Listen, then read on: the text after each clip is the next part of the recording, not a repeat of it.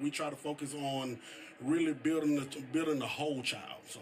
Well, I can tell how proud you are of your school. It just comes through. Certainly. All right, so I'm going to steal Hannah's question. Come over here and ask the Colonel. What's going on these days at Prince Avenue that's not just athletics-based? What's going on academically? What do folks need to know? Sure. Prince Avenue Christian's a Christ-centered school, and so we've got, as I mentioned, students in K through 12. The school's got a 4-point mission statement. The first part of that statement, it deals with Christian-based discipleship. We've got academics, fine arts, and athletics.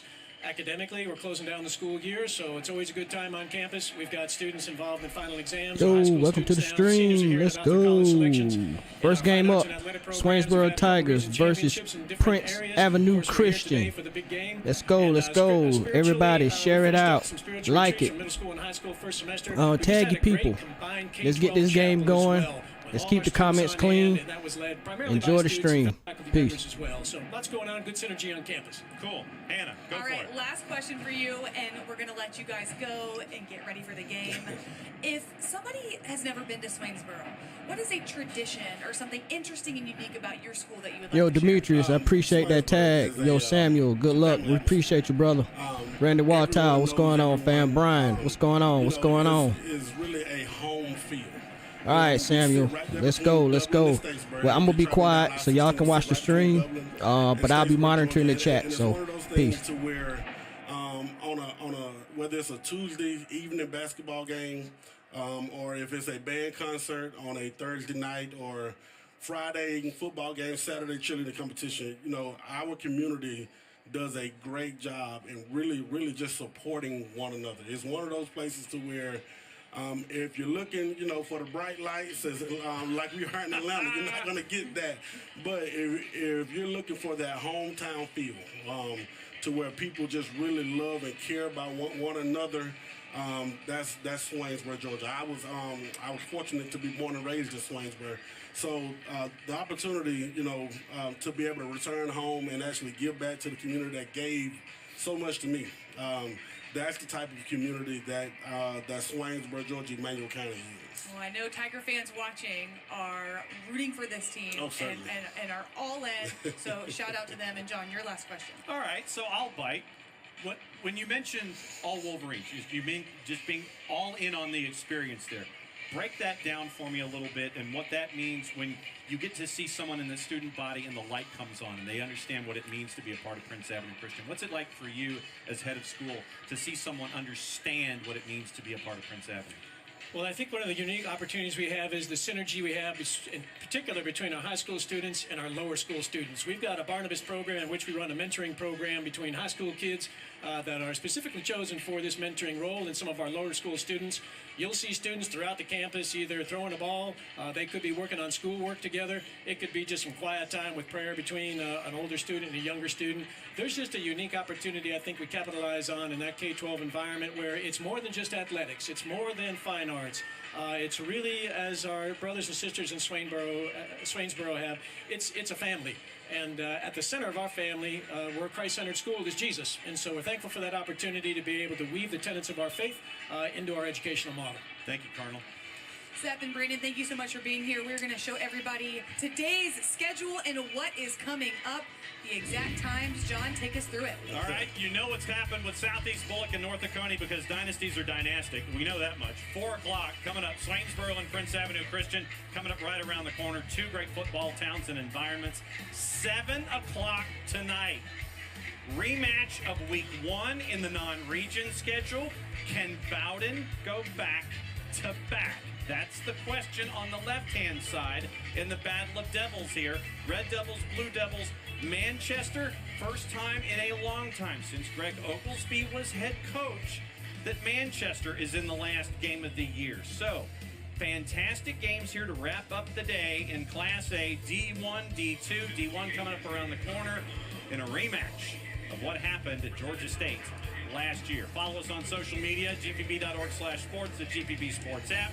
You see the Facebook, you see the 280-character app, you see the Gram, the IG, the Insta, whatever the kids call it these days, YouTube, Twitch, it's all there. Download the app Choice D, all of the above, all week long when it comes to the championships here at Mercedes-Benz. We also have the coaches on set. I interviewed both of them, Coach Roberts and Coach Vandergriff. That interview is already up on social media, so go follow us there.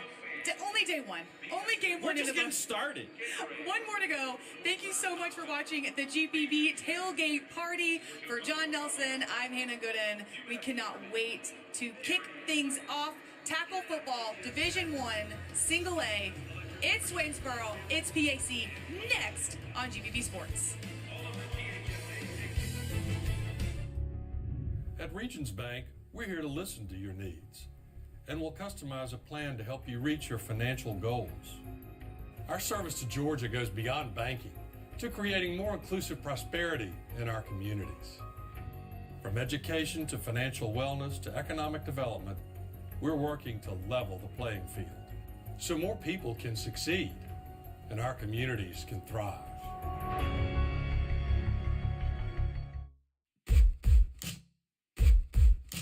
Riding down the road and you're doing just fine when a car in front of you crosses over the line. They're in your space, not looking at your face. Distracted drivers all over the place. Say, we will buckle up. Sing it. Say, we will buckle up.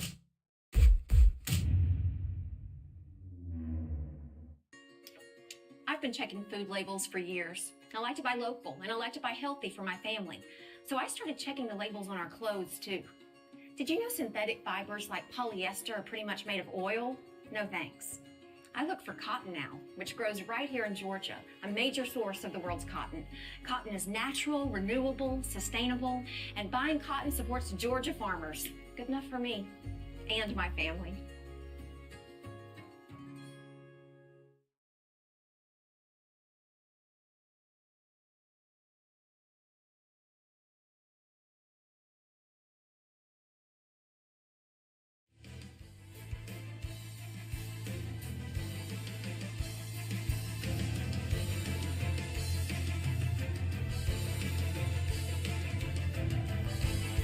All over again.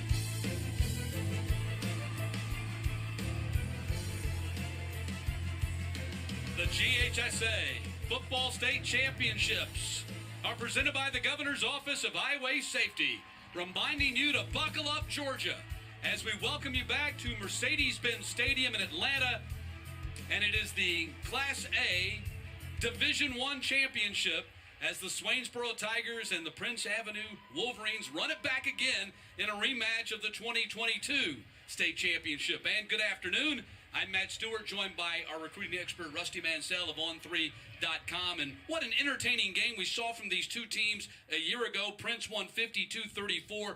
Final score not indicative of how close that game was. And if you watch this game today, it's going to look a lot like, from a uniform standpoint, Michigan versus Army.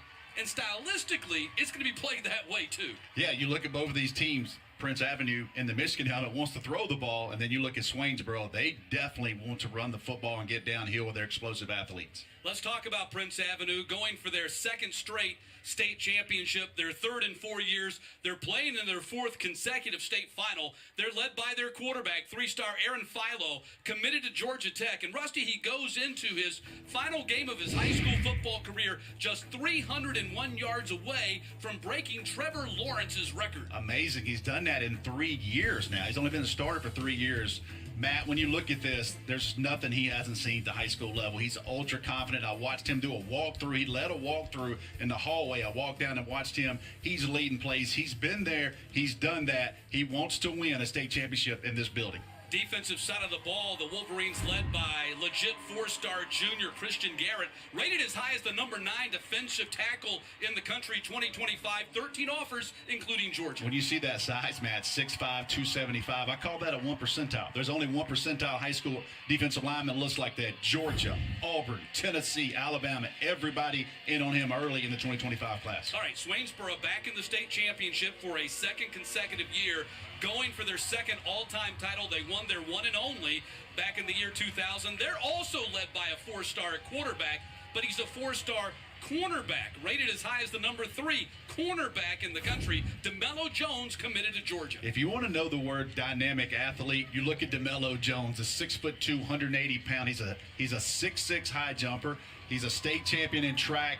He's trying to finish it off, and you look why Georgia wanted him. There's only 1 percentile of those type of cornerbacks in around the country. And on the defensive side of the ball, led at linebacker by LaMarcus Webb, over 150 tackles this season. You don't have to go back far. You go back to last week, he had 18 tackles in the semifinals against Brooks County. Listen, Matt, he doesn't have the stars. He doesn't have all the offers. This is a young man. If he comes out and plays today, it truly can be a life changer for him. Hits everything that moves, waiting to see what happens here as Swainsboro and Prince Avenue run it back again. Now to the third member of our broadcast team, Autumn Johnson. She's down on the sideline. Thanks, guys. Well, as you can imagine, it is hard getting to the championship stage, and Prince Avenue is 1 out of 8 programs to do that. So I asked head coach Greg Vandergriff, what's the winning formula? What's the secret sauce? And he told me it's like building a house. You just keep adding something nice and new every single year. And in his case, it's been great coaches and also an influx of great players. They've created a great scheme to put them in a great position. They play hard, they play fast, and that level of play is hard to keep up with. But Swainsboro, the speed that they have, they possess, can be challenging, and they have something to say about that because that loss in last year's championship game sticks with them. They've been talking about it since after Christmas break, and they want redemption in this game to complete the job. Autumn, you're right. It has been their motivation, Rusty, for 365 days. I saw a game 2 weeks ago, Matt. Walton came into Carrollton, and they thought about that for 365 days, and they played out of their minds. Let's see what Swainsboro, because their head coach made it no secret to us. They've been thinking about Prince Avenue since that night.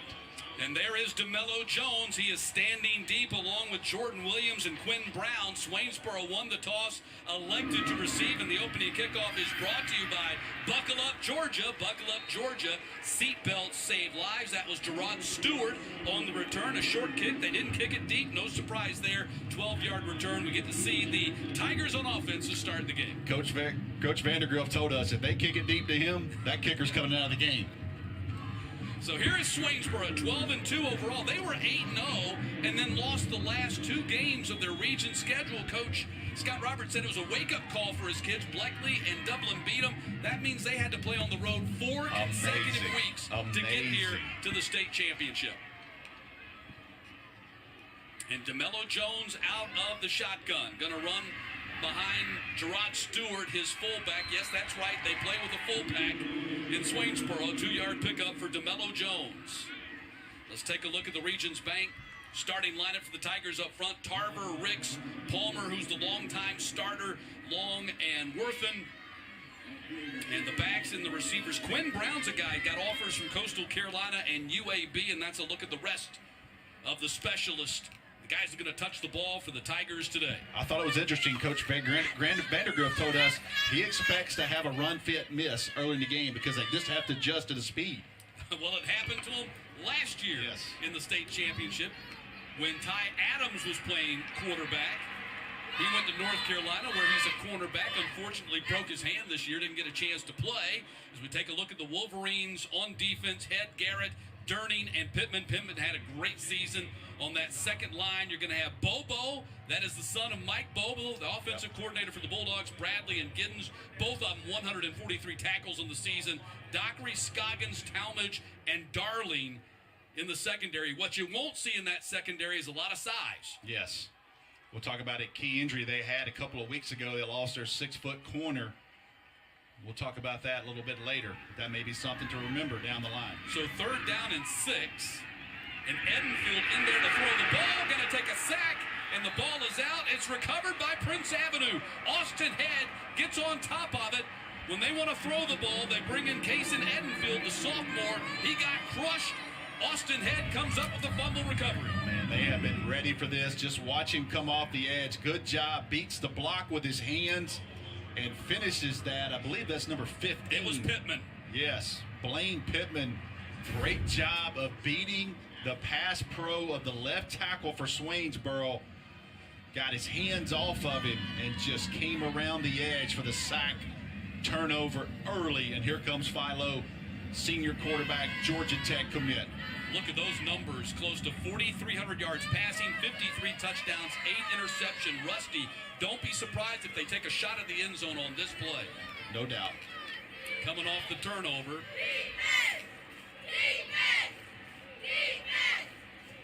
Instead going to run a sweep play to Cosby, and Cosby's going to get about a yard on the play down to the 36. That's Connor Cosby, their senior running back, and that was LaMarcus Webb making the first of what will be many tackles here today.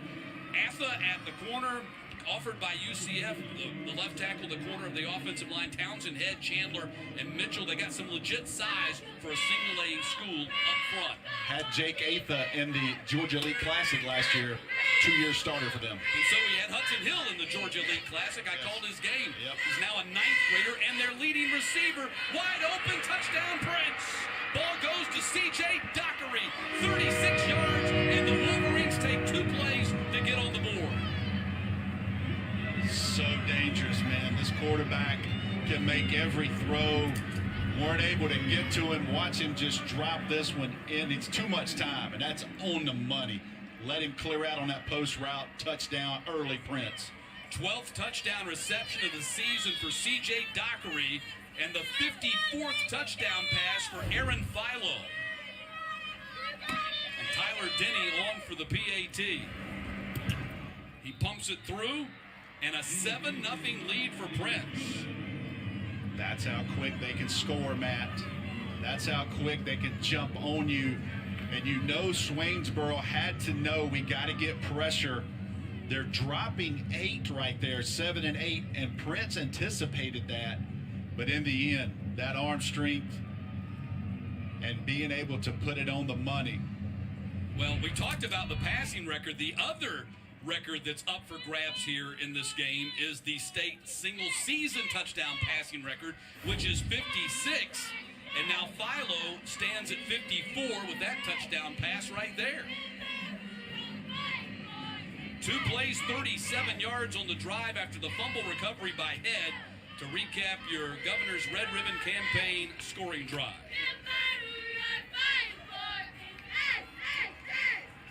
Yeah, they're definitely not going to kick this thing deep. I want to see if Swainsboro adjusts to that and move Dello Jones around a little bit, see if they can't sneak a touch out of him. Kick can be caught at the 31-yard line. And LaMarcus Webb on the return, about a 10-yard return up to the 41. So Swainsboro gets good field position after giving up the touchdown. Let's check in with Autumn Johnson. Hey guys, well, as you mentioned, quarterback Aaron Philo is looking to secure another title and is in the running for a career state record for passing yards. He's amongst names like Trevor Lawrence, Deshaun Watson, Jake Fromm, and Gunnar Stockton. And I asked Coach Vandergrift what legacy has he created for himself here. He said Aaron has picked up the torch and made his own path. He pushes guys to be better. His leadership has been everything and more for the team, and it would mean the world to him to see him accomplish this. Well, he was a little bit nervous when Athens Christian forfeited their first-round playoff game rather than play them. Yep. They lost a game right there, and that's crucial as he chases this record. So, Edenfield in there to play quarterback and to throw it to DeMello Jones on the screen. Watch out! There goes DeMello Jones, and that's what he can do. Swainsboro's caught it back up, or at least pulled it within one. 59 yards on the play. You want to talk about an explosive athlete. Just a quick screen to DeMello Jones. He makes one guy miss, and he takes this thing to the house. Great block out on the edge. One guy, and nobody on Prince is going to catch him. He did this to him last year in the first half. Yeah. Well, they'll be going for 2 the entire day. They stopped kicking PATs during the season when Coach Scott Roberts got frustrated with the misses. They scored 24 points against Brooks with 3 touchdowns. Wow. 3 touchdowns and 3 two-point conversions. He says, look, you know, if you can convert 1 out of 3, it's just as good. Yeah.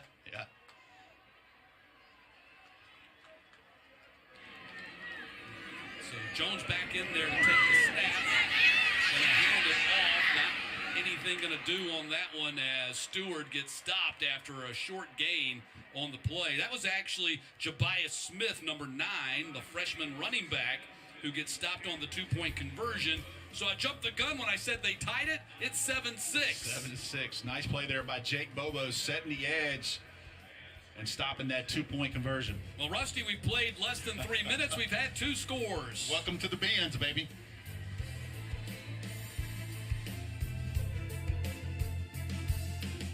Football Fridays in Georgia on GPB is presented by the Governor's Office of Highway Safety, reminding you to be safe on every trip. Buckle up, Georgia. Sweetheart, please don't forget to wear your seatbelt. I got it, Mom. It's a very nice day, living in the right space. Breathing your gas, got me feeling some kind of way.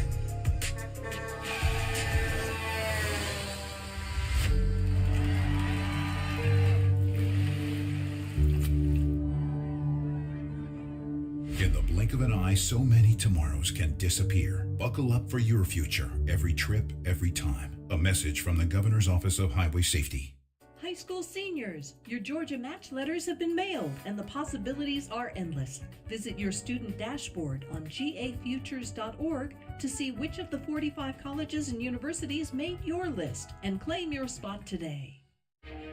In lively towns and peaceful rural areas, Georgia's electric membership cooperatives are on a mission to provide a different kind of electricity.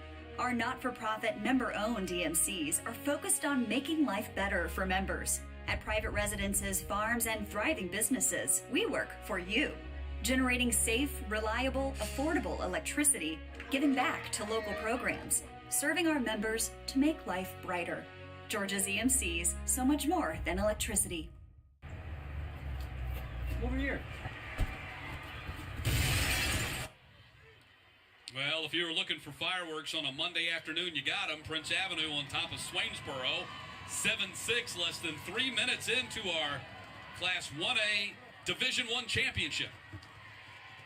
And it didn't take long for the Georgia Tech commit to impact the game, and it didn't take long for the Georgia Bulldog commit to impact the game. No doubt, this is a true rivalry extending beyond the high school borders. Man. As the 2 top players, arguably for both teams, are Georgia Tech commits that'll be signing with their team. And we are just, 9 days away from National Signing Day. And we'll discuss this. A lot of these kids are going to enroll kind of in this next weekend. Cosby takes the kick at the 13-yard line, heads to the wide side. Cosby trying to get around the corner, going to run out of bounds at the 31-yard line, and that's where Prince Avenue is going to put the ball in play for the second time today. That was an 18-yard return by Cosby. Let's take a look at Swainsboro on defense. It's brought to you by Regions Bank. Aiden Foskey, their leading tackler up there, right at 8 TFL on the season. That linebacking core for the Tigers, just a ton of tackles. Every one of them has over 100 tackles coming in. And in the secondary, Bryson Tarver, a name to watch at the free safety position, 72 tackles. And, of course, Dello Jones, the aforementioned number 3 rated cornerback in the country. I don't know that he'll get a lot of work in his direction in this game. They'll have to move him around and try to get him some shots at the football. Handoff on the play, and about an 8-yard pickup on the run by Cosby, who rushed for 880 yards coming into this game. Very efficient, big offensive line. If you want to watch the difference in Prince Avenue the last 2 or 3 years, it is the size of their offensive line in this classification. Those are big boys. Philo out of the pocket, going to wing it out here to Cosby. Couldn't hold on to it. Cosby a big part of their passing game, too. 42 catches for Cosby out of the backfield this season. In fact, Rusty, they have 6 players on their roster with 31-plus catches. Yeah, you don't get to 13,000 passing yards without some people with some stats, that's for sure. See Greg Vandergriff there. 96-12, and this his 8th season as the head coach. They've won 4 straight region titles, going for their 3rd state championship in 4 years. 3rd down and 2 right here. Philo going to run for the first down. Across the 50 down to the 46. And that's something we've seen from Philo this year that we had not necessarily seen from him in years past. Over 500 rushing yards for Philo. Yeah, big body kids, 190 pounds, 6'2", but You know, in the past, Vandergrift said he was a little hesitant because of the backup quarterback. Now they have a junior who, Jake Bobo, now at Prince Avenue, he can play some, so I got a little more confidence there. Toss sweep goes to Cosby, and he's going to pick up the first down. And let's see, do we have a flag come in late? They were looking for it over there on the Prince sideline. Yeah, most times you're going to get that there. Yep. That was Shannon Benjamin, the cornerback, who hit him late.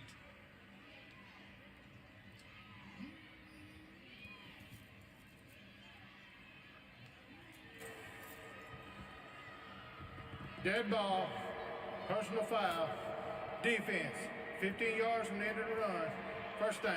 Terry Weingart, our referee, 15-yard penalty going against Swainsboro. Going to put the ball down at the 20. We haven't even discussed this aspect of today's game. There is replay review available. It's such an old story. I mean, we've known about this was coming, Sure. but this is really just the what? First game ever in the state finals. Yeah, first game ever in the state finals. With it. Fifth game ever because Ford and the Corky Kell had it. As the ball goes underneath on the drag route and down to the 11-yard line on the catch and run right there by Hudson Hill. See the ability of Philo to be able to throw the ball anywhere on the field. The velocity that comes out of his hand is just, it's such a weapon in high school football, specifically on this level of high school football. Kids are having to play both ways. Again, look at him directing traffic. There's not a defense he hasn't seen. Second down and 1. Cosby runs for the first down, tries to get to the edge, goes to the short side, and Webb runs him out of bounds as he grabs his ankle. And it's going to be first and goal to go for Prince.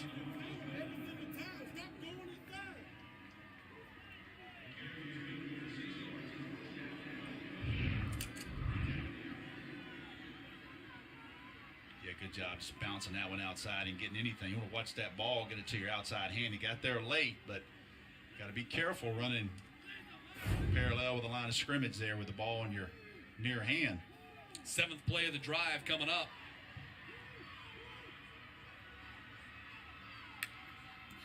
First and goal to go. Cosby finds a cutback lane and gets stopped at the 1-yard line. Gerard Stewart stonewalls him.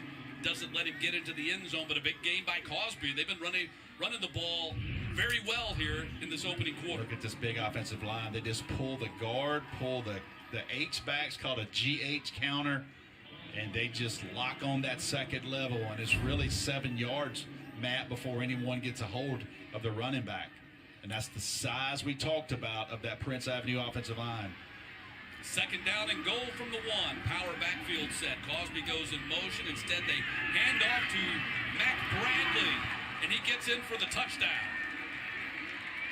So Mac Bradley does get to score a rushing touchdown. After all, was in the running back room a year ago, went to Coach Vandergrift in the offseason, says, I want to play linebacker. Yeah. And he's playing linebacker, one of their top tacklers, gets the ball here and scores in the state championship game. Man, they just double teamed there. That nose guard and drive him 3 or 4 yards into the end zone to make that an easy touchdown for Prince Avenue. And a 14-6 lead for Prince Avenue as they've scored on their opening 2 possessions. Impressive, exactly what you expected to see out of the Wolverines. Yeah, you had to think if you're Swainsboro, we got to win a shootout. We got to find ways to score, and they certainly did. But, man, they're going to have their hands full today with that quarterback right there, that offensive line, and dealing with them for 4 quarters. It'll be interesting to see as Swainsboro gets to go back on offense. Are we going to see more of what we saw on the last touchdown with Dello Jones, getting him out at the wide receiver spot, and Edenfield might get a lot of snaps today because that might be your best bet to get Dello Jones in space, and we've already seen what he can do once he does. If I'm sitting there, I'm not going to overthink it. It can be one and done with number 1. Let's get him as many touches as we can. They want to be really careful with him. He cramped up last year, Matt. Yeah. And they want to be, in this state championship game, they want to be really careful with him on his early touches, but at some point, everything goes through number 1 for Swainsboro. Any chance they had at getting the victory against Prince last year died when Dello Jones got cramped up in that game, and that's the return by Skylar Coney As we take a look at the Breda Pest Management keys to the game when Swainsboro has the ball. Yeah, they want to control the football. I mean, they want to get first downs and move it, but they also want to knock out first downs. They feel like they scored all those explosive plays last year, and they kind of got out of gas. They want to have a couple of drives and keep that Prince offense off the field. Yeah, Coach Scott Roberts says, we never thought that 5 explosive plays would be a bad thing. Yeah. And you look, easy for Prince Avenue. Identify where number 1 is on every single play, and it was clear. That was the quote. And even when you do, sometimes you still can't run it. That's right. Reminds me so much of Miko Harmon and how he impacted games at Elbert County. Handoff goes to Quinn Brown. First touch of the game for Quinn Brown. He's going to get about 4 on the play. That is what they need to do, Matt. They need to be able to control the clock a little bit, maintain some drives, and stay in front of the chains. Have been unable to get early yardage. 2nd down and 6, you take 4 yards right here, and that's what Swainsboro wants to be able to do. That was Edenfield who took the snap on that play.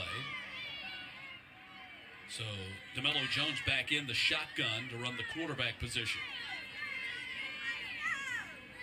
2nd down and 6. Jones going to try to run it himself and not going to get anywhere. Play got blown up. 6-yard loss on the play, and that's Atha and Garrett. Yeah, Atha getting in there on the defensive side. At this time of year, you're going to see a lot of guys who didn't necessarily play a whole lot of defense during the season up to this point, playing a whole lot of defense in this game. Got to.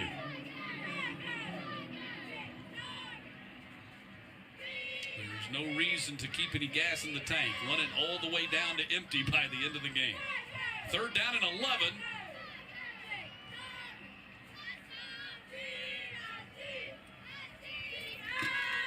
This is the place where Swainsboro does not want to be, this far behind the sticks. Edenfield back in there, going to swing it out to Quinn Brown. Quinn Brown trying to get to the edge, not going to be able to do that as he runs out of bounds at the 49-yard line. And let's see if they go for it. I wouldn't doubt it. Down and 6. I wouldn't doubt it here. At midfield, you know you're going to have problems stopping this Prince offense. Yeah, I think they go for it right here. I think you're already in that situation. You're already in that mindset that you can't give the ball back to them right now. Looks like they're gonna punt. Well, Gerard Stewart is their punter, and that's the big guy standing back there at the 35-yard line. Really kind of surprised they're going to punt here. Let's see if they fake something. Of course, the flip side of that is if you don't convert, you give them such a short field. Oh, man. Punt is going to go out of bounds way downfield, but let's see where they're going to spot it. They're still running up the sideline, and they haven't stopped yet. They finally do it the 34. So you only get about 18 yards on the punt. Yeah, need to stop right here. If you're gonna trade field position for 18 yards, got to have your defense get you the ball back, not go down 21, not go down 21-7 at least, 21-6. Aaron Philo takes the team back out there. Already got him out to a 14-6 lead, and this will be the 3rd possession already for the Wolverines, and we're 7 minutes into the game.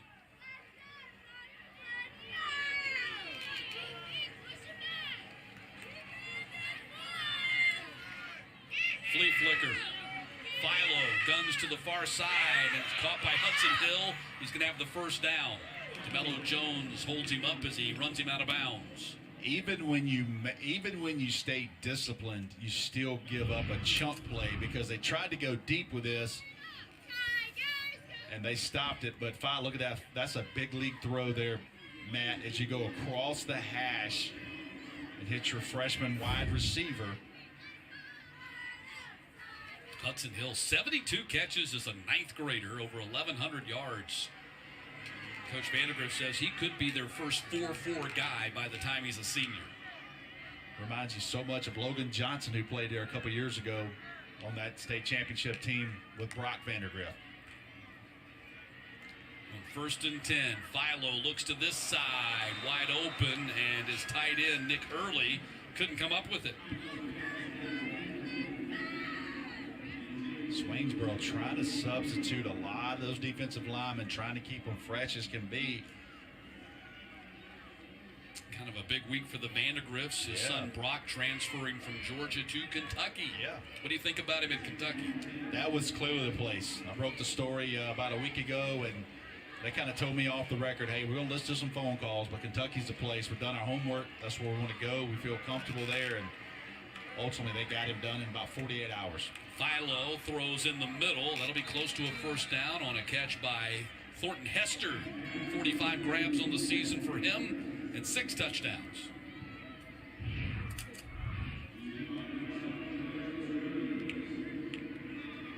He'll just do a tremendous job of spreading the wealth here throughout the course of this game.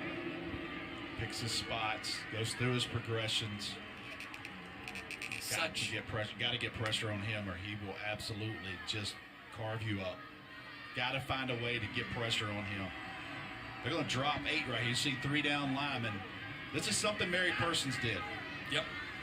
And Mary Persons, the only team to beat Prince Avenue during the regular season. Ball goes to Dockery on the outside, and that'll be a first down at the 35. And you also see the adjustment from Prince.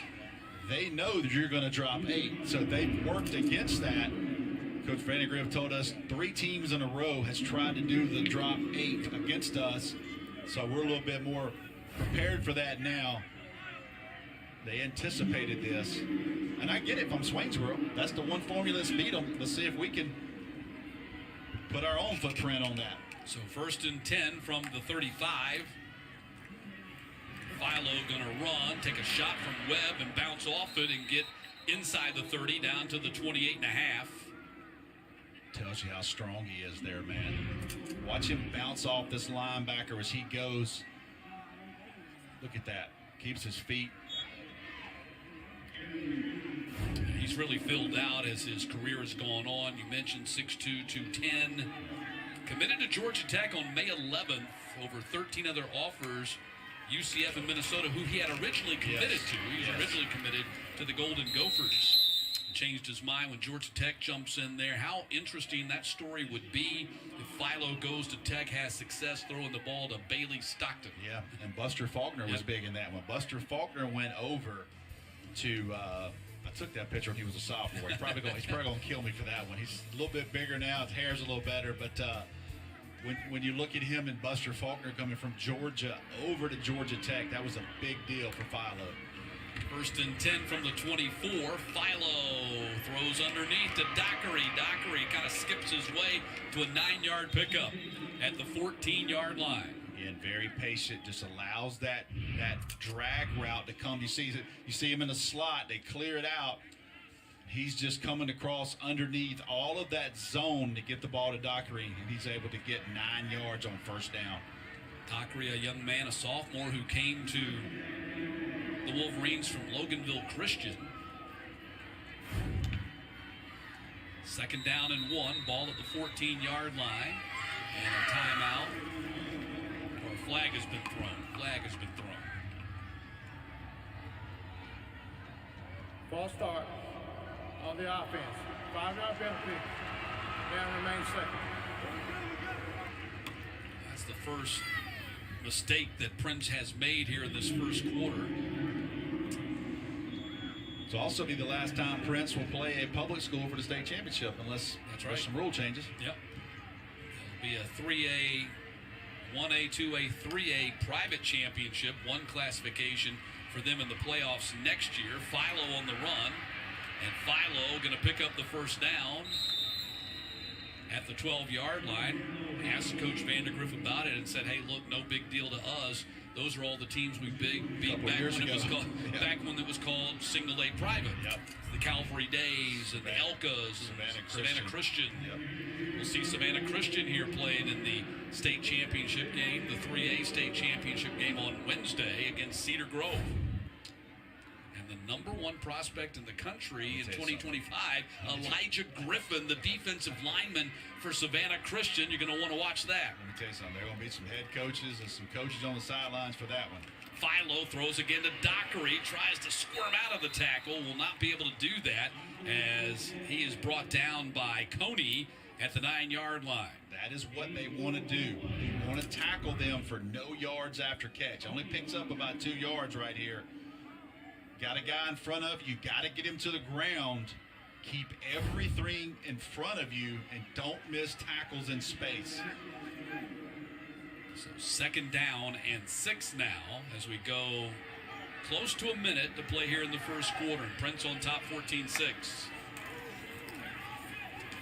Cosby makes a man miss and going to be close to the first down. Down inside the 3 and close to the 2. How crazy is it that there won't be on this play, but if it's a tight game, we can have a review on the measurement and the placement of the ball. How cool is that we have that here in Georgia high school football now? As our rule official over here kind of squirms a little bit, I don't know if at some point we're going to have it. And thankful for everyone that got involved and everyone that got that done. 11th play of the drive coming up here on 3rd and 1 in a spread field. Philo sprint out to the right, pressure, gonna cut it up and run back to the other direction and score the touchdown. 3-yard rushing touchdown for Aaron Philo, and it's 20-6.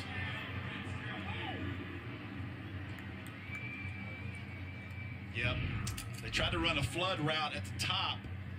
Swainsboro does a good job. They just miscontain, and you look at the athleticism of Philo as he busts back. They want to roll right, and he just gets through the defensive line on the backside. Touchdown, Prince Avenue. So Brock Bowling is the snapper, Kyler Giddens is the holder, and Tyler Denny on to try to make his 3rd PAT of the game already, and he does, and it's 21-6. And here's the fear: if you're pulling for Swainsboro today, and it's what we said when they punted it away. And now you're down 2 scores. You got it. I don't know that they can punt it again today. I wouldn't either. Not at midfield. No. Not at midfield. If it's 4th and 10 and you're on your own 20, yes, of course. Yeah. But anytime you've got a sliver of an opportunity, yes, you got to roll the dice. Got to roll the dice, and I think if they had that to do over again, they would. Still in the first quarter.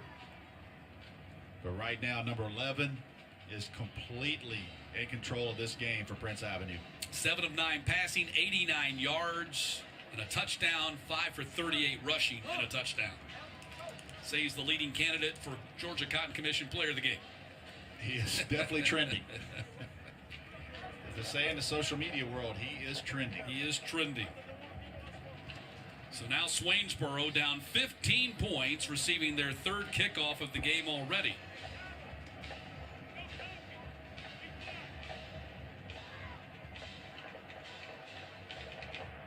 I think it's their 4th, actually. I've lost count. It's their 4th because they received the opening kickoff. Just 11 seconds left in this first quarter. A great start to this game for the Wolverines as they try to go back-to-back. Bounces along the turf in open man territory, and let's see who got on top of that. I think Swainsboro did. That was, and it was Dello Jones who came up and got on top of that thing. And so they moved him. Yeah. They moved him, and I was wondering if they were going to try to make an adjustment there.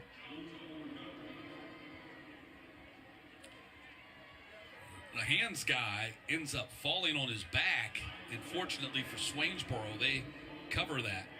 Let's take a look at Scott Roberts, 79-32 in his 9th season as the head coach, 3 region titles. Trying to become the 2nd coach in program history to lead the Tigers to a title. Ray Van Teague did that back in 2000 when the Tigers won their one and only state title, beating Fitzgerald 6-0.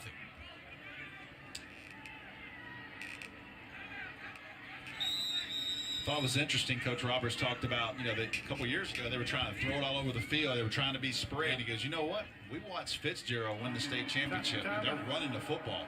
We got these athletes, and none of our kids can catch. So you know what we're going to do? We're going to hand it off to them and go to a running offense. Well, they've got one of the best track teams in single A. Correct. Dello Jones, part of that. Ty Adams, who was the quarterback last year, now at North Carolina, also part of that a year ago. And when you've got 4 guys and they're all playing football and they can run faster than just about everybody in your classification in the state, why not? Yep. I mean, I love it. I love that it's 2 sport athletes because, you know, historically all the really good football players always used to run track. Yeah. And now they don't. And the linemen wrestle. The linemen wrestle, yep. And, you know, it's just something you don't see. But in small towns like Swainsboro, you're going to go from football to basketball. And when it's over, you're going to run track. So the timeout was called by Prince Avenue. So now 1st and 10 on what would likely be the final play of this first quarter. Jordan Williams with his first carry of the game, and nothing doing as he gets knocked down for a 4-yard loss back at the 30-yard line. And that is the end of the first 12 minutes of play here at Mercedes-Benz Stadium, and a 21-6 lead for Prince Avenue in this Class 1A Division I championship game.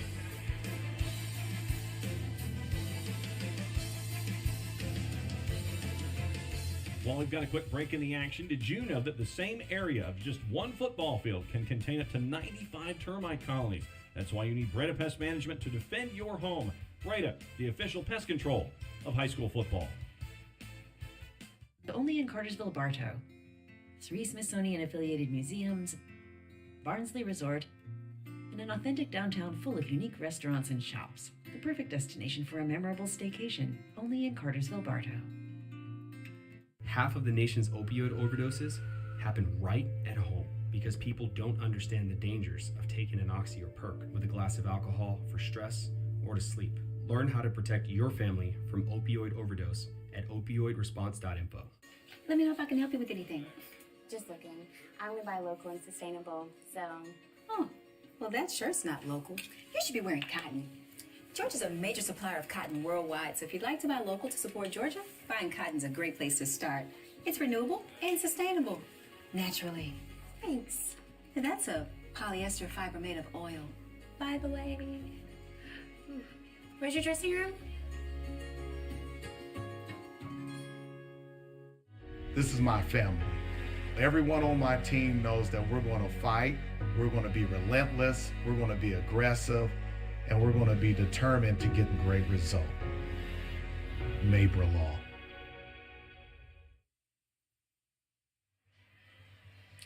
Back at Mercedes-Benz Stadium, Matt Stewart, Rusty Mansell, Autumn Johnson with you as we head to the second quarter in the Class 1A Division I Championship. And Prince Avenue already out to a 21-6 lead on Swainsboro. And as we start the second quarter, Aaron Philo's pursuit of some of the great records in Georgia high school history are in full pursuit, with Gunnar Stockton next up on the single-season passing touchdown record. Kari Lane holds the record at 56. Yep. So he's 2 away from tying that. He's 1 away from tying Gunnar Stockton and Prentice Air Nolan at 55. And, of course, the all-time passing record held by Trevor Lawrence. He started today 301 yards away from that. He's already moved into 2 on the all-time list, passing by Gunnar Stockton there. So how cool is it for him here on the final game of his regular season career? He's got a shot at all those records and to win a state championship. Yeah, listen, they didn't hide it. They talked about it. Coach Vandergriff said he brought Philo in and said, listen, if it happens, it happens. We all want to break it, but most importantly, want to win games. And Philo said, look, Coach, I don't care if I break it or not. I want to win the state championship, but you got to understand they know the scope of that all-time record, and someone is keeping record of that on that sideline. I can promise you that. So 3rd down and 13 here for Swainsboro as they get set to run their second play of the quarter. And Dello Jones going to throw it incomplete, trying to get the ball to Coney, and it's going to be 4th down. Jones is down, took a shot. And that's the problem right now, and Coach Roberts talked about that. As he gets up, runs off, just unable to really have any type of passing threat. Just don't have it. And when you get behind the chains like that, it just can't do much. fall behind by 2 touchdowns, and now you're giving the ball back to Prince Avenue, and they might get it on the plus side of the 50 if Rod Stewart's first punt is any indication. This one's a little bit better. Yep. Coming down at the 40 and fumbled, and Swainsboro might be on top of it at the 50-yard line. The break they needed. How about that? Wow, just what you could order there. Skylar Coney, I believe, comes up with the fumble recovery, number 20 right there. Yep, he gets on top of it. Much better punt. And Matt, you got to wonder, the first time you catch one like that with this roof, that had anything to do with you losing the ball, but a much better punt, and it got some height on it, and Swainsboro with a much-needed turnover. So 50-yard line, and that's where Swainsboro goes on offense, and you see Cason Edenfield, the sophomore, back in there at quarterback, and I think this is the smart play for them. No doubt. You got to find a way to get the ball to Dello Jones in space. Going to be hard to do that running from the quarterback shotgun position. And the handoff. Big, strong run down to the 46-yard line by Quinn Brown. They can do that. Pick up about 4 there. So I think that puts him at 999 yards rushing on the season. Came in at 992. That was a 3-yard pickup. Going to be 2nd down and 7.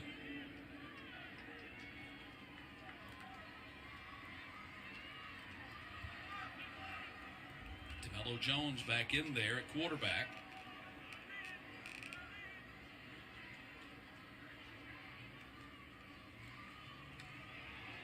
Jordan Williams. There's his yard. That's Jordan. Yeah, you're right. That was Quinn Brown right there, number 11. Quinn Brown gets the yard plus, and he's gone over 1,000 yards. That makes 3 1,000-yard rushers for Swainsboro this season. Jordan Williams did it. He's at 1,200 plus. Dello Jones approaching 1,200 on the season. Quinn Brown 3 for 13 today. It's going to be 3rd down and 1. They're definitely in 4-down. There's no question, and I guarantee you one's going to have the ball in his hands right here on a 3rd and 1. Dello trying to get outside, follow his blockers, gets around the edge, and picks up the 1st down. Showing his great quickness. They had him pinned in back there, and he's able to shift into another gear. Good job by Prince, really setting the edge, making him bounce. Just too much speed from Jones, and he's able to turn the corner and move the chains. And Matt, this is exactly what Swainsboro needs to do. Eat clock, move the chains, stay ahead of the chains. 1st and 10 from the 37.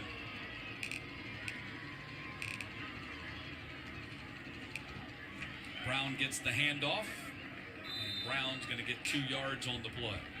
Interesting, too. I always talk about the logistics and game within the game. They didn't feel like they had enough time to tape ankles, so they went to Georgia Tech. They went to the indoor. Kids laid out. They got taped and then came over. They ate over there at Georgia Tech as well. I mean, they can only get in the building by GHSA rule not until 2:15. 2:15. The game's at 4 o'clock. Correct. So they had to go do their business over there at Georgia Tech. 3-hour ride from, really 3+ hour ride from Swainsboro to Atlanta. Left this morning. 2nd down and 9. Ball at the 36. Dello Jones going to throw it. Intercepted and then dropped by Talmadge at the 21-yard line. Peyton Talmadge had the pick and let it drop. Man, he had him. If he could have just, they sneak a little slot receiver straight up the field on a vertical route. If he could have just had a little bit more air underneath it. I love Dello Jones. Georgia Bulldogs fans are going to love Dello Jones. Yeah. Passing the ball is not his strength. We've seen him get decked, and we see him nearly throw a pick the 2 times he's tried to throw them. And Mike Bobo's here, so you know it's not going to be the double pass in the package for him offensively. No. Maybe a jet sweep or something that. And a timeout's going to be called by Prince, as Dello Jones had split out wide to the top of your screen. And the Wolverines are going to call a timeout. Timeout, Prince Avenue, the second of the half. Let's take a look at the Swainsboro Tigers resume. It's brought to you by DBHDD. Second straight trip to the finals. 2000, they were the 3A state champs. Region 3 single A state champs. Back-to-back region titles. 17th region title. They started playing football in Swainsboro in 1919. Send it down to Autumn Johnson down there with the Swainsboro fans. Oh, yes. Swainsboro head coach Scott Roberts told me that this squad has traveled 1,073 miles in the span of the playoffs, and all on yellow buses at that. This team and these fans as well has that same mentality. It is loud over here. They traveled 3 hours to get here to support their team. You see it right here. But today's travel included an 8:15 departure. They went down I-20, went to Georgia Tech to get taped up early to make the most of their time, and now they're ready to rock in hopes of getting their first state title, you guys. Those yellow bus school miles, they're like dog miles. Yes. They are not like the luxury. Miles. Yes. They're not like the luxury bus miles. No. Dello Jones gets hit in the backfield and gets out of it, dancing around back there, and they're going to finally get him out of bounds at the 41-yard line as Talmadge, who dropped the previous pass for an interception, gets the TFL instead. Still can't get him to the ground, but a good job by Prince just running to the football and keeping him from bouncing all the way outside. Look how many bodies there trying to get him to the ground. He just runs out of grass, turf. They bring the punting team back on the field here from the 40-yard line. And Stewart is standing at his own 46 to kick. Kicks it to the far side, end over end, bounces backwards. Oh, man. And Prince is going to get the ball at the 29. So that ends up being an 11-yard punt.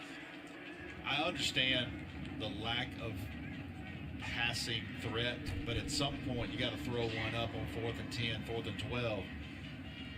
Because right now your punter, who had a good one last time, but 2 out of 3 haven't helped you at all, field position-wise. Let's take a look at the Breda Pest Management keys to the game when Prince has the ball, Rusty. And they knew that they were going to rush 3 and drop 8, so they want to be patient, take advantage of what they give us, and don't force anything. And you look at Swainsboro, contain explosive plays. They want to keep everything in front, and you want to tackle the ball as soon as it's caught, no yards after catch. But right now, I think things are going the way Prince thought they would before, and that is Swainsboro rushing 3, dropping 8. They're attacking it out on the perimeter, and then Philo dropped that post route in on the first drive for a touchdown. So it actually turns out to be an 8-yard punt because they've set the line of scrimmage at the 32. So 1st and 10. Philo throws out here complete to Hester. Hester's got a first down and more. Thornton Hester high steps over a man across the 50 and down to the 40-yard line for Thornton Hester as he picks up 28.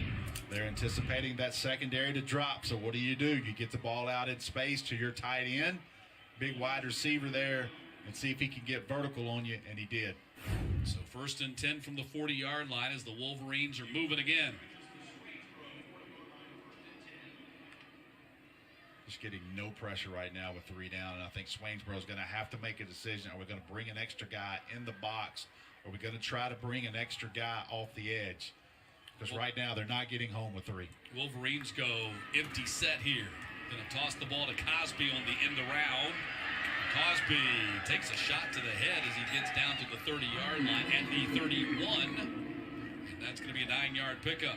Yeah, good job blocking there, Matt. They get on the second level. The guards get out on those backers. Look how they pull. The guard and tackles at 56, 65. Just knock guys out of the way. That's a big hit, but it's 9 yards down the field before anyone gets to you. Almost a... Ooh. 2nd down and 1, Philo, and they get to him. He gets away from it, throws it to Cosby, and Cosby's going to pick up the first down at the 27. Great elusiveness by Aaron Philo on that play. That's what drives you absolutely crazy right there, because you did dial it up. You did bring pressure, and you got there. You just were unable to get him to the ground. They show something different. They come off the backside, and cannot get him to the ground. Philo, big, strong quarterback, delivers and moves the chains. But Swainsboro there, Matt, is seeing what I'm seeing. We got to bring something. Yeah. Can't do what they have been doing. It hasn't been working. 10 for 12, 130 yards. Passing for Aaron Philo has already moved into number 2 on the career all-time passing list in the state of Georgia with only Trevor Lawrence in front of him. Philo to the end zone and broken up at the goal line by Dello Jones. What great coverage there by Jones on Thornton Hester. Did you see the closing speed on that? When he ate up space right there at the end. This ball's delivered now. Watch him come through right here and just close that out. That's perfect coverage. Over the top, kept his left hand free.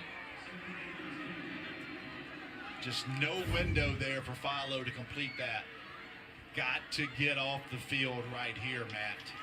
You see the numbers defensively for Dello Jones this season. They don't wow you. People don't throw at him. Don't throw at him, no. Handoff. Cosby, first down run, out of bounds at the 10.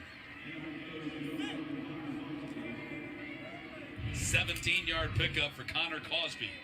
What a block, an absolute monster block there by Austin Head. Austin Head, watch him pull right here and just wham. Actually, I think that was Cody Mitchell, 65. He pulls, knocks the Swainsboro defensive end completely out of the play. He just cuts right underneath it.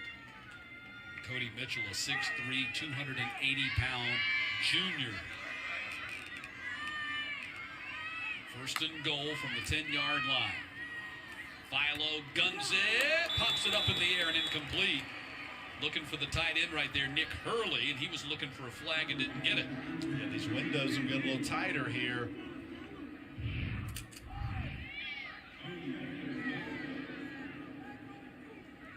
Swainsboro, nice coverage there by number 20.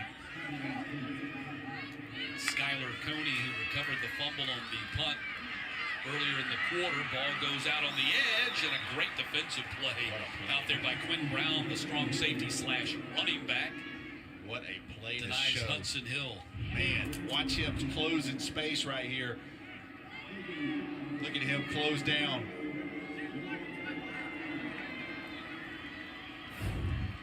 Third down and goal. Ball sitting on the 5. Gotta watch Philo running here. He's hurt him a little bit with his legs inside the 10. He's already got one rushing touchdown today.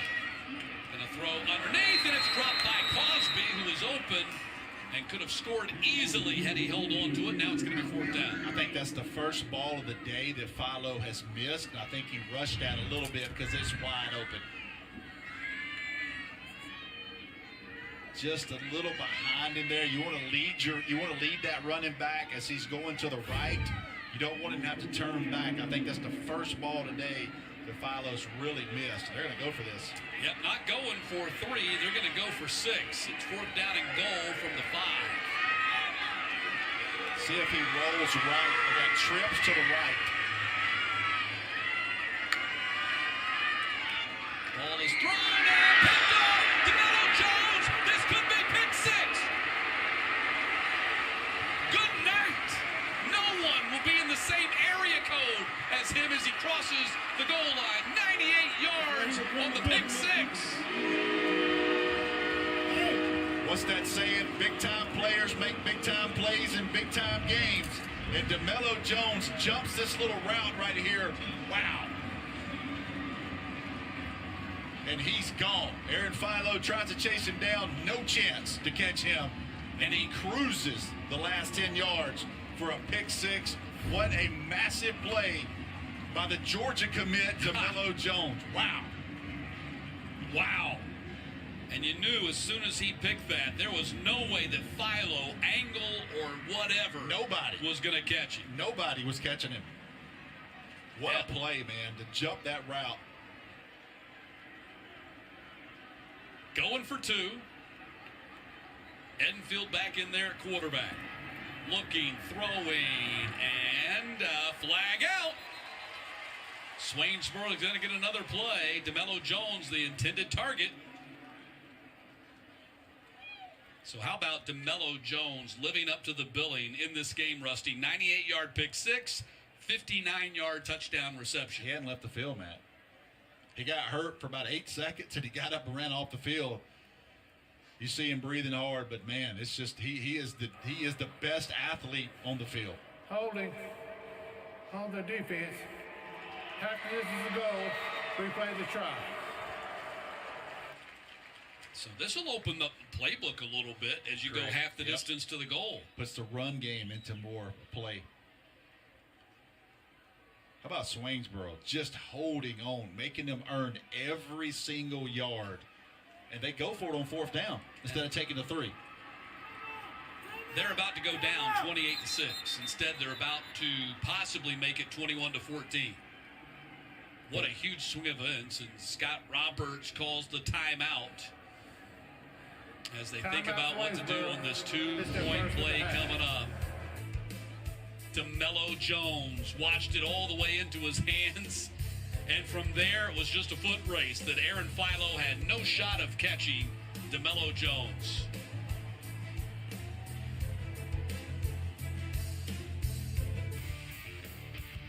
Football Fridays in Georgia on GPB is brought to you in part by Cigna Healthcare. Cigna Healthcare is a proud partner of Georgia Public Broadcasting and Football Fridays. Cigna Healthcare's mission is to improve the health and vitality of those we serve. Visit Cigna.com to learn how you can support your physical and emotional well-being. DBHDD and the Governor's Red Ribbon Campaign is all about Georgians standing together for substance misuse prevention. Be kind to your mind. Live drug-free. Learn more about healthy alternatives and living a drug-free lifestyle at garedribbon.org. This program on GPB is made possible in part by supporters of the Georgia High School Association, including the following. A game without a crowd is just a scrimmage. A performance without an audience is just a rehearsal. Without your presence, high school sports and the performing arts aren't possible. Ensure that these essential extracurricular activities continue to enrich the lives of students in Georgia. Purchase a ticket to your local high school's game or performance. This message presented by the GHSA.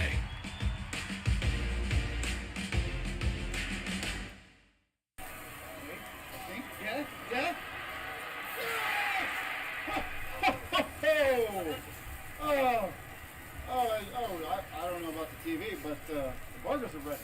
Yeah. Back for the 2-point conversion try for Swainsboro. And DeMello Jones now lines up in the shotgun with the half the distance to the goal line penalty against Prince Avenue.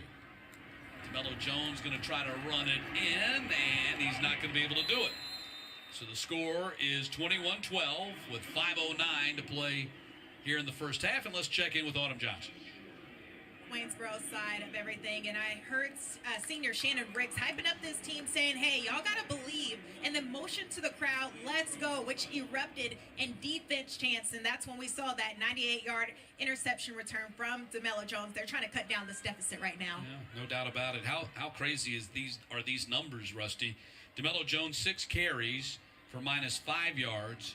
He's 0 for 2 passing. But he has a 59-yard touchdown reception and a 98-yard pick six. You want to talk about explosive plays? I don't know what else to say. I mean, a 59-yard, a 98-yarder, and that man has earned every ounce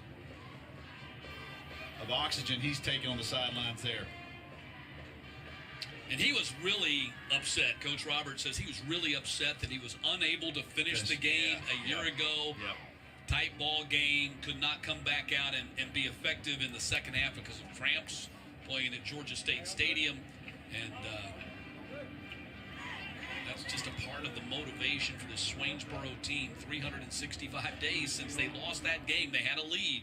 Felt like they should have won. Felt like they got embarrassed in the fourth quarter in that game. Now Prince Avenue is going to go on offense as the kickoff is returned to the 32-yard line by Cosby. We got a man down for Prince at the 24. It's Jake Bobo. They were up 27-17 in the third quarter, and I saw him before pregame downstairs. Bailey Stockton's here, and that was one of the all-time performances that you will see in a state championship with that collarbone surgery and coming back and playing. You see Jake Bobo, their Sam linebacker, 70 tackles on the season. He's also the backup quarterback, and his grandfather, George Bobo, one of the all-time great high school coaches in the state of Georgia down in Thomasville, and then, of course, his dad, Mike Bobo, you might have heard of. Yeah. You reckon they're throwing some balls around the backyard? Now, I know this a little bit about that family. I know Jake spends a lot of time with his grandfather, who, does some quarterback coaching still, and comes over to this program. He's playing linebacker, playing Sam linebacker for him, and we'll have a really good shot at being their quarterback next year. And I'll tell you this, I'm not going to get in their business, but when they release their schedule for next year and the teams they're playing next year, my goodness. Aaron Philo, 11 for 17, 137, started the day needing 301 to break Trevor Lawrence's all-time career passing record in the state of Georgia. He's picked up a touchdown pass here today. That gives him 54 on the season, and he's too shy of tying Kari Lane for that record, single season record. And of course, he's number 3 on that list already, actually number 4. You got a tie for 2. He's now tied his record that he set last year when he threw 54 touchdown passes. One of the craziest stats ever. Confirmed this with Joey King today.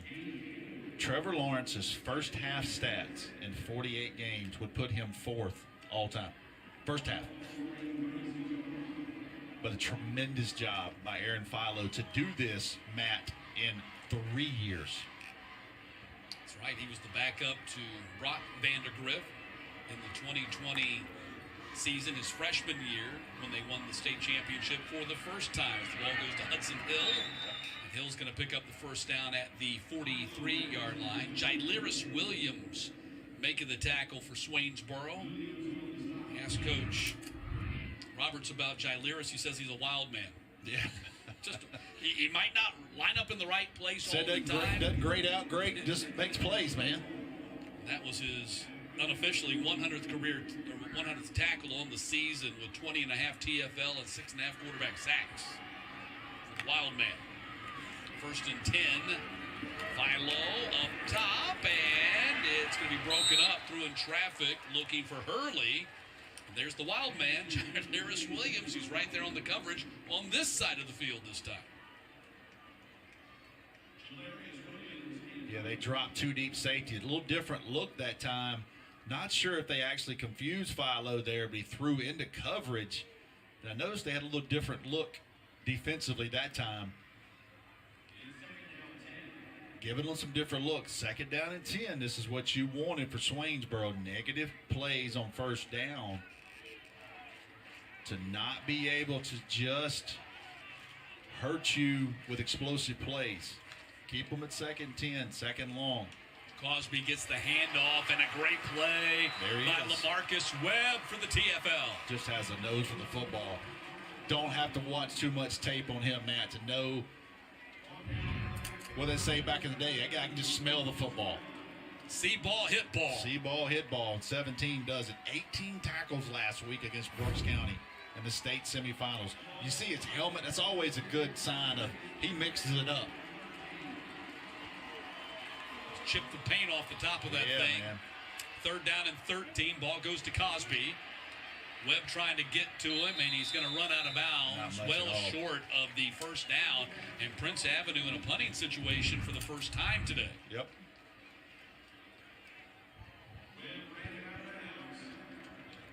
Yeah, they tried to run a little pick route, rub route. Swainsboro would have called it pick. Prince would have called it rub route. Tried to run that, but Swainsboro, credit to their defense, fights through it and only allows them about 2 plays, 2 yards on that conversion. Tyler Denny on the punt. He's standing at his 32. Caleb Chandler is the long snapper on the punts. Low snap. He picks it up off the ground. It is blocked.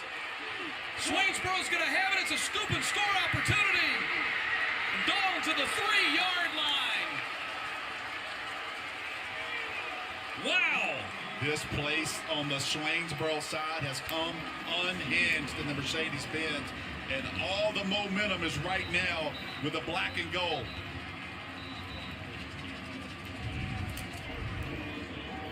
Bad snap. Calls the delay. They come right up the middle, Matt. And that's a perfect block by number 2 for Swainsboro, Bryson Tarver, the junior. Good return. Sideline warning. Prince Avenue Christian. That's the first of the half. Bryson Tarver comes right up the middle on that low snap and blocks it. Gives Swainsboro the ball. First and goal to go at the 3-yard line. Little things, Matt. If you're Swainsboro and you're going to win a state championship, little things like that matter. If they have a bad snap, you got to make them pay for it, and they did. They put the ball down at the 4. First and goal from the 4. Jones out of the shotgun.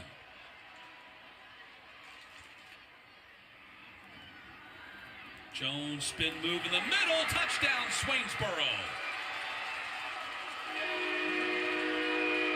Dello Jones has scored all 3 touchdowns for Swainsboro in this game, and it's 21-18. You ever heard the saying, make you miss in a phone booth? Well, that's what he did right there. Watch this spin move in between the guard and tackle right here on this keeper. Little zone option, little zone read. Keeps it. Watch this spin move. Right here. Wow. And from there, he just needed one more plant foot in the ground, and he was in the end zone. Going for the 2 again. Edenfield throwing and incomplete, trying to go to Coney right there at the goal line. So they've gone for 3 2-point conversions failed on all 3 after they converted on all 3 last week in the semifinals against Brooks County. So it's 21-18.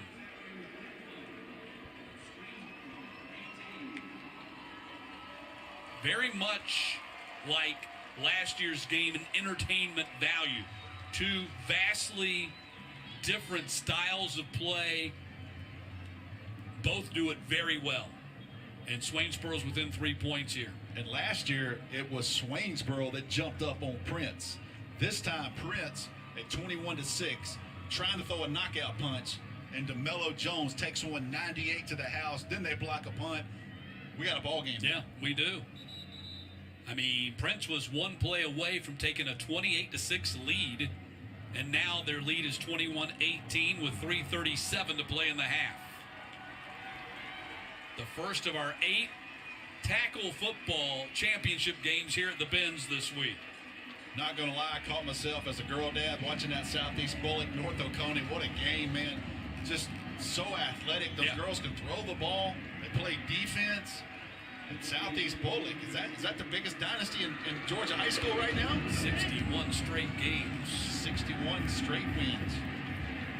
Ball coming down at the 5-yard line. Cosby on the return, and Cosby run out of bounds at the 32-yard line. That's where Prince Avenue will put the ball in play now with 3.5 minutes to play in the first half, and they have 1 timeout remaining. See what Prince and John Rick, you see John Rick, their offensive coordinator, looking at his play sheet. Let's see what adjustments he makes right here, because the last time on defense, Swainsboro gave them a different look, a little too deep, and they were able to get that punt attempt, and they capitalized on a bad snap. So now we're game within the game. John Rick, of course, the son of former Georgia Bulldogs coach Mark Rick. Yep. Right up the middle on the run by Cosby. He gets slung forward for a first down. Yeah, I'd have a hard time right now not relying on my offensive line. You can do all that you want to do in the back end. We got 5 guys up front, and you're going to have to deal with them right now.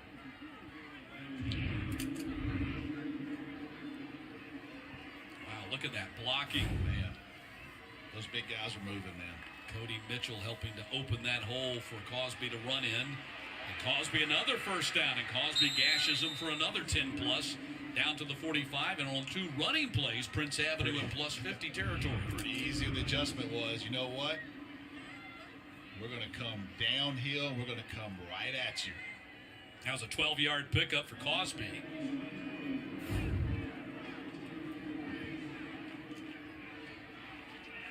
Crosby, 10 carries, 72 yards. Going to get it on a third consecutive carry. This time he got it wrapped up and throwing for a loss. Love the call there by Swainsboro. They bring Smith off the edge. The defensive back, linebacker there, freshman, number 9. Tobias is someone you probably need to bookmark there at 6'3". I don't have a star beside his name. 6'3", 200-pound ninth grader. 6'3", ninth grade, outside linebacker. That's the next one at Swainsboro. Second down and 13. Philo guns it far side of the field, caught by Hudson Hill, and Hill gets wrapped up and dropped at the 40-yard line. Just a little outlet pass there. Philo goes through his progressions, and when you play zone, there's that guy outside. Hudson Hill with his team-leading 5th catch of the game. Third down and 4.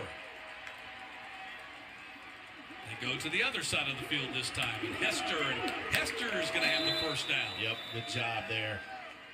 I still like the call. Swainsboro brought a linebacker that time, didn't sit back. See the 3-down lineman, but good job by Philo just getting the ball out of his hands. And Hester gets upfield just enough to move the chains. This is a big possession right here for Prince. Yeah, he fought through the tackle of Skylar Coney to get the extra yard. It's going to be first down and 10 from the 35. Under 2 minutes now to play here in the first half. Philo guns underneath. Down to the 28-yard line on the catch made by Hester. And that's almost everybody's two-point play. A little whip route, sort of what they call that.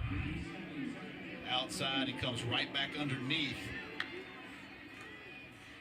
On second down, right up the middle, and that's a first down carry. Down to the 17-yard line. Catching Swainsboro right now with some momentum, pace. Get on the line, get on the ball, and let's wear this defensive line down right now. That was the first carry of the game for Talmadge. Peyton Talmadge. Looks like he might be favoring that shoulder a little bit. First and 10, ball at the 18.5. 8th play of the drive right here. Play action, Philo guns, and oh my goodness, drop. That was a touchdown catch right there by Cosby. He knows it. Look at Philo dialing on this throw right here. It's an absolute rope right there. That's that hits you beautiful. That hits you in the worst possible place as a wide receiver. Right in the hands. But man, you want to talk about an absolute big league throw right there by Aaron Philo. Knew it was coming, knew the formation, knew the coverage, delivered a strike. Unfortunately, it was dropped. Consensus 3-star quarterback. All the recruiting services have him ranked that high. Run up the middle for Philo, and Philo goes down at the 11. Let's see where they spot it. Looks like they're going to put it down at the 12. And a timeout's going to be called by Prince as the clock ticks down to 45 seconds. And people and whatever is going on this day and age about rankings. For whatever reason, Matt, people look at 3 stars now and go, he's not going to be any good. This kid's better than a 3-star, but it doesn't matter because he had real Power 5 offers, and at the end of the day, that's what matters. And I've covered the young man since the 9th grade. He's never asked me one time, hey, can you change my profile? Can you add my weight? Why am I a 3-star? Every time I've been around this young man, it's thank you, yes, sir, thank you, and yes, sir. And I'm telling you right now, those things are important as you go to the next level. Aaron Philo checks boxes. Well, he's got a chance to win a second state championship as a starting quarterback. If he can lead Prince Avenue to the victory here today, also has a chance to finish as the all-time passing leader in Georgia high school football history and break a record of a number 1 NFL draft pick, Trevor Lawrence. No doubt. And he also has a chance to finish with the single-season touchdown passing record. He's at 54 right now. 56 is the record. I'll give you a story. If he breaks it, when he gets to Georgia Tech, he needs to give Tim McFarland a big hug because Tim McFarland cut 3 games out of Trevor Lawrence his senior season.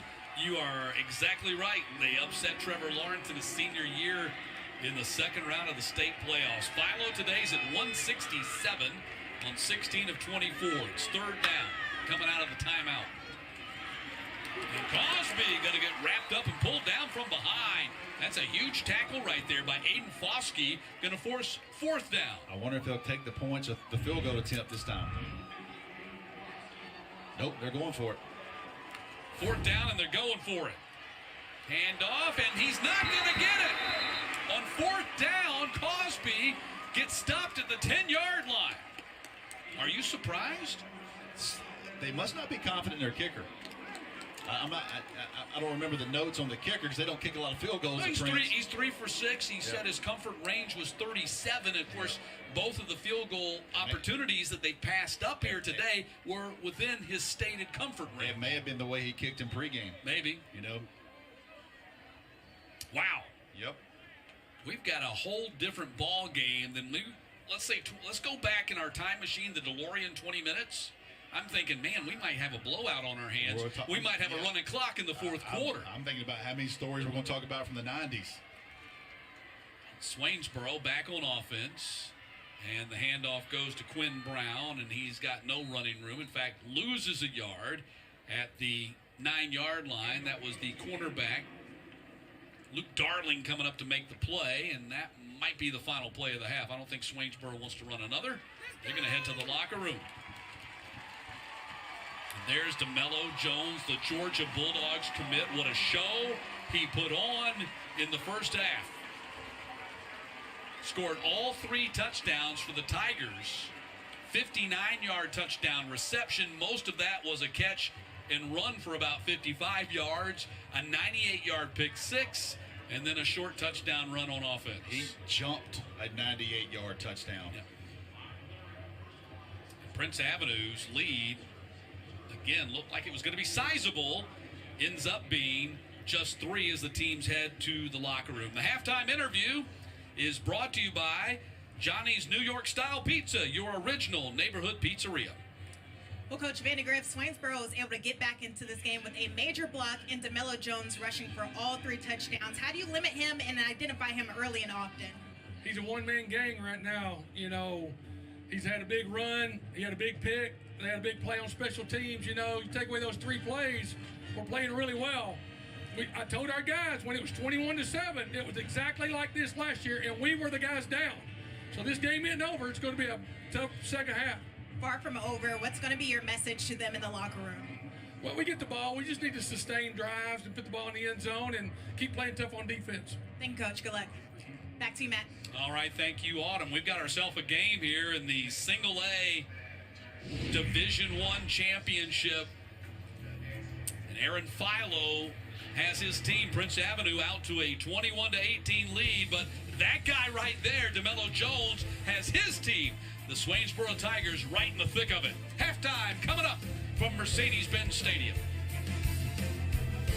Only in Cartersville, Bartow.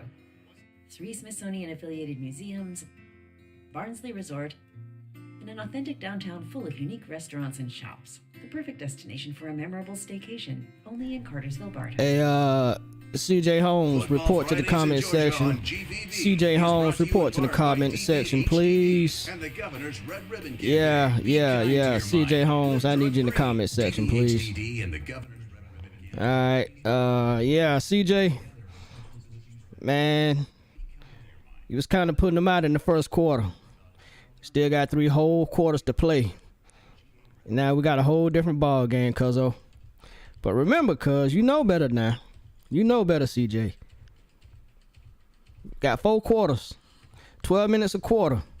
The game is not over till that clock hits 0. But you was coming through with these preconceived notions about the game.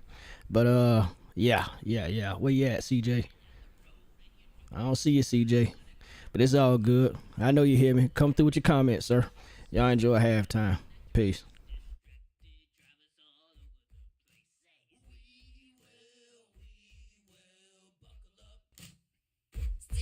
Say we will buckle up.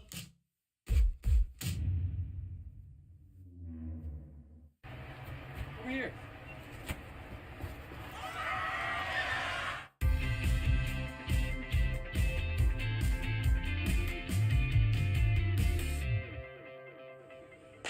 Flint Energies and 33 other Georgia Electric membership cooperatives congratulate Crawford County High School on winning the GHSA Cooperative Spirit Sportsmanship Award.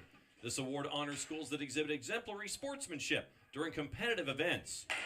Only one school in each region, in each classification, is chosen to receive this annual award.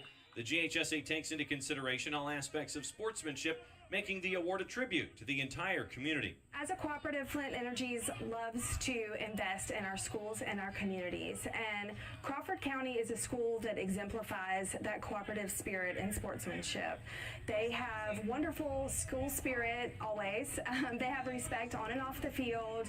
They have character and integrity in everything that they do. Introduced in 2006, this award reinforces the GHSA's philosophy that everyone associated with high school activities, from athletes to spectators, should adhere to the fundamental values it represents. Here at Crawford County, we really preach to have good sportsmanship. You know, our coaches believe in it, our players believe in it, so we're just super excited about being honored with this award. Georgia's EMCs and the 34 participating Georgia Electric membership cooperatives are proud to sponsor the Cooperative Spirit Sportsmanship Award. Congratulations to the Crawford County community.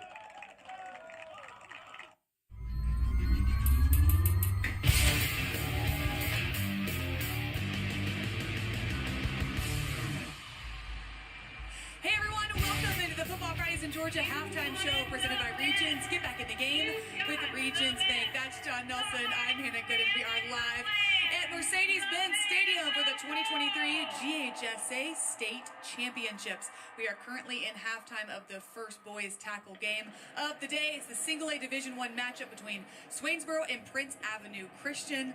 Let's get you caught up on what's happened so far on Georgia's EMC scoreboard. Georgia's EMC is so much more than electricity. Once again, that's the score at the break, 21-18, and it's the Dello Jones show. We'll be getting into that coming up in just a little bit. Dello, he's got the hat trick. I don't know what you call 4 different touchdowns in 4 different ways, but he's well on his way to that 21-18 at the break. So, all right, so let's see if we've got this. It is a rushing touchdown. It's a receiving touchdown, and he sits on a route for a pick 6. 98 yards going all the way from one end of the television screen to the other. And that accounts for the 18 points for Swainsboro, and we've gotten the chance to see what Aaron Philo can do. And the folks on the flats, Georgia Tech, if they're not here, they're probably just over on North Avenue, and they're keeping an eye on their future quarterback. Remember, Aaron Philo was originally going to Minnesota, and now he's heading to Georgia Tech. So ACC and Georgia Tech and Brent Key getting a solid quarterback. You're seeing that in the first half. But once again, special teams for Prince Avenue. I think that you're seeing there's going to be some discussion there. You had a muff punt. You had a block punt that's created some points there for Swainsboro off of Prince Avenue Christian special teams. So we'll keep an eye on that hand in the second half, with right now Prince Avenue leading by 3. So Jones heading to the Dogs, Philo heading to the Yellow Jackets. Correct, yes. Many more players on both of these teams will be making commitments soon. But John, what about the players that get overlooked when it comes to recruiting throughout the season? It's time to spotlight some of those on our Make That Kid an Offer. We mean it. Roll it. We start with Long County senior quarterback Jayshawn Mangan. He transferred here last year and has moved all around as a military kid, but he's overcome that obstacle each time and continues to shine on the field. As a junior, he threw for over 2,000 yards for 23 touchdowns, while also rushing for 228 yards and 4 TDs. Through 2 games this season, he's already thrown for 188 yards and a score, so somebody make this kid an offer. Next up is Stockbridge senior wide receiver and kick returner Ryan Johnson. He was named the Class 4A All-Region Player and Wide Receiver of the Year for the Tigers with a career total of 40 catches and 10 touchdowns. The multi-sport athlete also competes in track and field, where he won the region championship in the 400-meter hurdles. So he's fast. Somebody make him an offer. Hopefully the offers start rolling in for these kids very soon. They will have big decisions to make, hopefully, and we will have you covered on our early signing day special Wednesday, December 20th at 8 o'clock with John and Matt. I am so looking forward to this, John. It is Signing day and this is because of how things have changed with signing day now, where it's not just February, and now you have folks who are leaving school literally after championship games. They're enrolling early, and they're now being participants in, if the team that they're going to is in a college bowl game, they're actually getting those first reps now in the bowl season. And so that's where we are here. Right now is the number 3 state for high school athletes heading to the next level. Who goes where? How does the portal affect everything? And what is the trickle-down effect from folks who are going from one school to another? How does that affect recruiting one way or the other? Who's going where? We'll have a lot of those questions answered. At least we'll start the process in December, because then those answers lead to more questions, which lead us to February, which leads us to more answers when it comes to the traditional signing day. John will be there to confuse you all, and Absolutely, I will be there to talk to some of the players. All right, we have to take a quick break, but coming up next, we have our You Save It Pharmacy Georgia Player Spotlight. Stick with us. Football Fridays in Georgia on GPB is brought to you in part by Georgia's EMCs. So much more than electricity. Today's conservation-minded consumer cares about where their energy comes from. Your local EMC cares too. Georgia's electric membership cooperatives offer renewable options for our members. In fact, our solar portfolio will produce enough clean energy to power more than 180,000 households, striving to move the needle toward progress and position communities for the future. Georgia's EMCs, so much more than electricity. The GHSA football playoffs and championships are brought to you by Alpha Insurance. We're more than just an insurance company. We're a part of your community. What you doing? Hey, just finishing this claim to get Dave back on the road. Nice. I wonder what Dave's doing.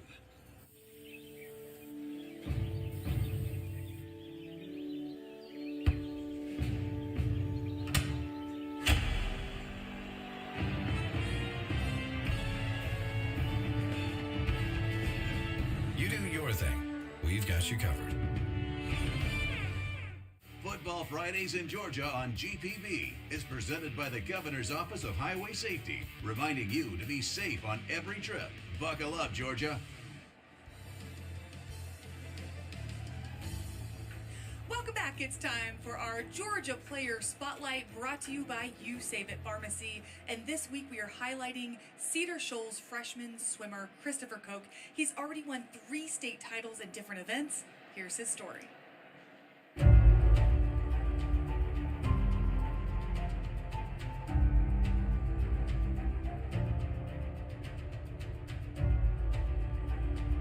The slightest moment of hesitation of getting off the block can lose or give you 100th of a second.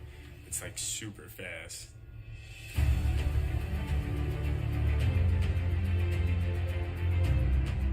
Great athletes don't just go up and down and get tired. They're thinking all the time, and they're trying to do the little things right. His best swimming's definitely ahead of him. He is improving every day.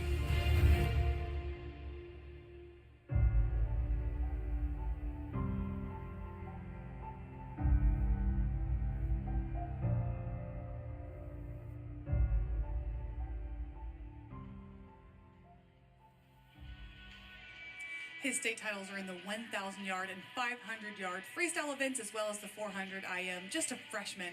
We will probably see him in the Olympics one day. Congratulations, Christopher Koch, and thank you, You Save It Pharmacy. We have to take a quick break, but stick with us because we are going to show you what's coming up this week on GPB in just a few minutes. Football Fridays in Georgia on GPB is brought to you in part by Regions Bank. Get back in the game with Regions Bank. At Regions Bank, we're here to listen to your needs, and we'll customize a plan to help you reach your financial goals. Our service to Georgia goes beyond banking to creating more inclusive prosperity in our communities. From education to financial wellness to economic development, we're working to level the playing field so more people can succeed and our communities can thrive.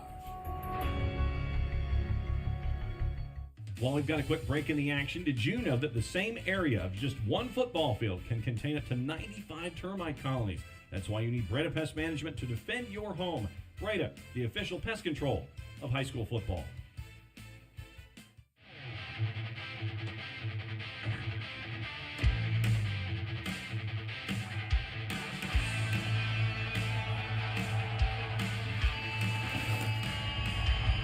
Kennesaw State University.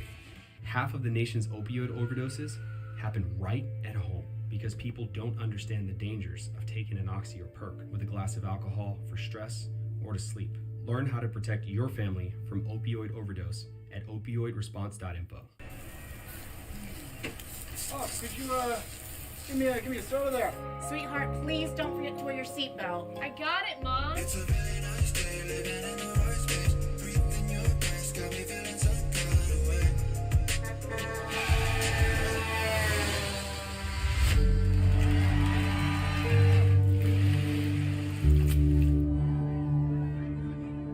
In the blink of an eye, so many tomorrows can disappear. Buckle up for your future, every trip, every time. A message from the Governor's Office of Highway Safety.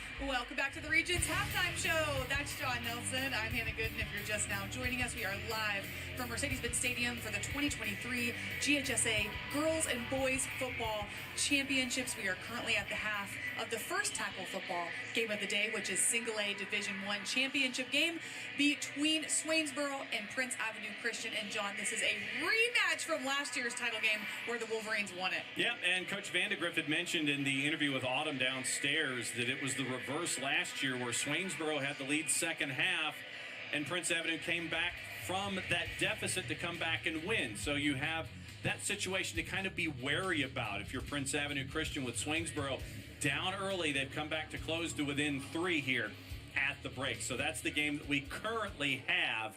And like I said, I'm looking forward to hearing what Coach Roberts tells Autumn here coming up in just a couple of minutes, because once again, you know what Swainsboro is bringing to the table, and we've seen what Prince Avenue has been able to do in stopping the running game. And you've got that one-man gang, that one-man machine in Dello Jones, and he is proving to be as problematic as you can be for Prince Avenue. What are the adjustments that these guys make, starting with Coach Roberts coming up in just a little bit? I'm interested to hear what he has to say down 3, getting ready for the second half. Earlier today, it was the first flag girls championship between Southeast Bullock and North Oconee, and the Yellow Jackets going 3 championships in a row, John. Because what are dynasties? They are dynamic? Dynastic. Dynasties are dynastic. Southeast Bullocks won 62 in a row. Top-ranked team in some polls in the country. 14-0 winners over North Oconee. Was scoreless at the break. Got to give North Oconee a lot of credit. North Oconee, on only their second year as a flag football program, makes it to the last game of the year in Division I, but Southeast Bullock has been tremendous out of Brooklet, Georgia, nationally ranked, #1 in some polls.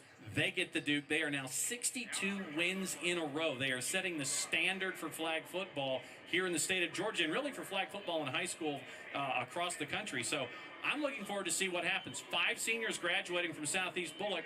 What do they do for an encore, encore, encore, encore? I think 4 in a row. I think that's back to back to back to back. I know we're all sitting here looking at that 4th one, going, "What are you going to do now?" Let them celebrate the 3rd one. But yeah, it's fantastic work by the Cochrans down there at Southeast Bullock, winners in flag in Division I.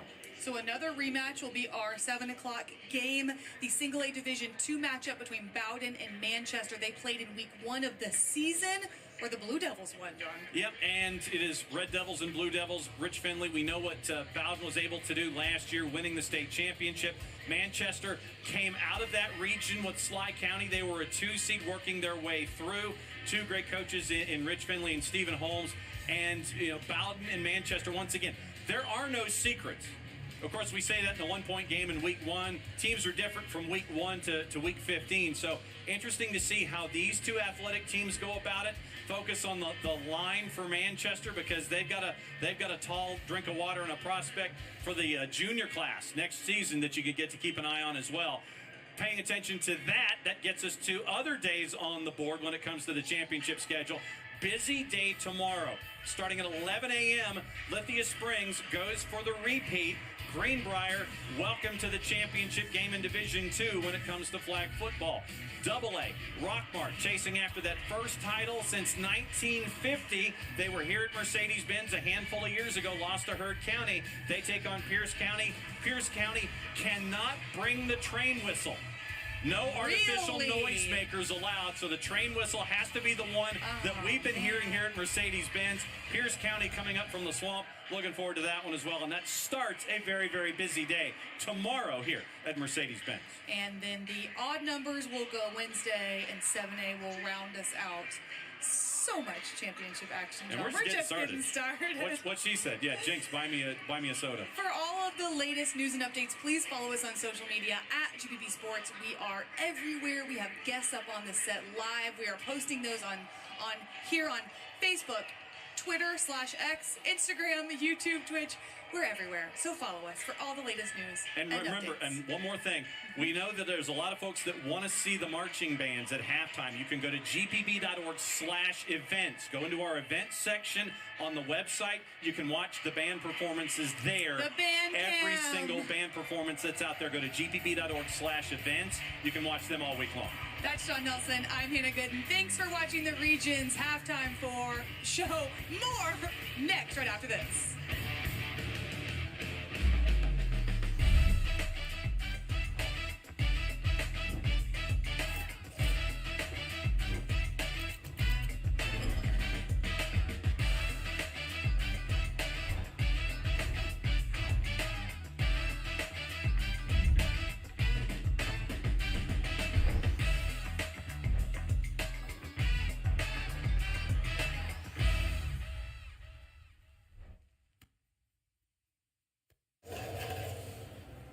What you doing? Hey, just finishing this claim to get Dave back on the road. Nice. I wonder what Dave's doing.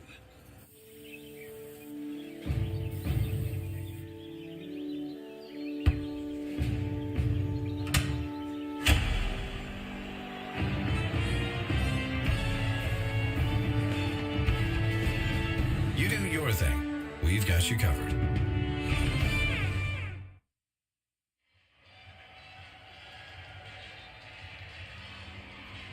Welcome back. Start of the third quarter coming up. Prince Avenue leading Swainsboro 21-18. And our halftime interview is brought to you by Johnny's New York Style Pizza, your original neighborhood pizzeria. For that, we send it back down to Autumn Johnson.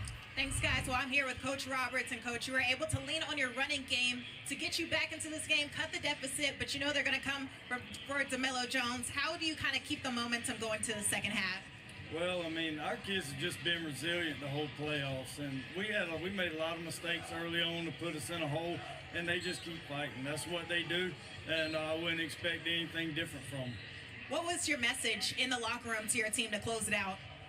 Told them they're built for this. This is what we've been preparing for all year long, and you know, we knew this is right where we thought it would be right now. We knew it was going to be a battle, and our kids are ready for that battle. Thank you, Coach. Good luck in the next half. They are built for this, guys. I'll send it back to you. Indeed, they are, Autumn. In fact, that's what Coach Roberts told us as we talked to him this week in preparation for the state championship game, Rusty, is they were down on the road at Elbert County. They were down on the road at Brooks County and won both those games, quarterfinals and semifinals, coming from behind on the road to get to this championship game. Listen, any team that's rode the big cheese for 4 games in a row, you're built for it to get to this Mercedes-Benz. I can promise you that. All right, let's take a look at the first half highlights. And it was Prince Avenue out the gate very quickly with Philo. Second play. That's right, second play after the fumble recovery, and that was Dockery with the touchdown catch. Didn't take long. Dello Jones went 59 yards for the score on the little hitch route. It was 7-6 at that point, but then it was Prince Avenue for a spell here. They get the touchdown run there by Talmadge, and they take a 2-touchdown lead, and then Philo is intercepted by DeMello Jones after they were down 21-6, and he has the pick six, 98 yards for the score. If Swainsboro wins the state championship, they will talk about that play forever in history of that town. The block kick by Tarver gives them the ball at the 4-yard line, and DeMello Jones turns that into a score right away. And that's where we stand right now here as we get ready to start the third quarter, 21-18. As we take a look at the Breda Pest Management halftime stats, what jumps off the page at you? It's the total yards for Prince. We kind of expected that. And listen, 72 total yards is all for Swainsboro, but it's been the explosive plays. A 50-yard touchdown and the 98-yard interception and a block punt. Finding ways, Matt, to stay in this football game. Yeah, I would agree with you on the total yards for both teams.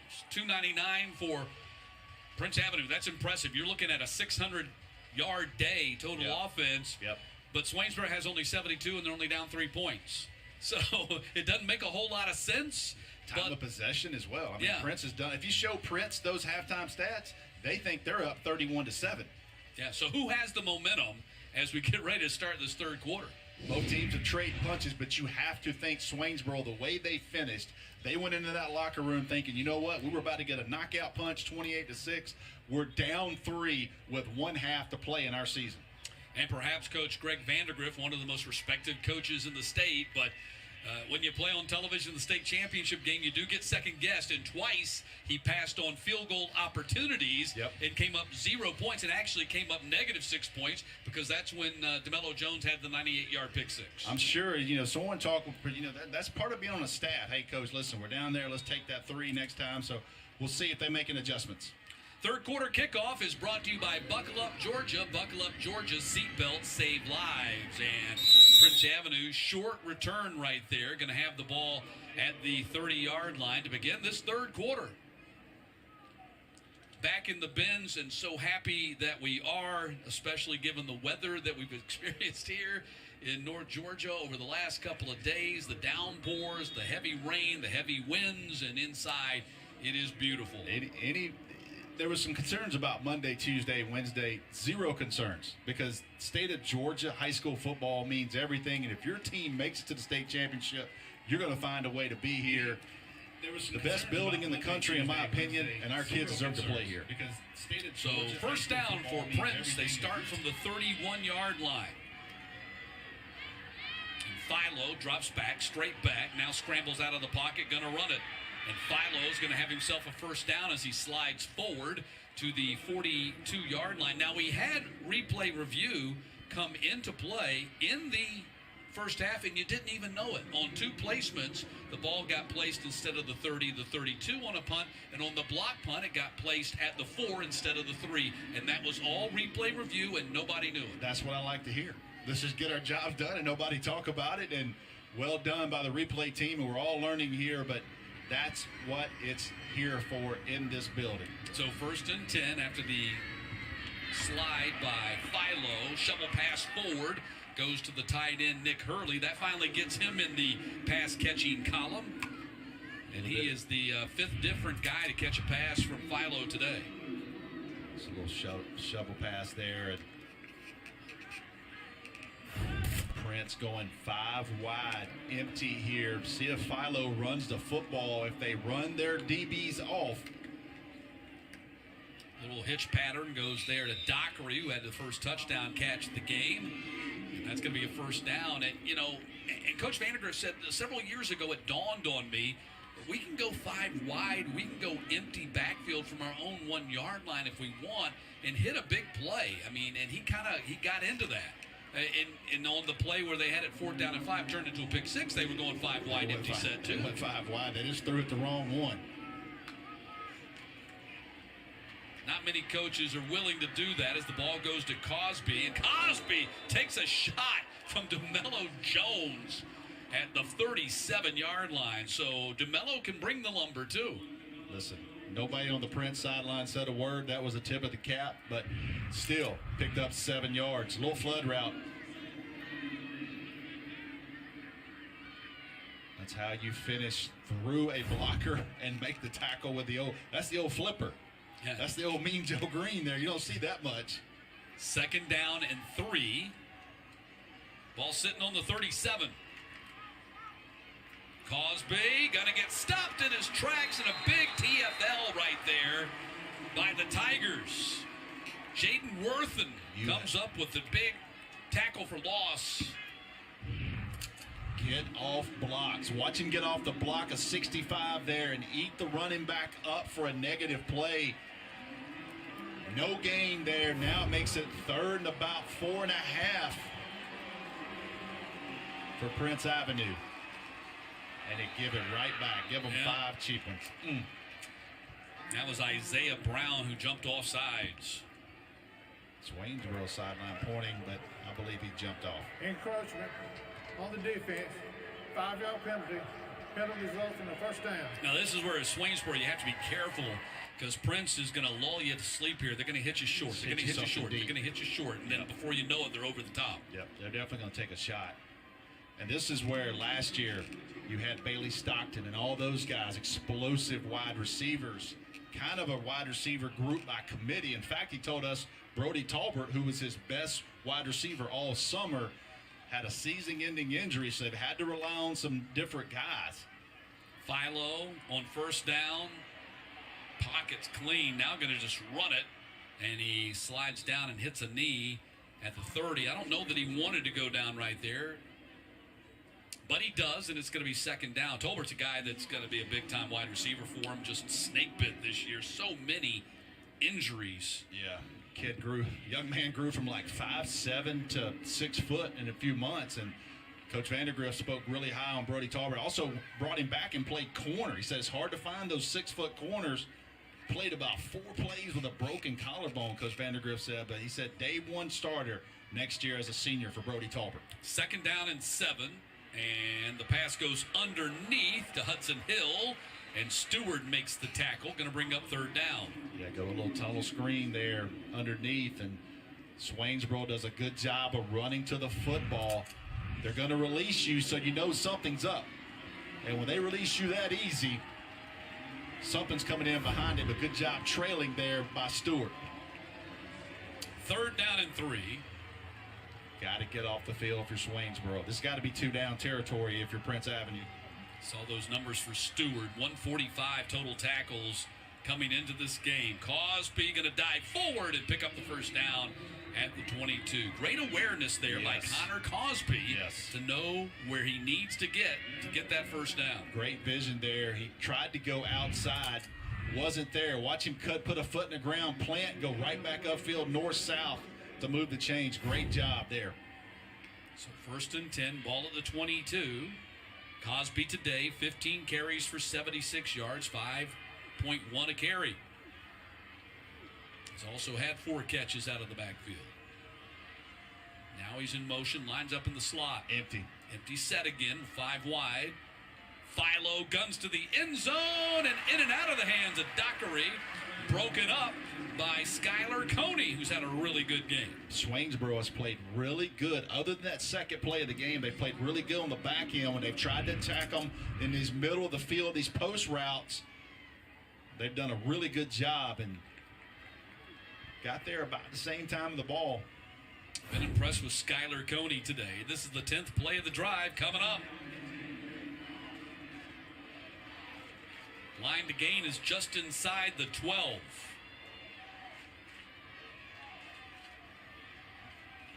Keeper Philo spins down at the 20. Now it's going to be 3rd down and long.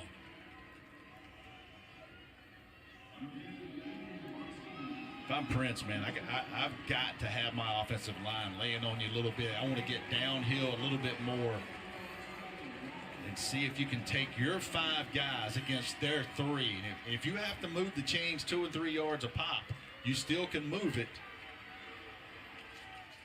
258 yards of total offense for Philo today. 193 in the air, 65 on the ground. There it is. And Cosby on the cutback inside the 10. Touchdown, Prince. That's exactly what I was talking about right there, man.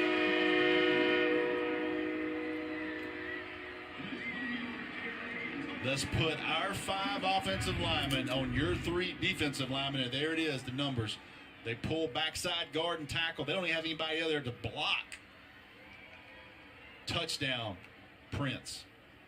Jake Atha, the left tackle, the junior, offered by UCF, doing a good job getting a body on Gerard Stewart, the linebacker, to clear it open for Cosby to score the touchdown on the cutback, and it's 28-18 as Prince scores on the opening drive and clears 4+ minutes off the clock in doing so.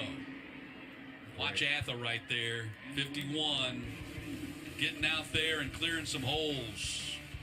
10-point lead for the Wolverines as they get on the scoreboard first here in the third quarter.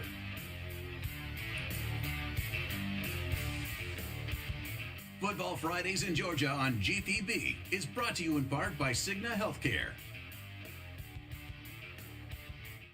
Cigna Healthcare is a proud partner of Georgia Public Broadcasting and Football Fridays. Cigna Healthcare's mission is to improve the health and vitality of those we serve. Visit Cigna.com to learn how you can support your physical and emotional well-being. Football Fridays in Georgia on GPB is brought to you in part by Georgia's EMCs. So much more than electricity. As morning light signals the start of business, Georgia's electric membership cooperatives are right there with you. Georgia's EMCs are a partner in economic development, serving commercial accounts big and small that drive Georgia's economy. From leading industries we rely on to local shops we treasure, we support operations on the ground, care around the clock, and growth through the seasons, lighting up good business. So business is good. Georgia's EMCs, so much more than electricity. DBHDD and the Governor's Red Ribbon Campaign is all about Georgians standing together for substance misuse prevention. Be kind to your mind. Live drug-free. Learn more about healthy alternatives and living a drug-free lifestyle at garedribbon.org. Football Fridays in Georgia on GPB is brought to you in part by Regions Bank. Get back in the game with Regions Bank. 7:43 to play here in the third quarter, and Prince has opened up a 10-point lead here in the Class 1A Division I championship game. Now back down to Autumn Johnson on the sideline.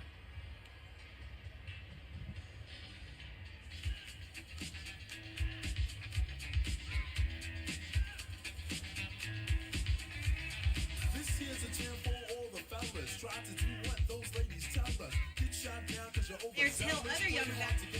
This one for granted. You don't want to be that group that doesn't get the job done, but most importantly, how they've been able to grow together as young men and as a family here.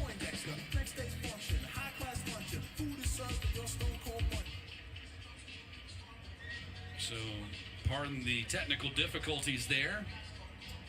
But hey, look, I'm down with busting a move anytime. Listen, that's young MC now. You're talking about me and you. I got no problem busting a move. Now, you might not want to see me do it. Well, I don't know if my copay allow it nowadays, but I might have one move left in me, but I don't know if I want to use it tonight. You got New Year's Eve coming up, maybe. We do. So Tyler Denny going to kick off for Prince Avenue. They've done a really good job of making sure they kick it away from the guys on that back line. It hops over Coney's head, and it's going to be fielded at the 25, and a good return for Swainsboro all the way up to the, let's see where they spot this out. They're going to have it on the plus side of the 50, I think. Great field position. That was an excellent block out on the edge by Swainsboro.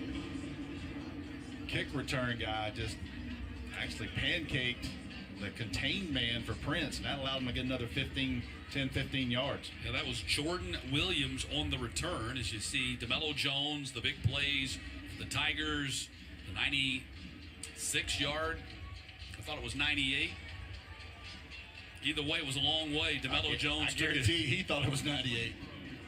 So, the big pick six by Dello Jones and the block punt by Skylar Coney and Tarver. Tarver was the one who blocked. Tony ended up getting, Tony ended up recovering a fumble on a punt return. So let's see. They're going to bring it back. Replay fixed the spot. All right, let's bring in Dave Reynolds. Give Dave the first opportunity to explain what happened on that play right there. Yeah, again, the kind of tight play on the sideline, a lot of bodies there. and then replay can see where the ball actually went out of bounds. So correctly knew the spot back a couple yards. Love it. DeMello Jones gets the ball after that was corrected, and Jones is able to run it up to the 50-yard line.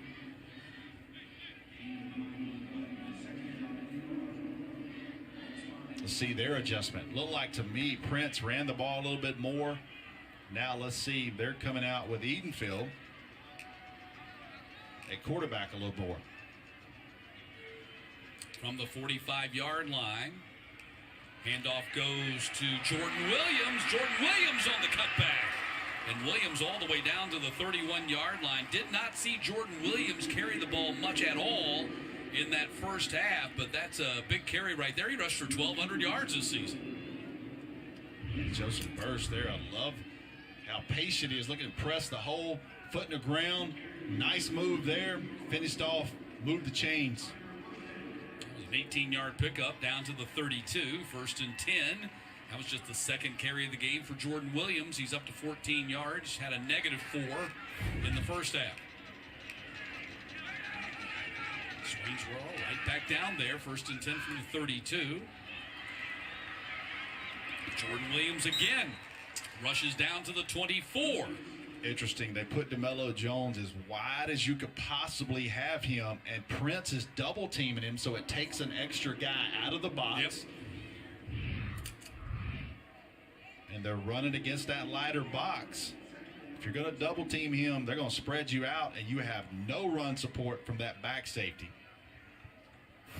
So it brings up 2nd down and 2 from the 24. Swainsboro down 10, but fighting to get right back in this game. They've done a great job. It appeared they were going to be down 28-6 at one point. Got the pick 6 from DeMello Jones, and they have been counterpunching ever since. Delay a game. Yeah, you do not want that on 2nd and 3. That will drive you crazy, but you also got a sophomore quarterback. Delay. Trying to get the signal in. 5-yard penalty. Man, you do not want to lose yards. You see Coach Roberts just walks it off. He knows he's got a young quarterback. Got to breathe, get back. And Matt, that takes you from 2nd and 2 to 2nd and 7.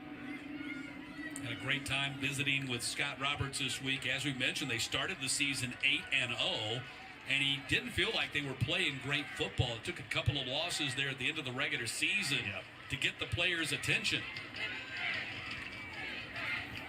Ball goes out here to DeMello Jones, and he's going to have the first down at the 21-yard line. I tell you, he is strong, man, because he just runs through arm tackles. Always finishes standing up. That was an 8-yard pickup for DeMello Jones. I like the rhythm with which Swainsboro's running their offense right now. And obviously the first adjustment they had, let's put Edenfield at quarterback. Let's give us a vertical threat, passing threat. Now they're going to go DeMello Wildcat here on 1st down. Getting the play call. He's looking for it. Looks like they're having some trouble getting the play into DeMello Jones. They might have to burn a timeout. And they're going to have to.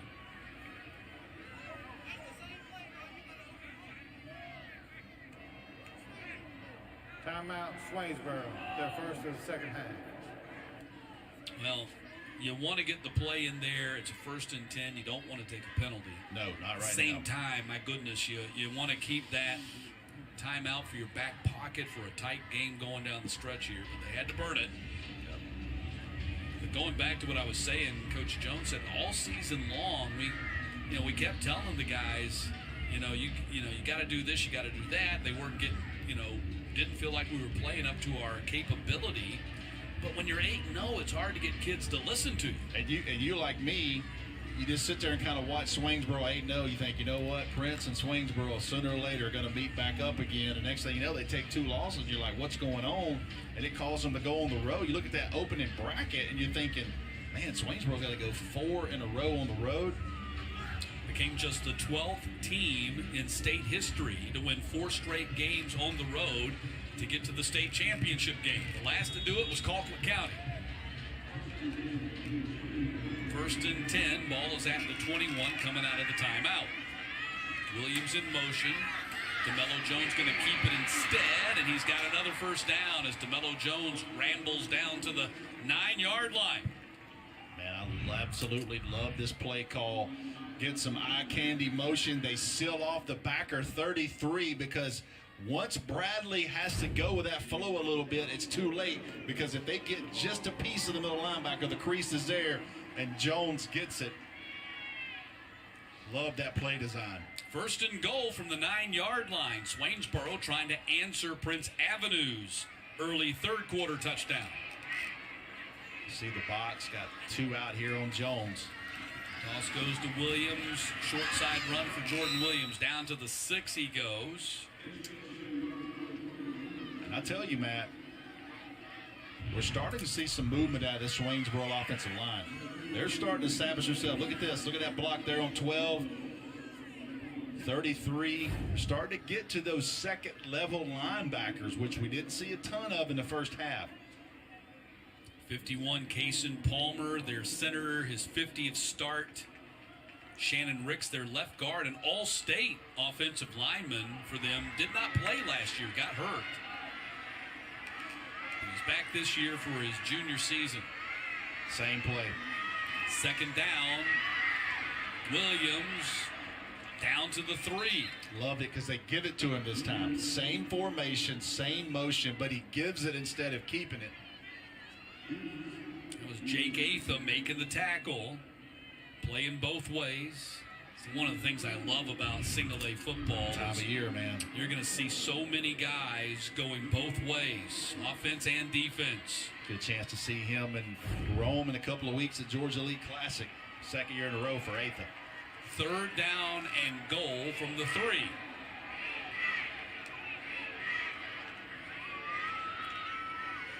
Jones going to keep it right up the middle. He's going to get stopped at the 2. Yeah, they crashed it that time. Good job converging on the quarterback. Watch Austin Head, 56 there. Actually, it's number 1. Giddens comes in. And Head comes in behind him there to help clean that up. Fourth down and goal. They're going for it, of course. They don't kick. They don't even kick extra points, so they're going for it right here. What a play right here in the third quarter. Opening drive for Swainsboro, down 10. Fourth and goal from the 2. Got Stewart in there to block. Gonna follow him and get into the end zone for the score. How about big Jared Stewart running convoy for DeMello Jones, and he just piles in right behind him. Zero doubt who was going to run that play. Good job by Swainsboro blocking up front, seal off the defensive end there, and he does the rest. They had a double team on 56. Give him a little bit of crease, and that's all Jones needs. Gerard Stewart just collapsed the defender. Yes, he did. And Jones ran up behind him, and now Tarver in there to take the snap out of the shotgun on this 2-point conversion try. They're going to run a reverse to Jones, and he's going to find the end zone for 2. 28-26. It's been a while since I've seen a player take a game over like this, Matt. And DeMello Jones is doing just that. Prince Avenue has no answer for DeMello Jones. He has scored all 26 points for Swainsboro today. 4 touchdowns and a 2-point conversion. It is a 28-26 game. Kind of takes you back to that old Nick Marshall Wilcox County team. Nick Marshall would take a game over from every possible way. And DeMello Jones has got his team within 2, and what an answer. Hey guys, if you're watching the stream, if you're enjoying the stream, if you haven't shared the stream yet, please share the stream. Can't throw the ball, no problem. That's all I ask for you to do. I'm not asking for any cash, no money. Just share the stream for me, and I greatly appreciate it. Just share it one time. That's all I'm asking.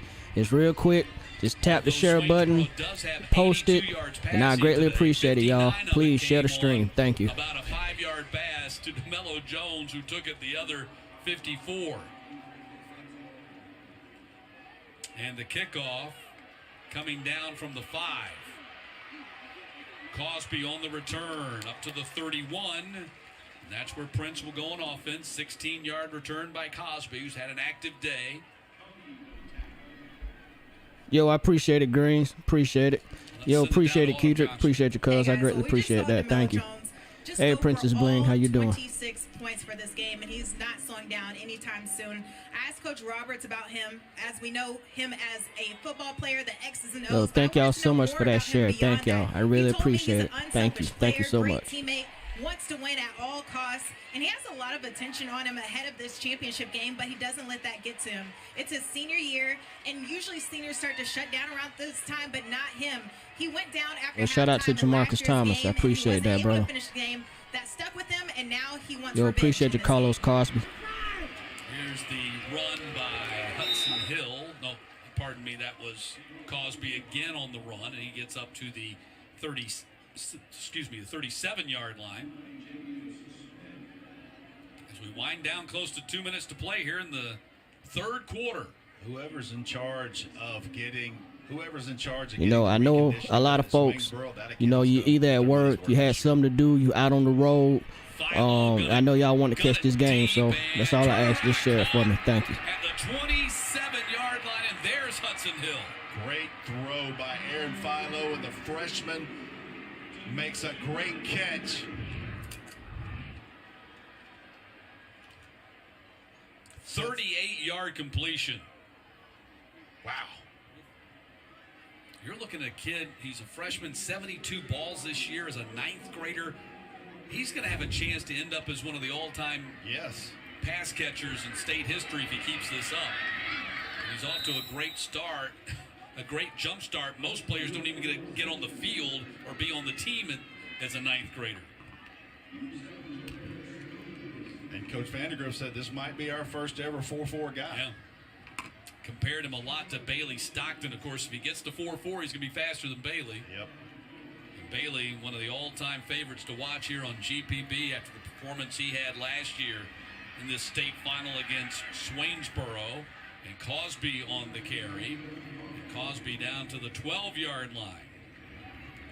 And Bailey is a great example. Just look at Cosby on the run here.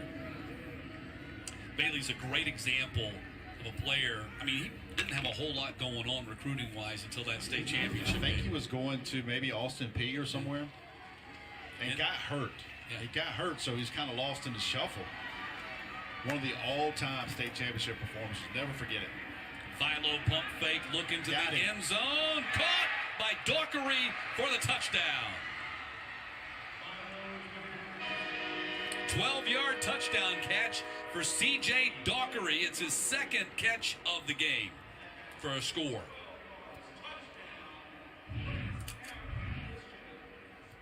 Philo had him here a little bit early, but still good ball. Great area there on the run, and just drops it in there for a touchdown. Dockery does a good job getting his feet down. And what an answer again by Prince Avenue. And Philo now with 55 touchdown passes. He is one off the record for a single season. And the kick is up, and it did make it through. And it's 35-26. Your Governor's Red Ribbon Campaign scoring drive. 5 plays, 69 yards. And a quick answer by the Wolverines after Swainsboro had pulled to within 2. But don't be changing that channel. No. Because the Tigers still have that guy wearing number 1. And the Wolverines have that guy wearing 1-1. Aaron Philo today, 249 yards. He is now just 52 yards away from setting the all-time passing record for a career and breaking Trevor Lawrence's record. Georgia Tech's kind of ironic. Those two kids doing battle in Atlanta. They'll probably play a couple times, a couple blocks over over the next couple of years.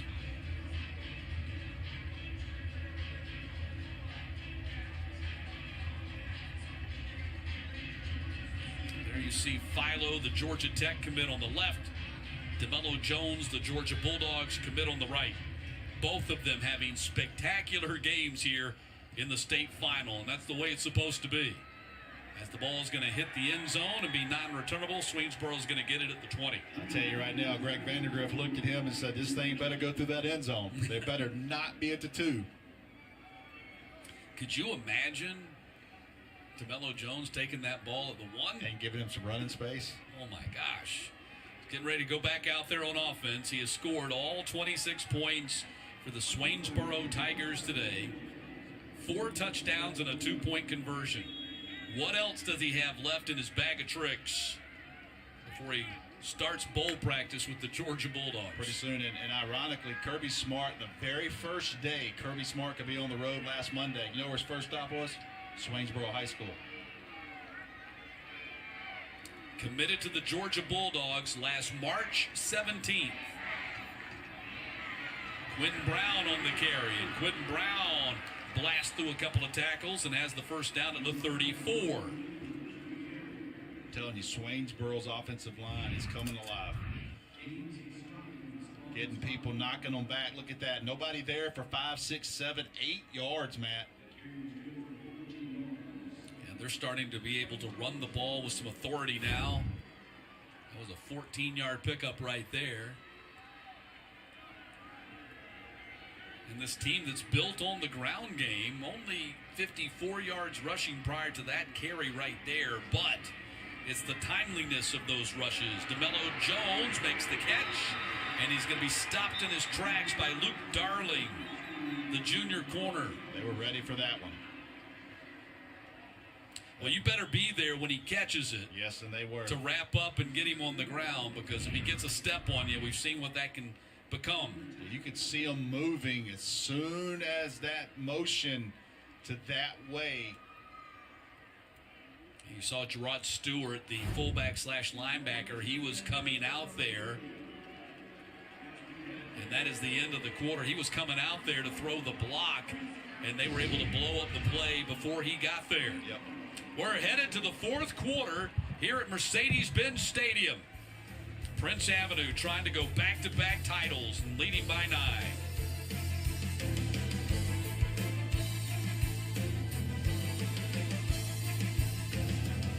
The GHSA football playoffs and championships are brought to you by Alpha Insurance. We're more than just an insurance company. We're a part of your community. What you doing? Hey, just finishing this claim to get Dave back on the road. Nice. I wonder what Dave's doing.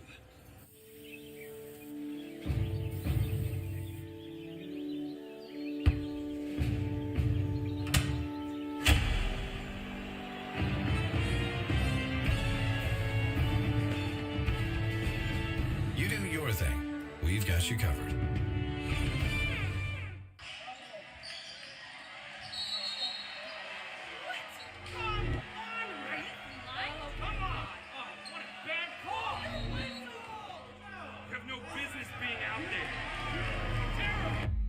You know, I'm a person too.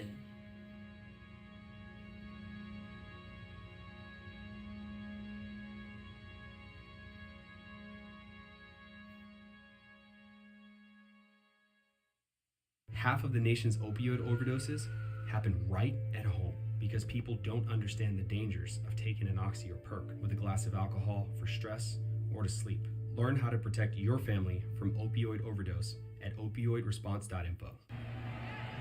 Look at that, look at that. Yeah, let's go. Start of the 4th quarter at Mercedes-Benz Stadium, Prince Avenue on top of Swainsboro. 35-26 here in the Class 1A Division I Championship. Let's check in with Autumn Johnson. Thank you, guys. Well, this is a very special senior class for Prince Avenue. They've been to the state championship every single year together. So I had head coach Vandergriff tell me what he thought was special about this group. And it's the fact that they don't take anything for granted, and that they stress to these younger guys, hey, don't take anything for granted. You cannot be that team that doesn't get the job done. And they treat every state championship game like it's the first. But most importantly, how these guys have grown together as brothers and as a family.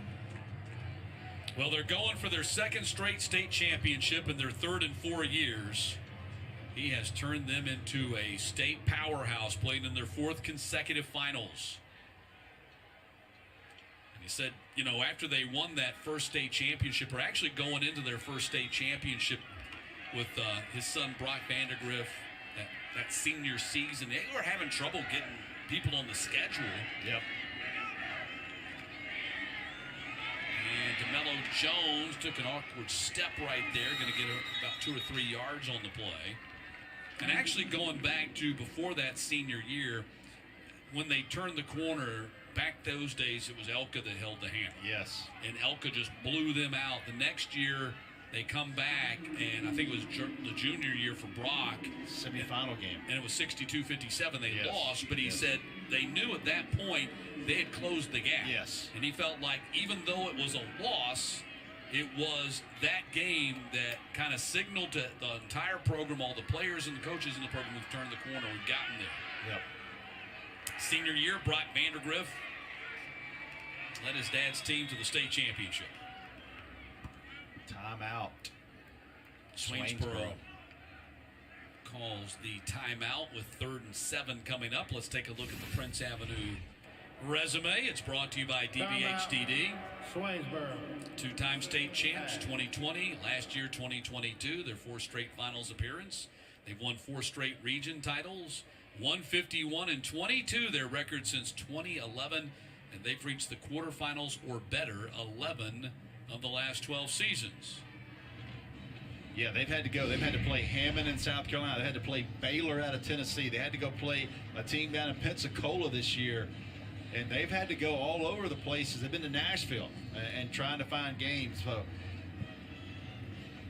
Coach Vandegrift, with the schedule next year, when he does release it, he's playing a lot of teams in Georgia. Money, money, money, money, money, money, money, money, money, money, money, money, money. Well, they are 11 minutes and 13. Shout out to Adam Pitts, who just came through with the 500 stars. Yes, I'm interrupting your stream to say shout out to Adam Pitts for the 500 stars. Appreciate you, brother. 3rd and 7. It is picked off at the 44-yard line. And that is Cosby, who comes up with the interception. What a game that young man has had. Man, he has. Stays on this. Watch him step right underneath this throw. Good job knowing that was going to be a stick route right at the yard marker. And he just jumps right in front of that ball. Connor Cosby gets a pick. Rusty to go along with his 19 carries for 113 yards and a touchdown, 4 catches and 25 yards. Reminds me a little bit of Jason Brett last year in the state championship game for Prince Avenue, leading them to that victory over Swainsboro. So Wolverines back on offense. Going to sling it out here. It's complete.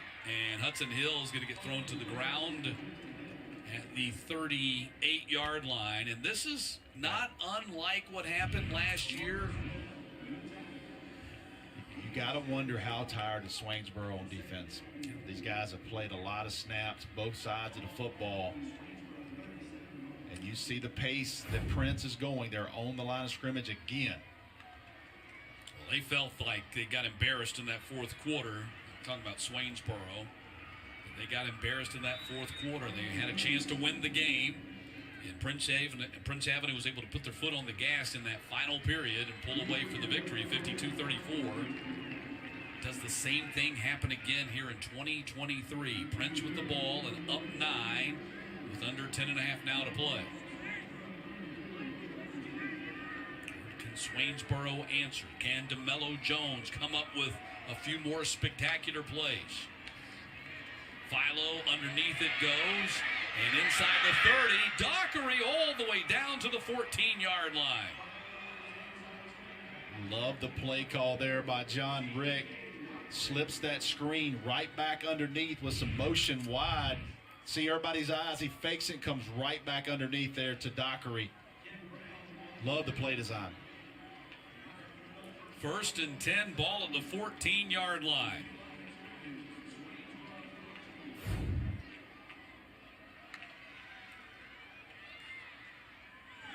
Cosby going to get stuck at the line of scrimmage and take a loss on the play. Got great penetration that time for the Tigers. Sammy Trape Turner making that tackle at the defensive tackle position.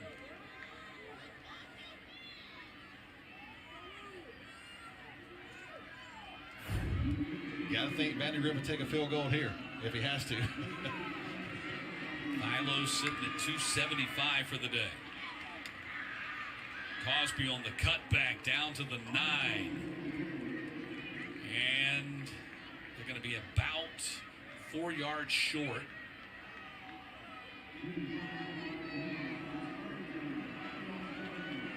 Going empty.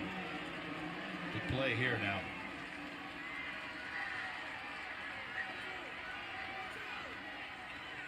Third down, they'll call it 5. The line to gain appears to be the 5. I think it's a little bit shorter than 5 for them. Or maybe the 4. He can run it. Philo gonna run it, cut it up in there, and score the touchdown for Prince. 9-yard touchdown run for Aaron Philo.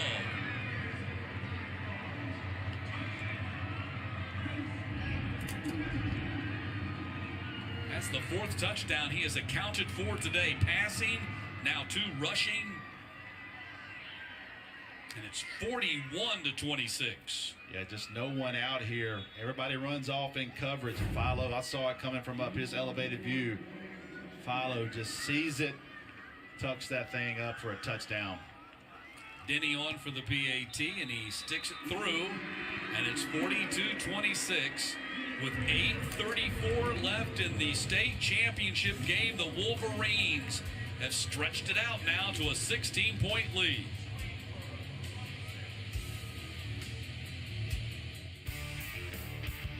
Football Fridays in Georgia on GPB is brought to you in part by Cigna Healthcare. Cigna Healthcare is a proud partner of Georgia Public Broadcasting and Football Fridays. Cigna Healthcare's mission is to improve the health and vitality of those we serve. Visit Cigna.com to learn how you can support your physical and emotional well-being. Football Fridays in Georgia on GPB is brought to you in part by DBHDD. Win by learning about safe usage of prescription opioids. Half of the nation's opioid overdoses happen right at home because people don't understand the dangers of taking an oxy or perk with a glass of alcohol for stress or to sleep. Learn how to protect your family from opioid overdose at opioidresponse.info.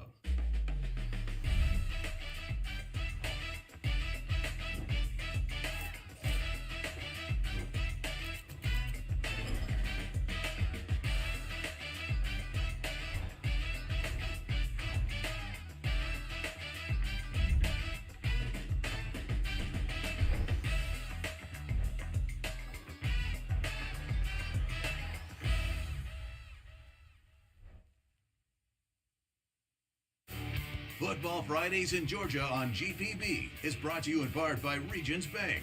Get back in the game with Regions Bank. Down to 8.5 left in this Class 1A Division I championship game. Prince Avenue, 42-26 lead on Swainsboro. Matt Stewart along with Rusty Mansell and Autumn Johnson. Aaron Philo chasing the ring, chasing the record. That ring is more important, I can assure you, but they come back out on offense next time. If they get a stop, that thing's going to be in the air. I can assure you that. Oh, trust me, they know what the record is. They know exactly where that record is for that young man. And he's also one touchdown pass away from tying the state single season touchdown passing record. Squib kick going to go on through, and it's going to bounce out of bounds at the 38-yard line. So a good job by Swainsboro not to touch that ball. Yep. And the Tigers going to take over.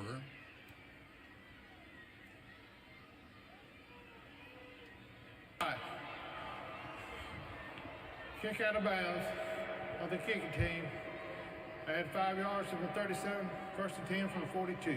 So there you go. Ball's going to be set down at the 42-yard line. Swainsboro not out of this game by any means. But they're going to have to find a way to get some stops. They can score. We know that. That guy can score. We know that. Can they stop him? Can they get scores and then stop Prince and win this game? Got to get some stops.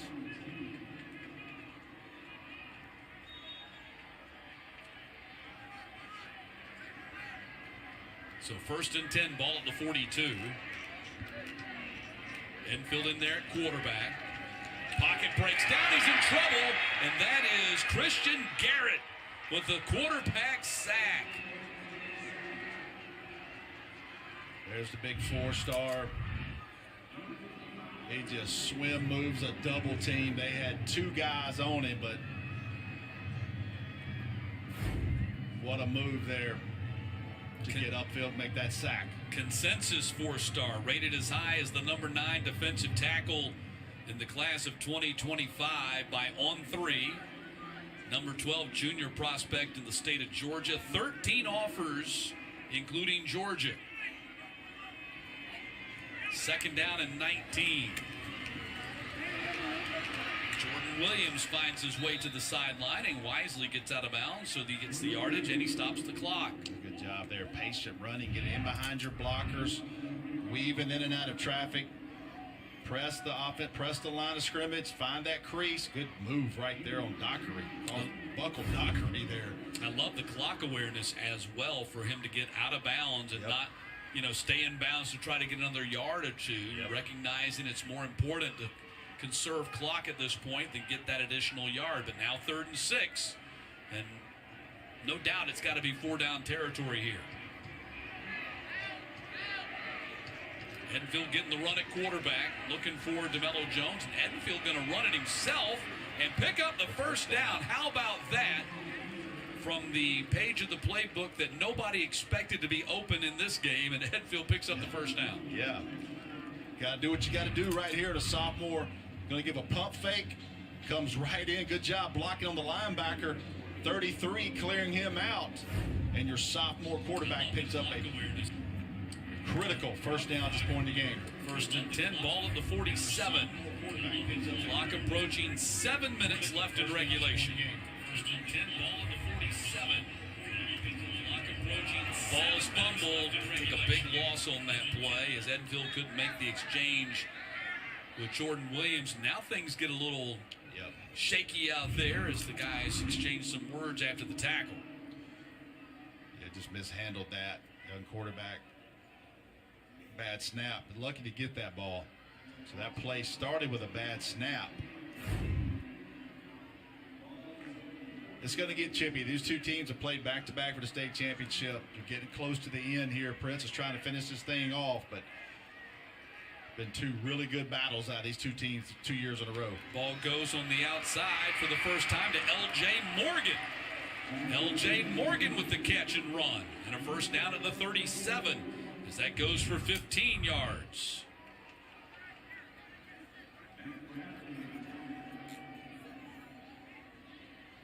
Getting this young quarterback in a little bit of a groove. Missed tackle there, and he gets upfield, moves the chains. Good job after that negative play on the bad snap. Got to play with some urgency, though, as the clock is now approaching 6 minutes. Quinn Brown on the run, and a gaping hole, and the cutback. Quinn Brown to the end zone. Touchdown, Swainsboro. Boy, did they need that answer right there. You see the speed, Matt. Open field, and Brown takes it to the house. 37 yards on the touchdown run by Quinn Brown. Breaking tackles, and once he gets there, turns on that 5th gear. He takes it for the touchdown. Young man who's been offered by Coastal Carolina and UAB, just a junior who's rushed for over 1,000 yards this season. And that is his 15th total touchdown. Got him back in the game. They'll be going for 2 right here to make it an 8-point game. Jones, the quarterback, out of the shotgun. looking to run behind Stewart and Jones. Did he get there? We might have our first review. We might have a review right here. They're looking for the score. They don't get it. We might have the challenge flag thrown right here by head coach Roberts. He's got the red challenge flag. This is a big moment in state playoff history. Is he going to throw the flag? He's looking up at the monitor. I don't know if they're going to get a replay out of the monitor. But here it comes. He wants to see that before he throws the challenge flag. Right there. It's going to be hard to tell from that angle whether he got across and breaks the plane of the goal. They couldn't really tell from that angle whether he did or not.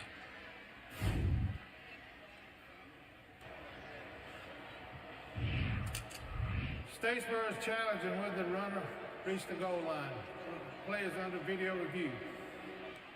Well, let's see. Does the ball get there? That's going to be the angle right there. If we have the view, this might be the best angle that we get right here. Yep. As you're going to see the ball along with the goal line, and still that's not a clear view to overturn the call. I don't think. Nope. I haven't seen anything out of the 3 camera angles that we've seen that shows that the ball broke the plane of the goal and would thus overturn the call that is made on the field. We'll step aside as the play is under review. Meantime, the big touchdown run by Quinn Brown has him back in the game. But is it an 8-point deficit or is it a 10-point deficit? We'll find out when we get back. Cigna Healthcare is a proud partner of Georgia Public Broadcasting and Football Fridays. Cigna Healthcare's mission is to improve the health and vitality of those we serve. Visit Cigna.com to learn how you can support your physical and emotional well-being. Football Fridays in Georgia on GPB is brought to you in part by DBHDD and the Governor's Red Ribbon Campaign. Be kind to your mind. Live drug-free. DBHDD and the Governor's Red Ribbon Campaign is all about Georgians standing together for substance misuse prevention. Be kind to your mind. Live drug-free. Learn more about healthy alternatives and living a drug-free lifestyle at garedribbon.org. At Regions Bank, we're here to listen to your needs, and we'll customize a plan to help you reach your financial goals. Our service to Georgia goes beyond banking to creating more inclusive prosperity in our communities. From education to financial wellness to economic development, we're working to level the playing field so more people can succeed and our communities can thrive. While we've got a quick break in the action, did you know that the same area of just one football field can contain up to 95 termite colonies? That's why you need Breda Pest Management to defend your home. Breda, the official pest control of high school football.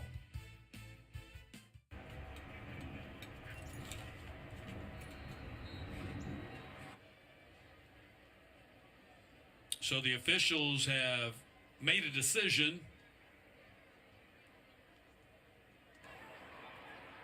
After video review, the call is confirmed. The runner did not reach the goal line. Point is no good. And the key component there, we saw all 3 angles that the officials had to work with, and there was no video evidence to support overturning the call on the field. Correct. And that's what it's here for. You know what I mean? And pretty clear immediately that he wasn't, but you had to challenge that at this point in the game. Now the question is, do you go onside right here? Well, you know what? They believe that they're going to. They've got 10 guys stacked up there and just one back to receive at the 19-yard line. But history was made right there. That was the first replay review challenge we've had in Georgia high school football history, and the officials got it right. So, anticipating onside kick here with D.D. Coleman, defensive end, who's also their kicker. Let's see how well he can onside kick it. Ball bounces up, and it's covered by Prince at the 48. Good.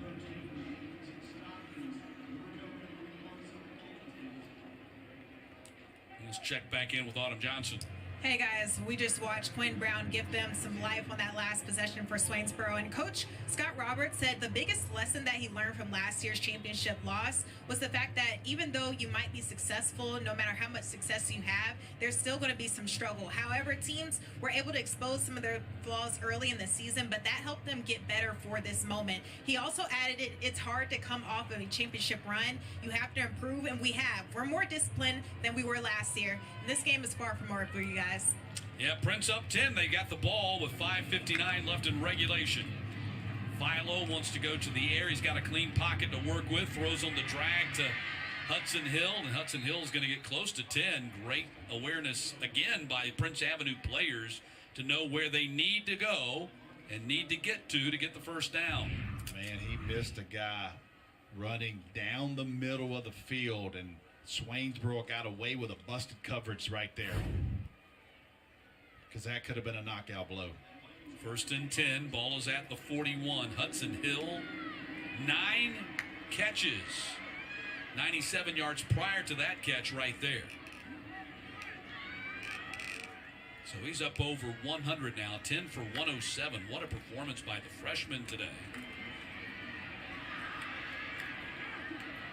Cosby, a solid 4 yards on the play. He's going to sleep well tonight. Man, he's had a great performance, offense and defense. Had an interception as well. And the clock will be near the 5-minute mark by the time Prince Avenue snaps it again. Taking their time, getting up to the line of scrimmage. See Aaron Philo 16 yards away from breaking Trevor Lawrence's all-time passing record in the state. And his team's up 10 in the state championship game. Got one-on-one coverage. Handoff goes to Cosby, and he's down to the 31. Does not pick up the first down, but it's going to be 3rd and 1 to go. Swainsboro, 1 timeout left, that correct? Swainsboro has 1, yes. 1 timeout remaining. Yep. Prince has their full complement of 3. Ball at the 32.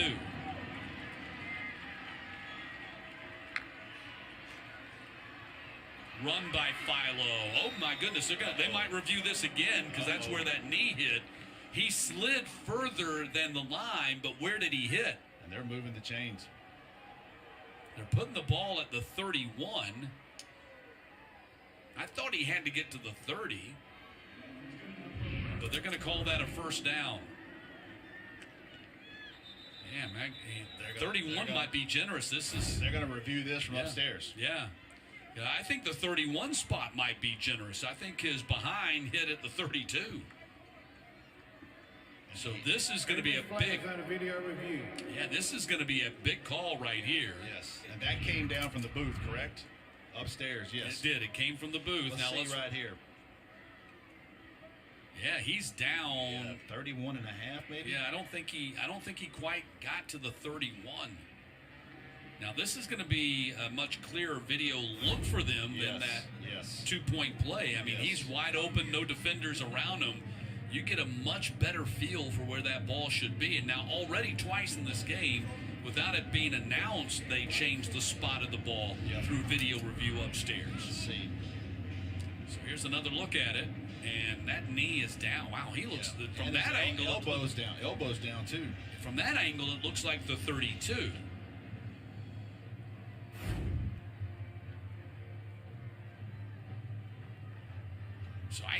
So from what I've seen, here's a good one right here. You're almost straight down the line, and where? Let's see, right there, knee down. So that's a 31. It's close to the 31. Yes, I believe the 31. That would put it 4th and about 1.5. Is that correct? Well, the 31 was the line to gain. Okay. So if they say he reached the 31, it's a first down. Okay. If they say he reached the 31 plus a foot, he's got a foot to go.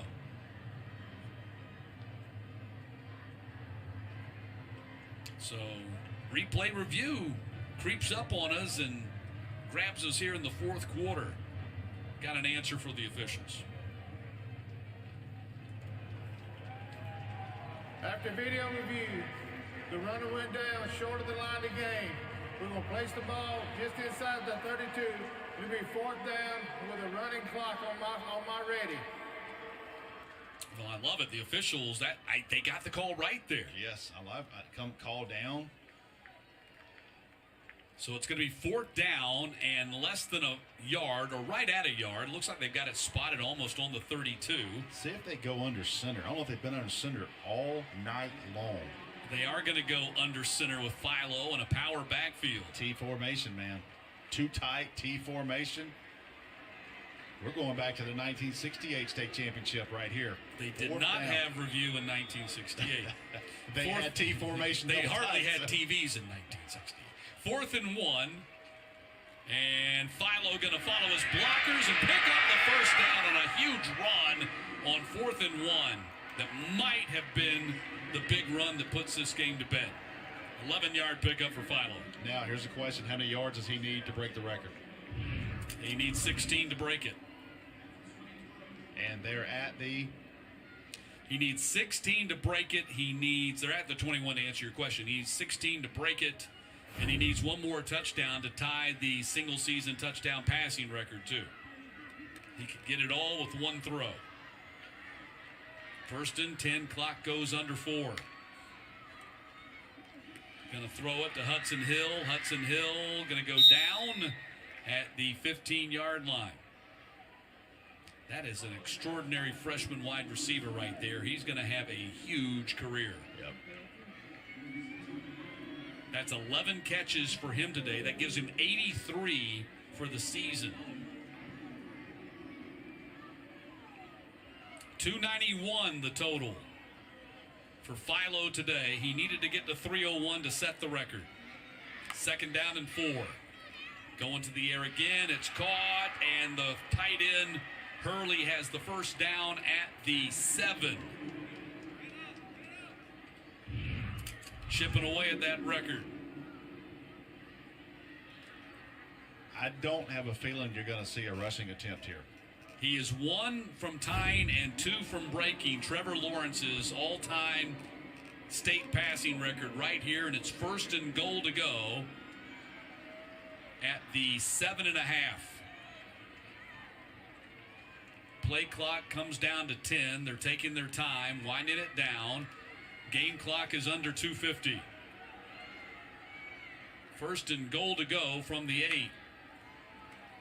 Pass is thrown and touchdown, and that's the record. 2 of them. Dockery with his 3rd touchdown catch of the day. Philo becomes the all-time career passing leader in Georgia high school football history, and he ties the single-season record with his 56th touchdown pass. And he gives the Joe Burrow ring me. And that touchdown pass there does a lot for a state championship ring and the state championship record book. He knows it now. 48-32, getting slaps on the helmet. He gets the record and ties another. And, in all likelihood, put the seal on a 2nd consecutive state championship for the Wolverines.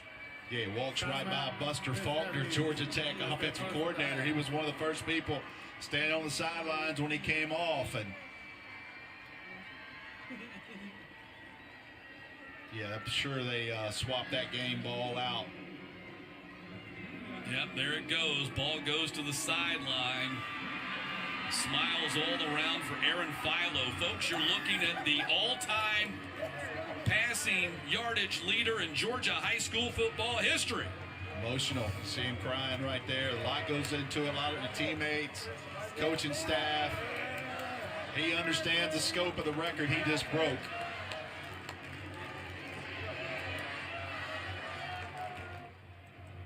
And there the ball goes in the suitcase. There's athletic director Ricketts, and he put that thing in the suitcase.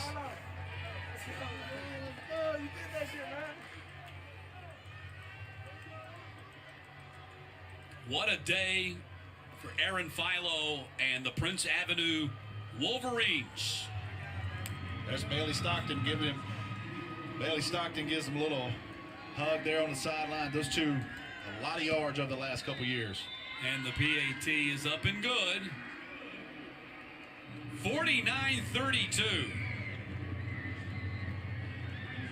And what a spectacular show we've seen from the Georgia Tech and the Georgia commit today. Aaron Philo for Prince Avenue. No doubt. DeMello Jones, Swainsboro going to play for the University of Georgia. When you come to an event in this building and you got two Power 5 players, you want to see them separate from the rest. And today, Aaron Philo and DeMello Jones put on a show. So he ties the passing touchdowns for a season record with number 56. And he's number 3 on the career passing touchdowns list. That's probably where he's going to finish, behind Gunnar Stockton and Trevor Lawrence for the career passing touchdowns. He ties Kari Lane for the single season touchdown record. And he sets the state's all-time passing record. And he wins a second straight state championship, unless Swainsboro's got some magic left in those legs of theirs. That's Coney on the return up to the 49-yard line, and Swainsboro goes back on offense. Trust me, they haven't given up on this game yet. And they are one breath away from scoring every single time they touch the football. And what a battle by Swainsboro, man. Just felt like they couldn't knock them out all day long. Prince would get momentum, and Swainsboro would answer back. And here late in the fourth quarter, just kind of ran out of gas, Matt. DeMello Jones has scored 26 of their 32 points today.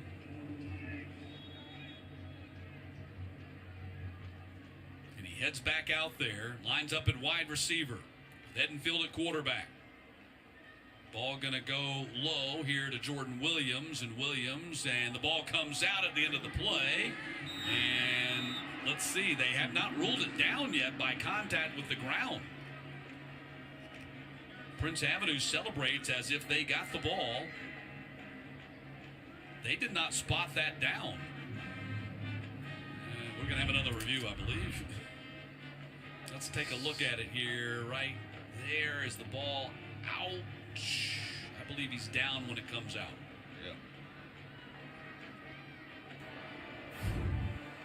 Yeah. Play is under further review.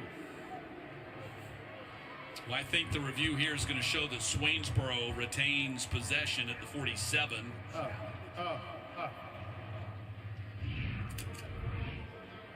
Prince Avenue.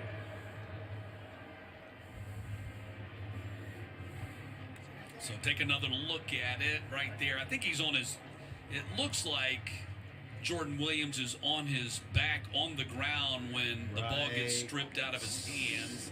He is down right there, and the ball is still in his possession. Shouldn't that one take long, I don't think.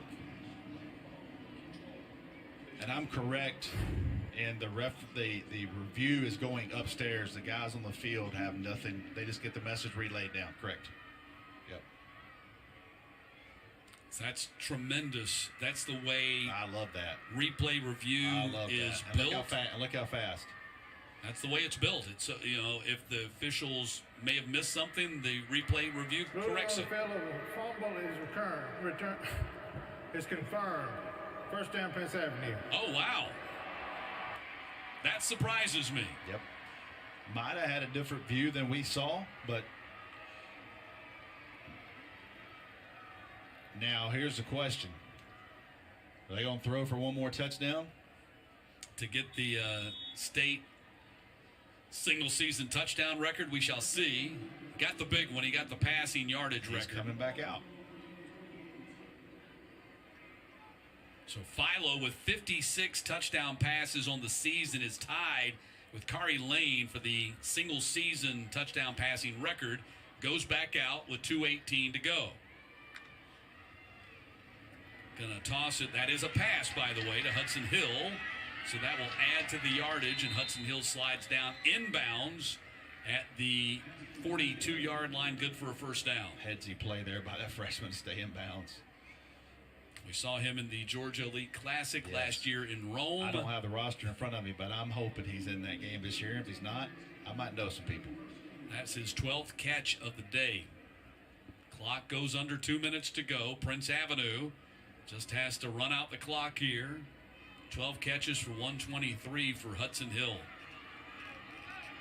1st and 10, ball at the 42.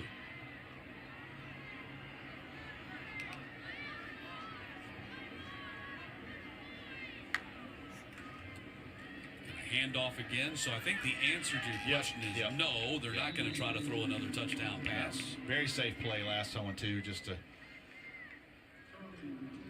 get those easy yards.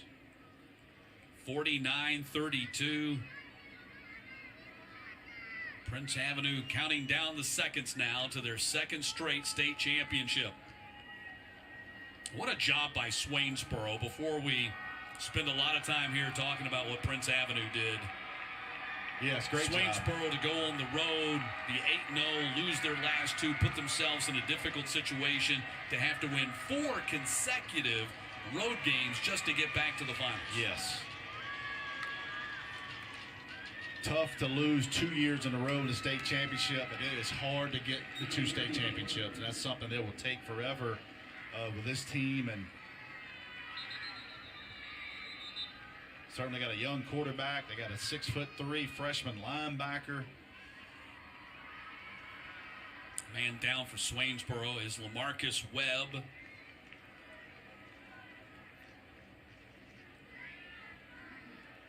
We saw Webb have a spectacular season this year. He had 12 solo tackles. The tackle he just made was his 12th solo tackle of the day. So 30 tackles in the last 2 weeks. Just a great way for LaMarcus Webb, the senior, to wrap up his high school football career. The only thing he didn't get at the end of it was the state championship, but certainly finished his career strong. I tell you what, as we transition, and hoping this young man is okay here, as we transition into the next game between Manchester and Bowden, they're probably not one person left in either one of these cities, because it is red on one side and it's looking blue on the other. Yep. Hopefully he has not sustained anything serious here in the final seconds of this game. I would hate to see that. Scott Roberts, what a remarkable job he's done at this school. His first stint at the school, they had a change in administration. The new administration fired him after he went 10-2. What are we doing? What are we doing? But he got rehired, and the rest, as they like to say, is history. He's taken this Swainsboro team to 2 consecutive state titles. He was vindicated in the end, in his record and the performance of this team, and the success of this program has vindicated him. As Prince Avenue gets ready to raise the trophy. But unfortunately, this game has come to a screeching halt at the end with the injury to Webb. Yeah, man, hope he... I was certainly hoping to bounce off the ground here on this one. So Prince Avenue in their 4th consecutive state finals. You see that loss to Elka in the second round of 2019. That's the one we were talking about. That's the one that Coach knew they were knocking on the doorstep. Felt like they had turned the corner. They'd finally closed the gap on the team at the time was the big power in single A, and that was Elka. And then they won their first in 2020 with Brock Vandergriff as the quarterback, defeating Trinity Christian. The next year, Trinity Christian with the Dallas brothers came up and got the big victory, and then about to make it 2 in a row over Swainsboro.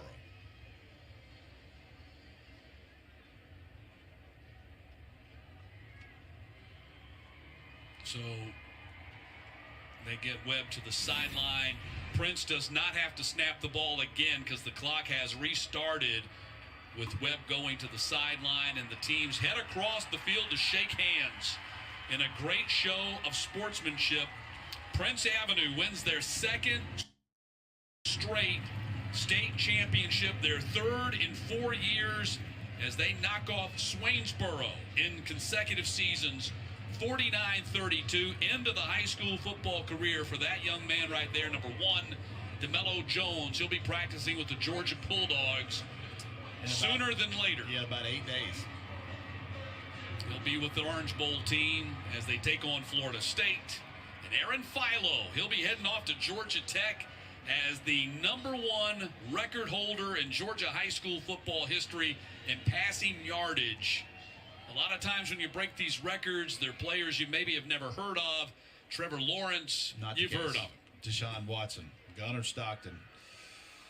And he etches his name in the record book atop all of those guys. And we look forward to a bright future for Aaron Philo at Georgia Tech. Great young man. Can't say enough about him on and off the field. Just I've known him since the 8th, right at the end of the 8th, 9th grade. Kind of was covering Brock Vandegrift, and everybody kept saying, "Hey, here's the next one. Here's the next one." And Greg Vandegrift, look, they lost like 4 guys. 4 guys left Prince because they knew this was the guy. And Greg Vandegrift told me, "Look, this is our next one," and he certainly was. 2 state championships he'll leave Prince with, and a lot of history. Prince Avenue Wolverines, 49-32 winners over Swainsboro, and now the kids head over there to slap hands with their classmates who are in the stands watching, and now they head to the victory podium where they get to raise the trophy and very small second place. I mean, not too far off on the second place prize. You get to talk to John Nelson. That's huge. That's you wait all year to do that. That's right behind the trophy. Wait all year to do that. Right behind getting the trophy, you talk to John Nelson. Greg Vandegrift has established, I mean, you talk, regardless of classification, pound for pound, this is one of the finest programs in the state of Georgia. And not only do they have elite quarterback, I think their lines of scrimmage is what separates them. Up front, they've got offense, defensive line. Really, it's amount of, at this classification, at this level, they're just different up front. And they got 8 starters returning on both sides of the football. One of them, though, is not Aaron Philo, who goes for 31-40 passing, 31 for 40 passing, 320 yards, 3 touchdowns. Connor Cosby, 24 carries for 136 and a touchdown. Philo even had 84 yards rushing himself as well. Just an all-around great performance by him today. And the freshman wide receiver, one of those guys coming back, Hudson Hill, 12 catches for 123. Another guy coming back, the sophomore wide receiver, C.J. Dockery, 8 catches for 100 yards and 3 touchdowns. The cupboard is full, and the future is bright for Coach Greg Vandegrift and the Prince Avenue Wolverines. Yeah, they're saying ring me. That's the new thing now. And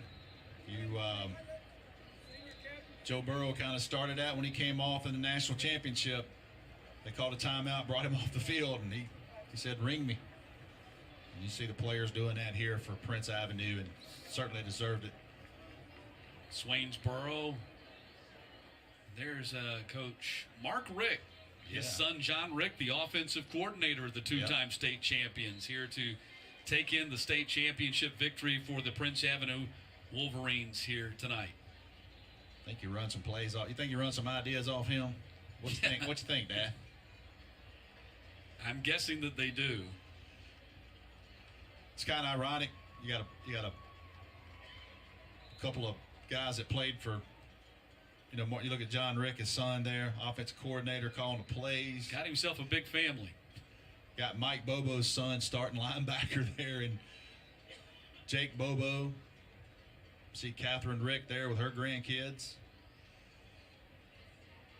How fun, a family affair here for the Rick family to get the championship. The Vandegrift family, one of the great athletic families in the state of Georgia. You know about Brock, but Coach's daughters who are spectacular athletes as well.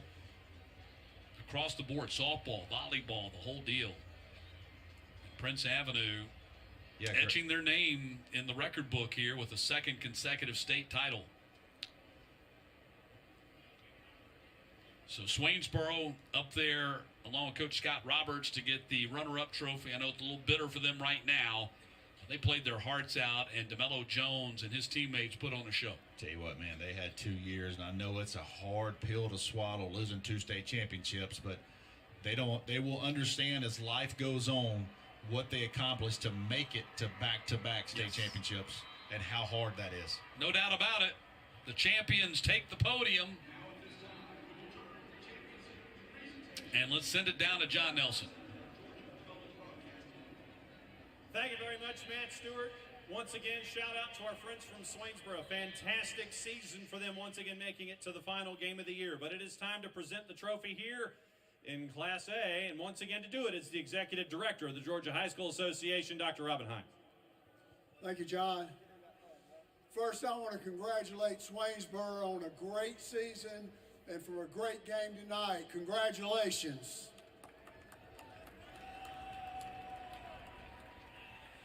All right. It's a great pleasure that Alpha Insurance and the Georgia High School Association get to present to you the state championship trophy for this year. Back to back, Coach. Congratulations.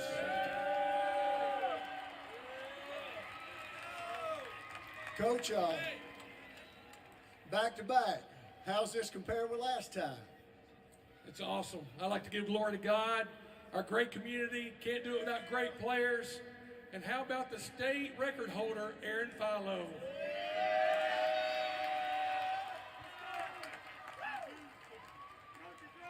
So, Coach, let me talk to you for a second. Dr. Hines mentioned back-to-back. I'll mention 3 and 4 years. How difficult is it to continue to have this standard of excellence to where you're making it to the last game of the year, winning the last game of the year, getting to it, winning it, and winning it? How difficult is it to come back? Well, what's awesome right now is our kids are believing we can do it every year, and so they expect this. Nobody wants to go home week 11. Nobody wants to go home week 12. And so it's just a credit to the players and great coaches. So then let me ask you this. You mentioned number 11, who last time I checked, he's pretty good at quarterback. Set a couple of records that'll be in the record books for quite some time. What about this group of seniors that's been with you for this run, getting 3 and 4? What's it been like to see them grow from freshmen to seniors and go out on top? Just hats off to these guys. Again, 4 in a row. It can only be tied. It can never be broken at our school. Hats off to those guys. Prince Avenue, once again, state champs in Class A. Matt and Rusty, take it away. All right, thank you, John. Our Georgia Cotton Commission player of the game, Aaron Philo. What a performance here today by Prince Avenue to win the state championship. Just so talented, and it starts with Aaron Philo. I know we talked about him so much today, but when you have a quarterback that's played this much, you can win state championship games, and they won 2 with him. So Philo sets the record. He gets the ring. Dello Jones had a spectacular day himself, scoring 26 of their 32 points here today in a losing effort. Manchester and Bowden, the Class A Division II championship is on deck. But first, it's the post-game show with John and Hannah coming up next. 49-32, the final. Prince Avenue wins it again.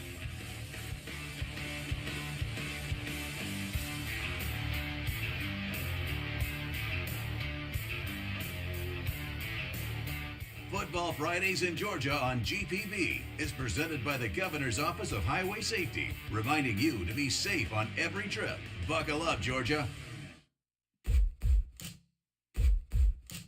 Riding down the road and you're doing just fine when a car in front of you crosses over the line. They're in your space, not looking at your face. Distracted drivers all over the place. Say, we will buckle up. Sing it. Say, we will buckle up.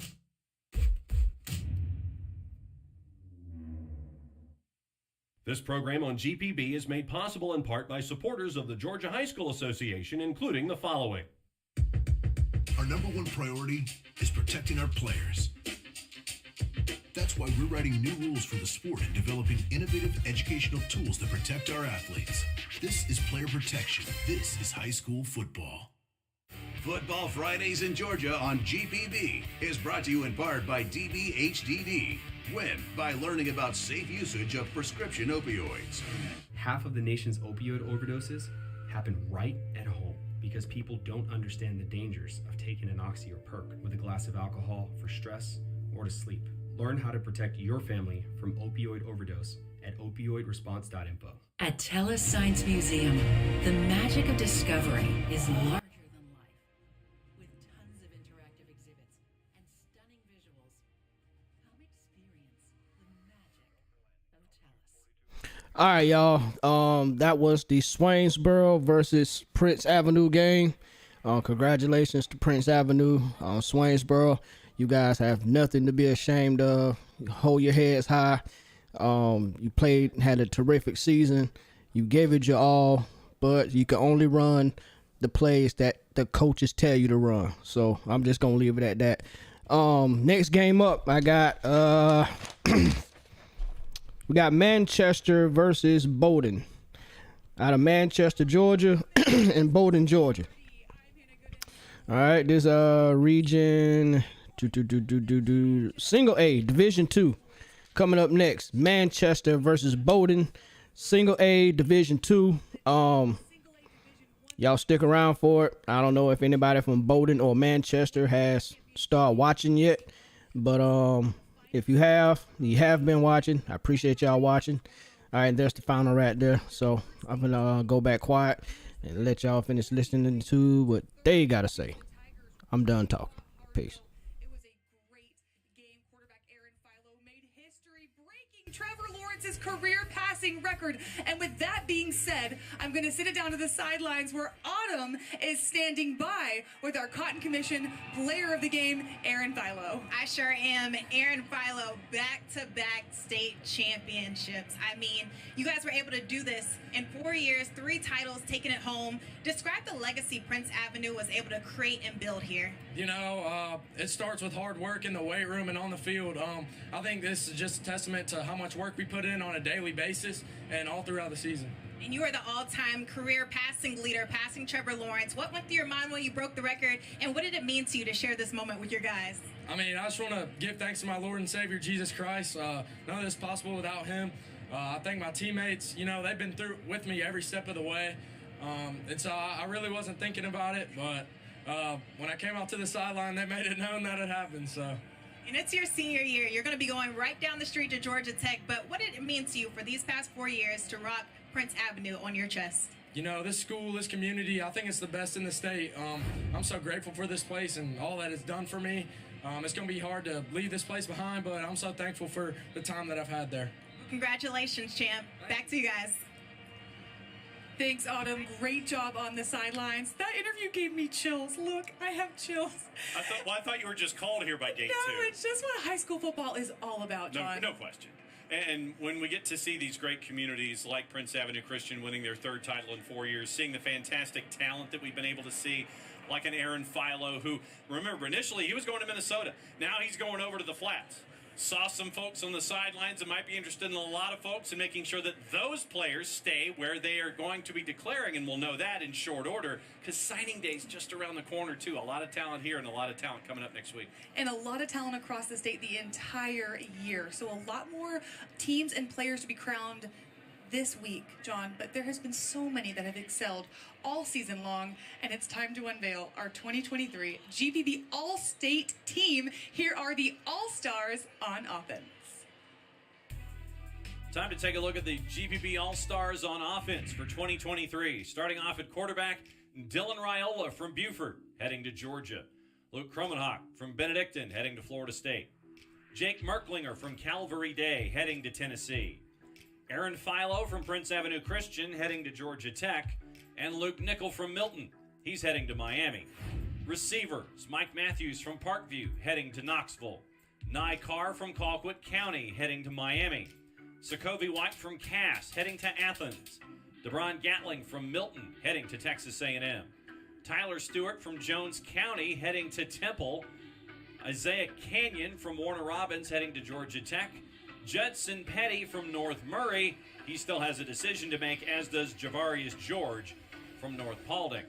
In the backfield at running back, Fred Brown from Coffee. He's looking for a home in 2023. as are Mason Sullins from Lumpkin County and Quentin Slaughter from Providence Christian. Matthew Fuller from Wayne County heading to South Carolina. Jaden Scott from Stockbridge heading to NC State. Duke Watson, Mary Persons heading to Louisville. 2 more looking for homes at running back Roderick McCrary from Creekside and Devin Ingram from Stevenson.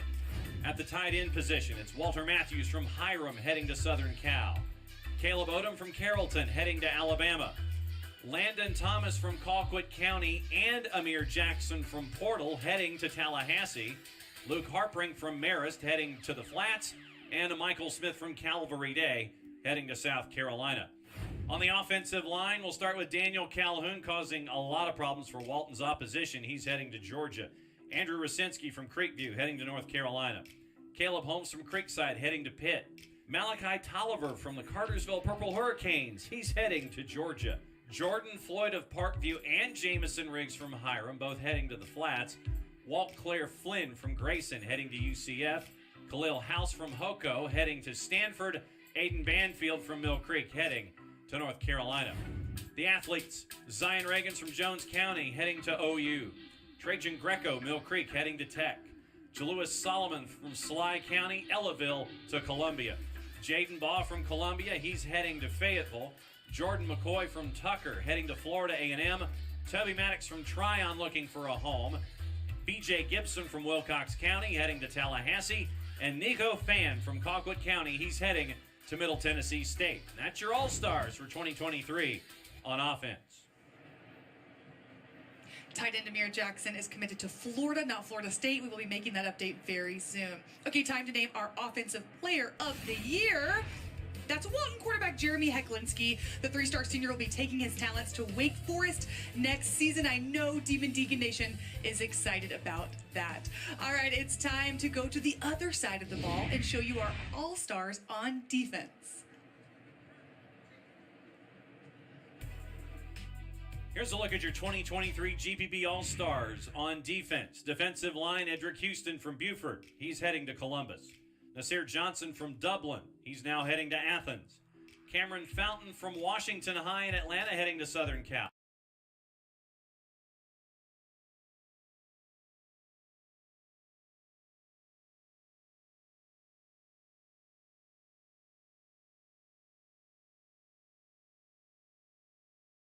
Cass heading to Liberty. Jalen Crawford from Parkview heading to the Plains. Tyshawn White from Buford heading to North Carolina. Specialists, punter Arthur Riche from McIntosh. He's looking for a home in 24. Oliver Castaneda, your place kicker at Hiram, heading to Memphis. Long snapper, number 3 in the country, Jay Williams from Heritage Catoosa, heading to Alabama. And Corey Watkins from Clark Central on the returns. He's looking for a home in 2023. The Defensive Player of the Year is a Buford senior safety, KJ Bowden. The 5-star athlete will be heading to Clemson next season to play for head coach Dabo Sweeney and the Tigers. And our overall Player of the Year, who we are calling Mr. Georgia Football, is Jefferson senior running back Sammy Brown. He will join Bowden at Clemson next year. And our GPB Coach of the Year is Perry head coach Kevin Smith. Congratulations to all of our 2023 GPB All-Stars. We have to take a quick break, but coming up next, John will join me on set to recap what has happened so far today and what's to come. We will have special guests and special features. Stick with us. We'll be right back. At Regions Bank, we're here to listen to your needs, and we'll customize a plan to help you reach your financial goals. Our service to Georgia goes beyond banking to creating more inclusive prosperity in our communities. From education to financial wellness to economic development, we're working to level the playing field so more people can succeed and our communities can thrive. Sweetheart, please don't forget to wear your seatbelt. I got it, Mom. It's a very nice day, living in the right space. Breathing your gas, got me feeling some kind of way.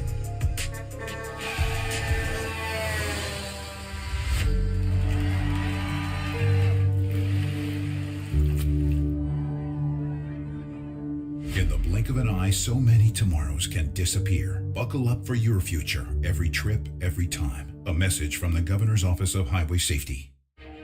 In lively towns and peaceful rural areas, Georgia's electric membership cooperatives are on a mission to provide a different kind of electricity. Our not-for-profit member-owned EMCs are focused on making life better for members. At private residences, farms, and thriving businesses, we work for you. Generating safe, reliable, affordable electricity, giving back to local programs, serving our members to make life brighter. Georgia's EMCs, so much more than electricity.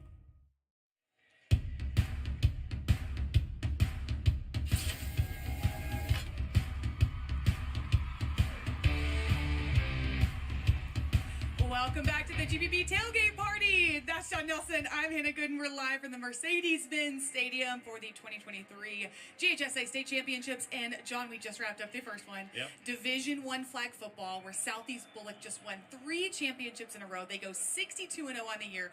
What was covering the game like? Oh, it's fun when you end up getting to see a dynasty continue its dynastic behavior, for lack of a better word. I mean, you win, and to think about, this is a team that when you look at the flag football rankings nationally, and flag football national rankings do exist, Southeast Bullock in some flag football polls nationally is the top-ranked team in the country. Brooklet, Georgia, top-ranked team in the country, and that's the fun part about weeks like this, where you get to see towns, and you got to catch up with our friends from Swainsboro and Athens coming up in Bogart just in a little bit, about Swainsboro and Perry and Stockbridge and all of these towns that come here. And Brooklet, Georgia, dynasty, 62 in a row. It's staggering to think about the numbers that they've been able to put together in the first 3 years of their program.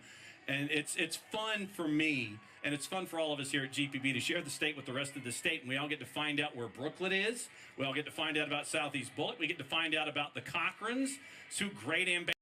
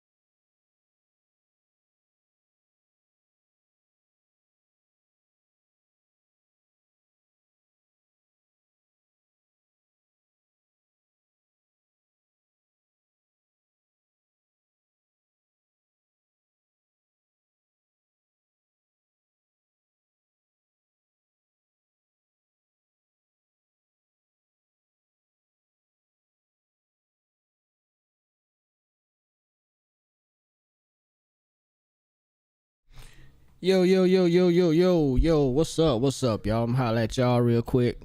I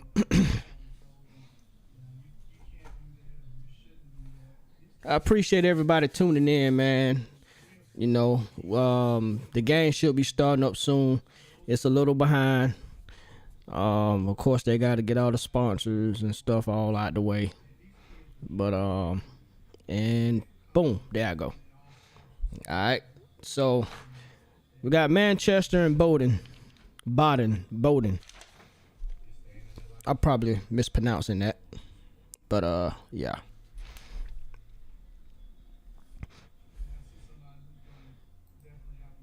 But, yeah, I had muted them. Anyway. Now, it has come with its challenges. It has, you know. So I guess once they get these sponsors out the way. Presented by You Save It Pharmacy. Make sure y'all check them out if you're down in that area. But we have Manchester versus Bowden. Single A Division 2. Alright. Tomorrow, we will have Stockbridge versus Perry. That's the region Burke County is in 4A. Thank you, Dromoski, for and then at 7 p.m. we have Woodward Academy versus Thomas County Central. For everything that you've done, all right. And then Wednesday we have Creekside versus Coffee County at 4. And Marietta versus Milton at 7. No doubt about it. And when so you get to see this is gonna be the last game for the night right here. In a community with something like this, and you get to start something at the ground level when your heart is tied to something as much as this is to Dromoski, and to be able to see him build something and get it to this point, and then our friends from You Save It giving that little added push, and it's great to okay, I was listening to what he was like saying. This, tell stories like this, and now in any case, yeah. So the game's supposed to start at 7. I guess they were running a little behind. I guess I don't know, but really exciting stuff to see. Fantastic work by Dromoski. Look like I see him in the background back there lining up, gonna get ready to come out the tunnel. Okay, coming up next, we are going to be getting you ready for the next game, the Single A Division 2 matchup with the boys by hearing from the principals. Stick with us. All right, here we go. Sweetheart, please don't forget to wear your seatbelt. I got it, Mom. Manchester versus Bowden coming up, y'all. Manchester versus Bowden. Yo, I appreciate everybody that's on YouTube that's watching. Shout out to my Twitch viewer.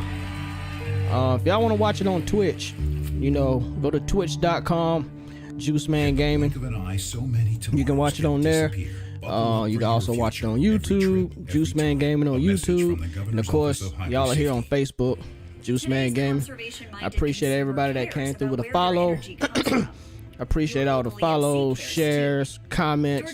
Shout out to Adam Pitts for the 500 stars. Thank you so much, brother. I greatly appreciate it. I was pulling for Swainsboro to pull it through tonight, but they fell a little short. You know, there was some mistakes made, not all on the players, and I'm just gonna leave that at that. But they have nothing to hang their head over, nothing to hang their head about. They had a good season. They played hard. They gave it their all. So with that being said, I guess y'all can just hang out until the next game start. You know, go feed your dog, your cat, you know, walk your gerbil, whatever the case may be. Go use the bathroom, get something to eat. Whatever it is you do, you know, but make sure you come back. Make sure you come back. All right. Hey everyone, today we are Manchester versus Bowden coming up next, y'all. Coming up next. All right, peace. I am here with Lynn Riley, president of the Student Finance Commission, and she's here to tell us all about the Georgia Match program. Lynn, what would you like high school students to know about this program? Georgia Match is going to provide them an opportunity to understand all of the colleges in Georgia that they're academically eligible to attend. It's going to take the guesswork out of where they might study after high school and how they're going to get the education they need for the best career in Georgia. What are the advantages for students who claim their spot through this Georgia Match program? Well, Georgia Match will help them navigate all the challenges that come to them when they're trying to determine their best fit for a college education. It will indicate all of the public institutions that they are academically eligible to attend, and Student Finance Commission provides financial aid opportunities for them to make it even more affordable for them to fulfill their college success. What are the incentives for students to stay in the Peach State for college? Well, Georgia has all kinds of workforce opportunities for our students. We want them to be looking for the best opportunity, the best training that's a fit for them, and then claim that spot to achieve their goal.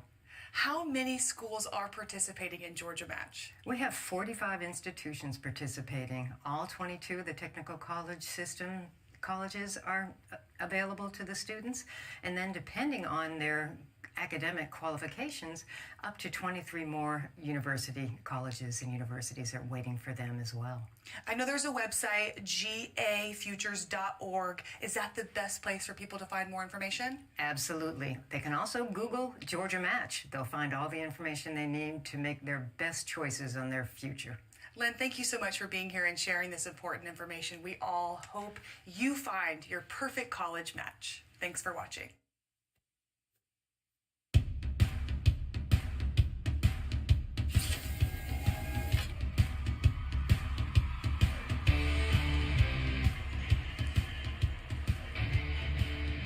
Welcome back to the GPB Sports Tailgate Party. We are live from Mercedes-Benz Stadium getting you ready for the 2023 GHSA Boys and Girls Football Championships. I'm Hannah Gooden alongside John Nelson and Bowden Principal Jeff Bryant here to get us ready for the second boys game of the day, the Single A Division II matchup between Bowden and Manchester. Jeff, thank you so much for being here and thank you for your time. Thank y'all for having us. How does it feel to be at the Benz? Go for it. This is amazing. I mean, what a great facility. What a great opportunity for our kids and our community to be here, to be able to do it in this facility. It's just amazing. Now, you're in your second year. Yes, sir. So when you were in your first year, let me see if I can get my math straight. Oh boy. First year, you're principal. You win a state championship. Did I get that right? Yes, sir. Okay. So second year, you're playing for a state championship. I just wanted to make sure that there might be some kind of a connection here. What has it been like for the Bowden community over the last couple of seasons with this run that the program has been on? What's it been like for the high school, the community, and everyone to see this run and be a part of it there? Well, I feel like this run right here started last year. You know, I think that was kind of expected. That was an expectation. And Bowden community's got an expectation of excellence, you know, when it comes to athletics. So, you know, we've kind of rode the momentum of last year into this year and just kind of kept it going, you know, across all of our sports. You know, it's just the kids knew they were capable of it. They knew what it took. Had a lot of kids back from last year. You know, we just rode that momentum. Jeff, aside from football, what is going on at your school athletically, academically? Brag on your school for a little bit. We've got tons of things. You know, we've actually, Avery Lowen, who's a ninth grader for us, was the single A cross-country state champion individual, and she actually ran in the Junior Olympics yesterday. Wow. So we've got that going. We've had a national champion FFA member won a national championship. We've had all-state band members. You know, in Carroll County schools and Bowden High School, we try to focus on academics, arts, athletics, and activities, and we've got something championship level going on in all four of those areas. I was going to say you've got all four of them going on right now. So when you look at the experience at Bowden, for someone who has never been to see a game at Bowden, to be a part of that athletic experience at Bowden, how would you break down what it means, the fabric of the community? What are folks missing out on by not being there on a football Friday? I think when you come to a football game on a Friday night, you see what Bowden's made out of. You see what Bowden supports and the support they give all their kids when it comes to academics. We've got the best high school atmosphere in the country. I'll put it up second to none. Our Board of Education Superintendent gives us the ability to put on premier events for our kids. And our kids have a good access to materials and resources anywhere in the country. You know, you come to Bowden on Friday night, you're going to see a passionate fan base, a passionate community, and just a great small-town atmosphere. Every time I talk to head coach Richard Finley, he is just an ambassador for your team. He's so proud. I know you're proud. What does he mean to the team, and what would a win tonight mean to your community? He's everything to our team. You know, the kids are drawn to his personality. kids will work hard for him. He's just got one of those dynamic personalities. And a lot of people ask me, what's the difference? What's the difference other places you've been? What's the difference other teams? You can't replace the personality of our head coach and what it means to our kids. A win tonight would mean everything to our community. It's a reward. They support our kids in everything they do. And this is just a little bit of a way maybe we can give back to them a little bit for that. Well, thanks for hanging out with us. Good luck tonight against the other differently colored Devils tonight. It's Red Devils and Blue Devils. Thanks for hanging out with us. Thanks for the support that you guys have had all season long. Can't wait to see everybody down there on the field.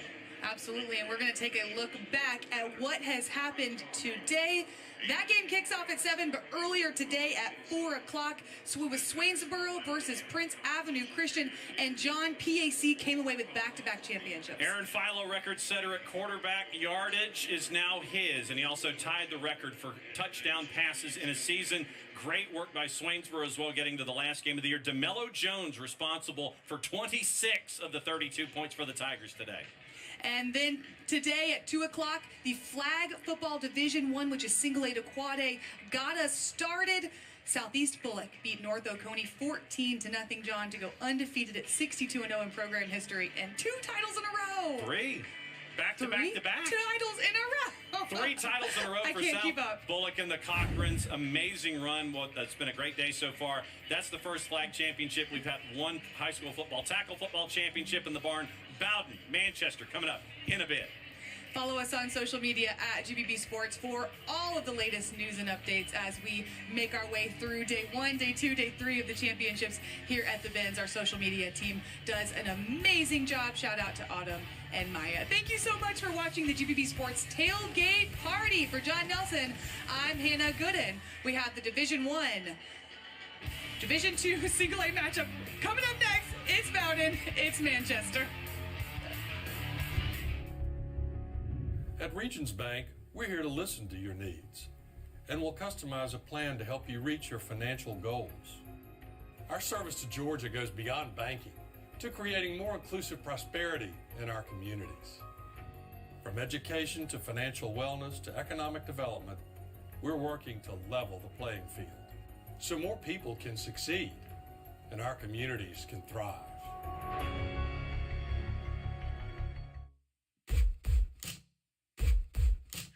Riding down the road and you're doing just fine when a car in front of you crosses over the line. They're in your space, not looking at your face. Distracted drivers all over the place. Say, we will buckle up.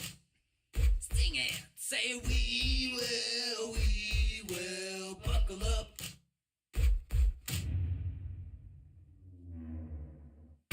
Every game day celebration, every championship title begins here with hours of unseen work. As part of our commitment to education, Georgia's EMCs support the young athletes who play high school sports in the communities we serve, empowering talent with scholarships, honoring sportsmanship, saluting the game changers. When we champion the energy behind the scenes, they can step into their future and shine. Georgia's EMCs, official energy provider of the GHSA.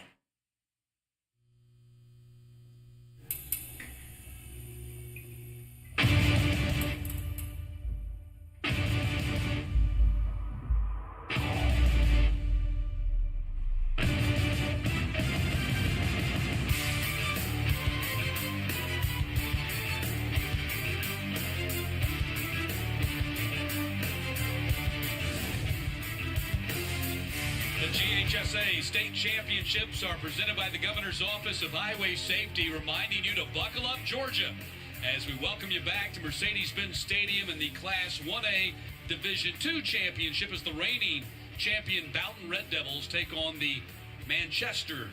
Okay, I was pronouncing it wrong. It's pronounced Bowden. Good evening, I'm Matt Stewart, joined by former Auburn Bowden. Bowden versus Manchester. All right, y'all enjoy the game. I'll be monitoring the chat. Of the state finals has been replaced by loss and Peace. tragedy. Manchester reserve tight end and defensive lineman Brandon Smith was reported missing by his coach on Saturday. Unfortunately, yesterday he was discovered dead.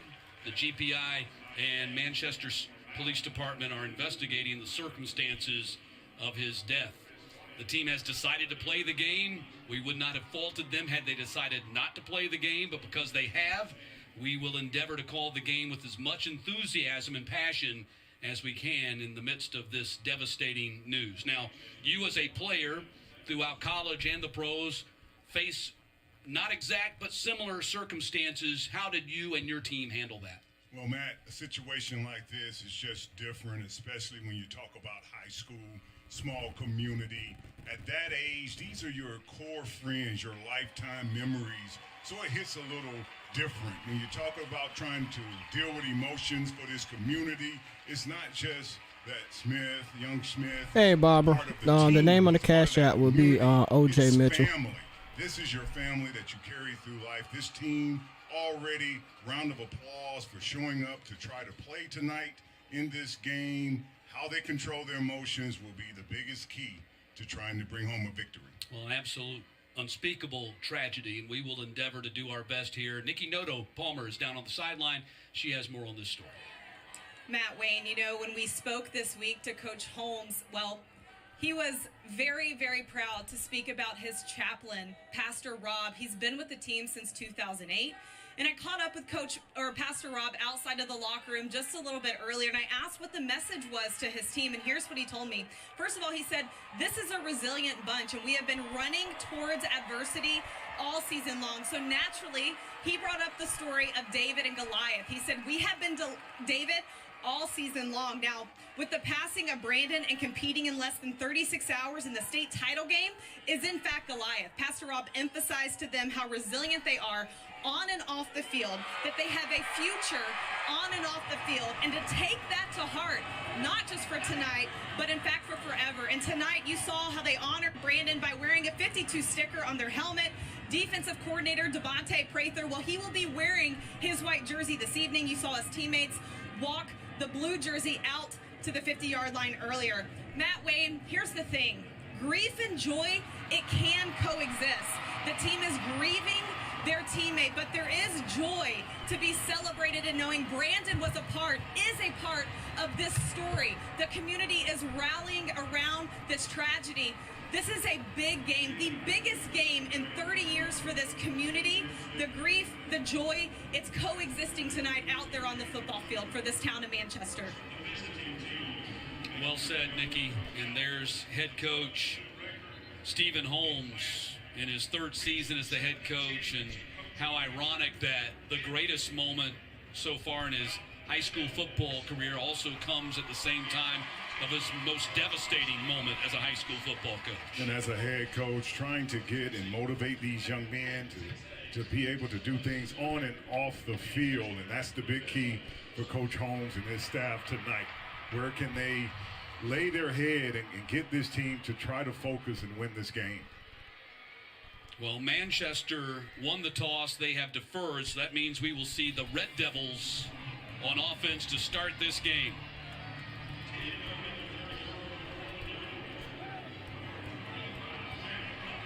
Jack Underwood has it teed up and ready to go for Manchester. And Devon Powell and Jordan Beasley standing deep. Opening kick is brought to you by Buckle Up Georgia. Buckle Up Georgia, seatbelts save lives. And the return out to the 27-yard line. And that's where the Red Devils will put the ball in play for the first time today. And their spectacular quarterback, who just returned the opening kick, Kyler McGrin, 1,900 yards passing, 1,965 yards rushing. He has a chance to become just the second quarterback in state history to go over 2,000 rushing and passing in the same season. Got a great chance to do that here today. Definition of a two-way player right there, returning kickoffs, returns, punt. This young man right here is the embodiment of that young generation of being able to throw the ball and run the ball. And the opening handoff goes to Jordan Beasley. Beasley, their 1,300-yard rusher, up to the 31-yard line on the carry as we take a look at the Red Devils on offense. Powell, Vilsaint, Edwards, Vilsaint and Harden, those are brothers. And Beasley, Akins, Daniel Prothrow, who is a big-time prospect already as a 10th grader at 6'6", 200 pounds. Watch for Kyler McGrin in this offense, explosive. If you're Manchester, you have to keep an eye on them two all night long. 2nd down and 6. Beasley gets the carry, and Beasley has the first down. Up to the 39-yard line goes Jordan Beasley. Nice job on that right side over there with Simons and Harden pulling right there out in the open, kick out block. Jordan Beasley comes into this game with over 1,300 yards rushing himself. Very capable senior back, 6'1", 195. 1st and 10, ball at the 39-yard line for the Red Devils. A lot of motions early on in this game, trying to make this Blue Devil defense think. McGrin gonna run it, follows Beasley to the edge, and McGrin gets tripped up and dives forward to the 45-yard line. Picks up 6 on the play as we take a look at Manchester on defense. It's brought to you by Regions Bank. And Justice Terry, the junior, wearing number 70, is rated as high as the number 2 defensive lineman in the country for 2025. Big, physical, 6'5", 275, just hard to beat up front. There's a look at the secondary with Alford, Bryant, and Terry. 2nd down carry for Beasley as he's tripped up and falls forward. Going to bring up a 3rd down and short for the Red Devils. 12-2 on the season. Big penetration there by Terry already in this game, and he's just monster sized. A big job for this offensive line tonight. 6'5", 275-pound junior. Committed to the Georgia Bulldogs last January 16th. While he was still a sophomore. Kyler McGrin, 6'1", 198 senior, facing 3rd down and 3. Handoff goes to Beasley, has the first down as he pulls his way down to the 46-yard line. Nice job there by the center, Jackson Edwards, able to control that penetration right there on that block down. Nice job of getting that edge there on Revel. And Jordan Beasley, what a load he is. About 200 pounds, 6'1". You can see even from this advantage, he's a solid guy, especially from the waist down. Has 6 offers, including Middle Tennessee State, Georgia State, and Marshall. So 1st and 10 for the Red Devils from the 45, and Beasley gets it again. Been a steady dose of Jordan Beasley to start this game. This is how this Bowden offense, they're methodical. When you look at the numbers, they love to just run downhill, get behind these big running backs, pound the ball at you with this offensive line. 5 carries, 26 yards for Beasley to start the game. McGrin going to keep it this time, and McGrin going to be a yard short of the first down as he muscles his way to the 37. Wayne, let's take a look at your Breda Pest Management keys to the game when the Red Devils have the ball. When you're looking at this Bowden offense, established to run, as you can see in this drive. That's what they want to be able to do. That sets up the play-action pass. And for Manchester, as we see in this drive, trying to stop the run. They make their money at Bowden by running the ball with Beasley and McGrin. Can you have great success on first down and shut down the run? You got 2 wide receivers stacked up here at the top of your screen. McGrin going to run it instead. He's down to the 32-yard line as McGrin picks up another first down for Bowden. So they've been very good at doing exactly what they said they wanted to do, and that's control the game with ground game. These are no jet sweeps. These are just nice kick-out block there by Beasley. Nice falling forward by McGrin. These are mainly in-the-box runs. They're trying to wear this defensive front of Manchester down. 1st and 10, ball at the 32. And the officials step in. I think it's a chain issue. Wayne, it comes again. We don't have a game without a chain issue. A current film. I think we're on, like, Lethal Weapon. What are we on? Chain number 5 movie? It's a chain thing for us this year. Had to get the kink worked out of the chain. It didn't break. We've had some breakage this year, but this is just a kink in the chain, I think. They're trying to get that thing fixed. I think they have done it. So 1st and 10, ball at the 32 for the Red Devils. Great start to this game. Bowden, from the standpoint is that, they're following the script. They're doing exactly what they said they wanted to do. McGrin going to keep it again, and McGrin gets grabbed by Jaden Revel, the defensive end. And that's a pickup of maybe 3 on the play. McGrin does a good job of falling forward. Yeah, you see him running behind his pads. It may be more of a natural running back than a passer, but very capable of taking over. As his numbers states, he comes in the game averaging more rush yards than passing the ball. Well, he has said he wants to play wherever he gets the opportunity, whether that's as a running back or a cornerback, whatever the case may be. He just wants to continue playing football at the next level. Out of the shotgun snap, going to dive forward, another chunk of yards off the legs of Kyler McGrin. And these runs are exactly what Coach Finley wants right here. Good blocking up front, nice block out on the edge by Pro Throw, the receivers, Vickers, the tight end. Everybody gets into this running game. It truly becomes a game of 11 on 11. I know a lot of people here 9 on 7. The way that McGrin is able to run the ball, this is an 11 on 11 challenge for this Manchester defense. And this is the 11th play of this current drive to start the game. Beasley going to get the rock again, come to the short side and take a loss on the play. First time that the Blue Devils defense has been able to come up with a big play. That was Darius Favors with the tackle. Nice job right here by the Blue Devils of following this to the outside. No crease right there. You can see your Justice Terry taking up 3 men, forcing Beasley to bounce to the outside and clean up work there by Darius Favors. So here you go, 4th down, and they're going for it. They've already chewed up over 6 minutes of the game clock to start this game. 4th and 4 from the 27. Keeper McGrin, and he's going to get there with a power run by Kyler McGrin to convert on 4th down. Nice job on that left side. Powell, Van Zant, the blocking up front, no penetration.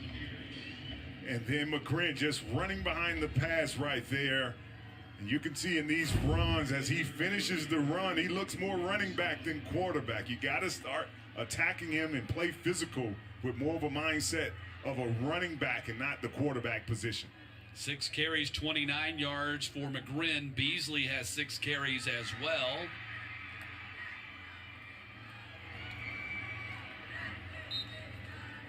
They just continue to pound the rock.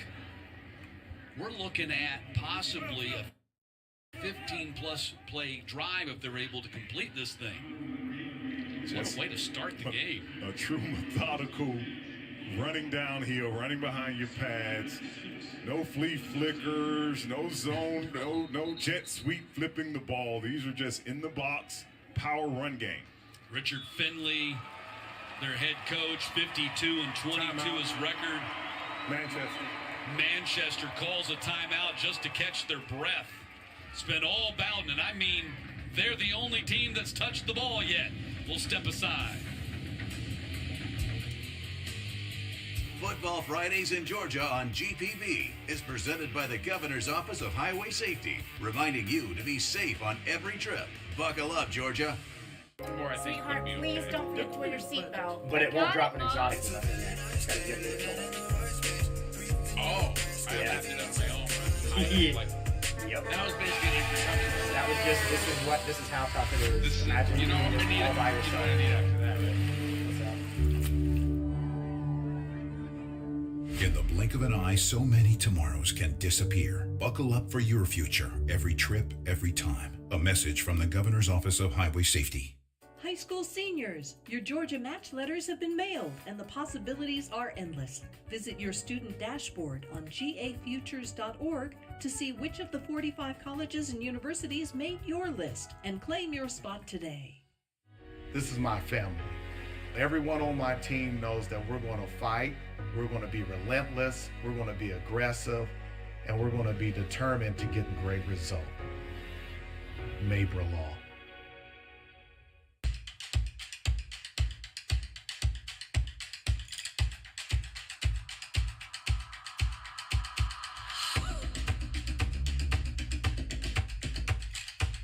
Kennesaw Arkansas State University. Over here.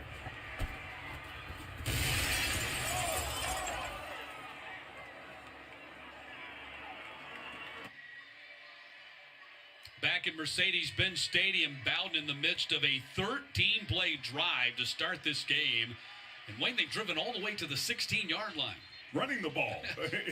No passes. No passes, downhill, physical run game with McGrin and Beasley. We expect it on the other side of the ball with Manchester. They run that wing T, but this Bowden team has come out here with a purpose. Regardless who's in the game, they are running the ball, and they're trying to wear this defense out. Drive started at their own 27.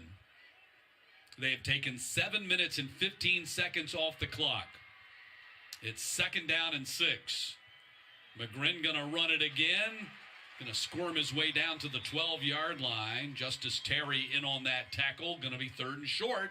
Coming up for Bowden. And a nice decision there by McGrin. He saw the pressure there of Favors and Gray coming off the edge. He quickly received the ball and got up inside before those ends could crash on him to gain those couple of yards.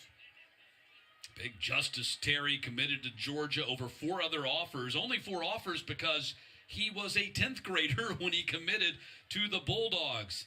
His highest ranking, ESPN 5-star, number 2 rated defensive lineman in the entire country for the class of 2026. And again, a steady dose of Kyler McGrin moves the sticks again, and they'll have it 1st and goal to go. Nice job of knowing where the sticks are right there by McGrin, getting the ball, one cut up inside there and inside all of the bodies. And this is just the way they couldn't have asked for the Red Devils a better start to the game. The drive is now 8 minutes long. McGrin going to spin forward and down to the 6-yard line. That was Javon C.J. Favors, the inside linebacker who got to him first. Nice job here. A little fake there to Beasley. Nice job of Favors working throughout the traffic and being able to bring McGrin down. But even on that, you saw McGrin falling forward, running behind his pads. 6'1", 200-pound senior. 17th play of the drive. Beasley gets the rock. Beasley dives down close to the goal line and down at the 1. I don't know that I've ever seen a drive, an 18-play drive to open the game. Double team right there by the right guard and right tackle, John Harden, securing that block on Justice Terry and falling forward right there is Jordan Beasley. 3rd and goal from the 1. McGrin pulls his way into the end zone, and Bowden caps an 18-play drive that chews up 9+ minutes off the clock, all of it. All 18 plays on the ground, and the Red Devils have a 6-0 lead. True bully ball right here. Double teams on that right side, just driving their feet into the end zone. Jordan Beasley, the big senior running back, getting into the end zone. Wow, what a play. McGrin, 31st touchdown run of the season. He is accounted now for 55 touchdowns this year, passing and throwing, passing and running. Brandon Jones is on for the PAT. And the kick is up and good. A 7-0 lead for Bowden. What a drive by the Red Devils. And if you're on the other side of the field, you keep telling yourself, they're going to drop back and throw a pass. They're just not going to continue in 2023. They have to be setting up something down the field. But no, with this O-line and this quarterback who's able to fall forward in McGrin, wow, what a drive. And McGrin is now over 2,000 yards rushing for the season as we check in with Nikki Noto-Palmer. Hey there, Matt. Well, you know, this week when we talked to Coach Finley, he is a state champion weightlifting coach. And so we asked him, how did that role prepare you for this job? And he simply said, you can take a bunch of athletic kids and do speed training. You can work them to death on speed, but that ceiling is small. He said, we're going to take some athletic and non-athletic kids and bust it in the weight room. There's a higher ceiling to get better and stronger. He said, we made that decision to be tough, physical kids. He said, hey, this is what we're going to do. It's going to help you on the field. Since then, they have won 4 meets at Bowden since he took over. He said our football mental toughness side is made from January to August. We've got a tough schedule, a tough strength program, and that's where we get bigger and stronger. Matt Wayne, this game just started. You're only going to see physicality from this Bowden team. Wayne, look at Coach Finley on the sideline. I want him on my side. Whatever it is we're doing, I want him on my side, and I'm standing behind him. Guy's a beast. Kick bounces down to the 31, and the Blue Devils will fall on it right there. And after over 9 minutes, Manchester finally gets to touch the ball. And the one thing about that drive by Bowden, it wore down the defense, and several of those players now have to go and try to play offense. So it worked twofold for them. A very physical, setting the tone for this game. Well, as Wayne mentioned, this is Manchester. Darius Bryant, their quarterback. The passing numbers, not a big deal. Over 1,000 yards rushing, though. They run the wing T. So you know what that means. We're getting ready to see more running of the football. We might have a whole quarter here where no one throws a pass. Wayne, look at good. We might have a whole quarter. And nothing doing as they give the ball to Darius Favors on the very first play. And Big Z. They call him Big Z. He's a Tavianville Saint with the tackle. 5'9", 250, playing with great leverage right here. Watch number 50 beating the center there. Ledbetter. Great job, great get off the ball right there for that tackle for a loss. 67 tackles in the season for Bill Saint, 4 TFL. Looks like he's been in the weight room with Coach Finley. Looks like he ate the weight room. He's so big. And going back to that story. False start. Offense. 5-yard penalty. Still second down. Darren Adams is our referee, and here's a look at the rest of the crew working this Class 1A D2 championship. But going back to the weight room story, and Coach Finley, as Nikki pointed out, 4-time state champion, weightlifting champion, and Kyler McGrin's his workout partner. The quarterback is his workout partner in the weight room. Coach looks like he's already had a set in already. I was going to say, he got a pump in before they took the field. Ball is loose. Bounds on top of it at the 23-yard line. Jamichael Jones, the free safety, comes up with the fumble recovery. Trying to get the ball out on the edge here to Quavion Cooper. Just not able to secure the pitch right there. You can see Contreras late with the penetration. Number 10 comes in your screen, and out the corner of his eye right there, just not able to rally that ball in. Big time turnover there for Bowden. So ball goes over to the Red Devils, already leading 7-0, and they have it at the Blue Devils 23. Not the start they were looking for. Bowden, of course, state championships 3 times in their history, including last year. McGrin gonna throw a pass in the middle, and it's caught inside the 5. Caden Prothrow with the touchdown. Caden Prothrow, 6'6", 200 pounds out on the edge. A young sophomore. What a big future he has. Nice pocket to throw from right there. Tip ball there by Darius Favors. Concentration on the tip drill by the big receiver, Prothrow. And in that situation right there, Alford, the safety, is just not going to stop a big man like him from getting in the end zone. Brandon Jones, PAT. The ball is placed down by the holder, Berkeley Perkins, and it's good. 14-0. Bowden jumped on top of Manchester here in the first quarter. Play action fake here by McGrin. Nice job trying to go up and knock it down by Favors. And as they say on that tip drill there by Caden Prothrow, focus and concentration, bringing the ball in and getting into the end zone. 22-yard touchdown reception, 13 Hey, touchdown Champ of Light, I appreciate that lurk on Twitch. As we take a look at the Bowden Red Devils resume, It is presented by DVH-DD. 12-2 overall this season. The region champs only play 2 region games. Region 7 1A D2 champs. Number 3 in the regular season, GPB top 10.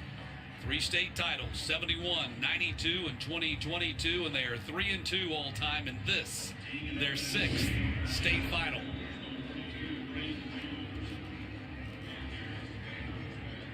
And for a wing T offense, this is the last thing you want to be, down 2 scores. Well, you never want to be down 2 scores, but when you got a passing offense, it's a little bit more palatable. Ball returned up to the 37-yard line. And that's where the Blue Devils will go on offense for the 2nd time.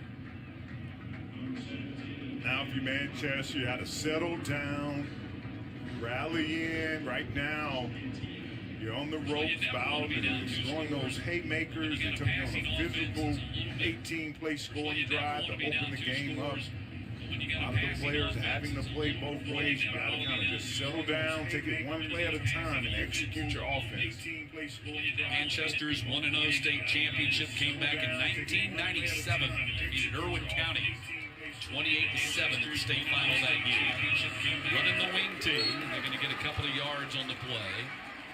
That was Quavion Cooper on the run. As we take a look at the Manchester offense, it's brought to you by Regions Bank, and you see Big Justice Terry up there playing the left guard position today.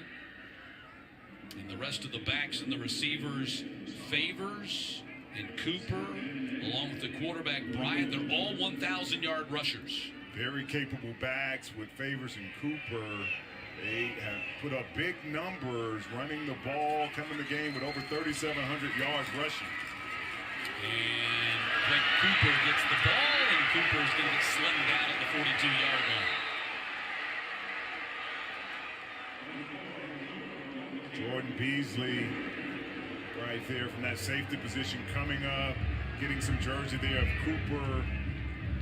Maybe horse collar on that play. The ball didn't really see his hand up around his neck area. Let's see where the ball at. Well, yeah, right there at the end, you see that left hand grab the back of that collar. On tackle on the defense. 15-yard penalty from the end of the run. First down. And initially, you saw him grab the lower part of that 4, and then that left hand got up into those pads. That is the right call right there. And if I'm not mistaken, we have Dave Reynolds, our rules official, up here. Grabbing the jersey from behind and pulling a player down from behind in any capacity could actually qualify as a horse collar, could it not? Absolutely. We want that nameplate to be grabbed and then that force pull the runner down to the ground. So good call right there for horse collar tackle. So ball at the 43-yard line. It's 1st and 10 for Manchester, moving it for the first time tonight. Not going anywhere like that, they're not. That was a run by Benji Kempson, and big-time tackle by the Red Devils. Malachi Vickers, 24, one of those small but powerful D linemen. Quick off the ball, only 5'10", 220. More of a linebacker playing D line, but Phil Saint and Vickers play with great leverage and great energy inside. Might be the final play of the first quarter right here, as it's going to be 2nd down from the 45.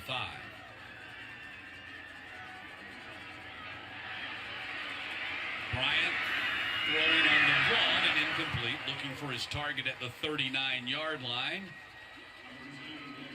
As we take a look at the Red Devils on defense, 5-man front, old school football right there. You saw Vickers just made the tackle a few moments ago, and Big Z, Bill Saint there at that nose tackle position. Linebacking core, you got McGrin, who's their leading tackler, and Kyler's younger brother. And then you go Beasley in the backfield. He's got college offers at running back and playing strong safety. I love what both these coaches said. Timeout. Bowden. Wow, that's really a strange timeout. I mean, they don't control the clock because there's 5 seconds left in the first quarter, but they burn a timeout with just 5 seconds left in the first. Must have seen something that really bothered them to burn the timeout there. 3rd and long, want to make sure everybody is lined up. You've done great work to push this wing T offense into a down where they will have to throw the ball. Want to get them to the side, make sure they're lined up. You got all the momentum Don't want someone to go free for Manchester and complete and make this 3rd and long. Let's take a look at the Bowdon Pest Management keys to the game for the Blue Devils when they have the ball. When you run this kind of offense, you have to be clean. You have to be penalty free, and that's what Manchester is trying to do to try to get this win. Can they stay ahead of the sticks? And for Bowden, read your keys. Your linebackers, your ends have to make sure they're reading the right key on those triple option fakes so you can try to slow down this wing T offense. So 5 seconds, you see Coach Richard Finley. He and Stephen Holmes were running buddies back in the day, earlier in their career, when Finley was the head coach at Alexander for a couple of seasons. They connected early as Coach Holmes was actually coming out of college, and Finley was already a young assistant coach, and they've been friends ever since. The run for a first down. Great run by Darius Bryant. Just keeping his balance and weaving through the traffic. That was the final play of the first quarter. Nice job getting to the edge, showing the athletic ability there by Bryant. 1 quarter in the books at Mercedes-Benz Stadium. Bowden on top, 14-0.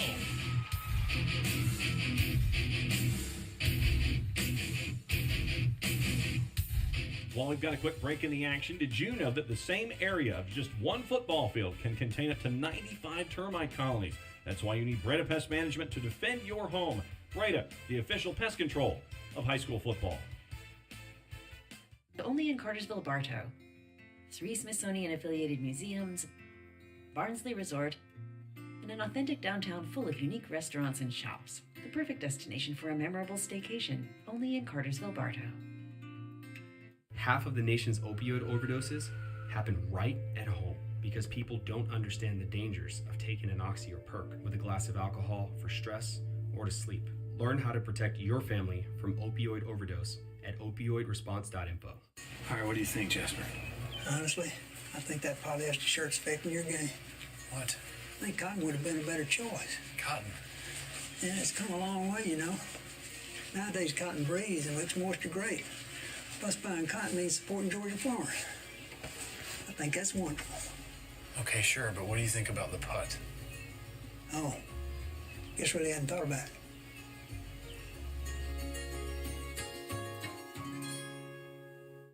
This is my family. Everyone on my team knows that we're going to fight, we're going to be relentless, we're going to be aggressive, and we're going to be determined to get a great result. Mabra Law. Start of the second quarter at the Benz. Bowden on top of Manchester, 14-0 here in the Class 1A Division II Championship. Coach Richard Finley, his Red Devils, looking to repeat as champions. Out to the 2-touchdown lead. Matt Stewart, Wayne Gandy, Nikki Noto-Palmer. Thanks for joining us here as we play the final game of day number 1. And you see the whopping time of possession for Bowden in that opening quarter, Wayne. Big drive for them. Physical play is what has been key for them in this game so far. That last pickup on 3rd and 12 by Bryant was big. Not only to keep the ball moving, but to keep this team, this defensive team on the sideline and so they can catch their breath. Well, it looks like they've overcome the shock and awe of that opening drive and then fumbling on their first possession, giving Bowden a short field for their second touchdown. They finally look like they've gained a rhythm in this wing T offense. Starting to see those blue jerseys insert themselves up front, playing on Bowden's side of the ball in these last couple of snaps. Second time they played this season. Handoff goes, and short game flag goes out, so we know this is probably going to be holding them there. But we'll check the call. Second time they played, they actually opened the season against each other, with Manchester beating Bowden 21-20. Holding on the offense. 10-yard penalty. We play second down. And we just talked about this with Manchester. Can't have these kind of penalties when you run this kind of offense. You got to stay ahead of the sticks. Good penetration there by the Red Devils, Dylan Akins. Number 59. 54 right there. Ledbetter, the center, with the holding. That's going to back them up to the 30-yard line. Please reset the game clock to 11:18. Coach Stephen Holmes, his third season as the Blue Devils head coach after a long run as an assistant coach.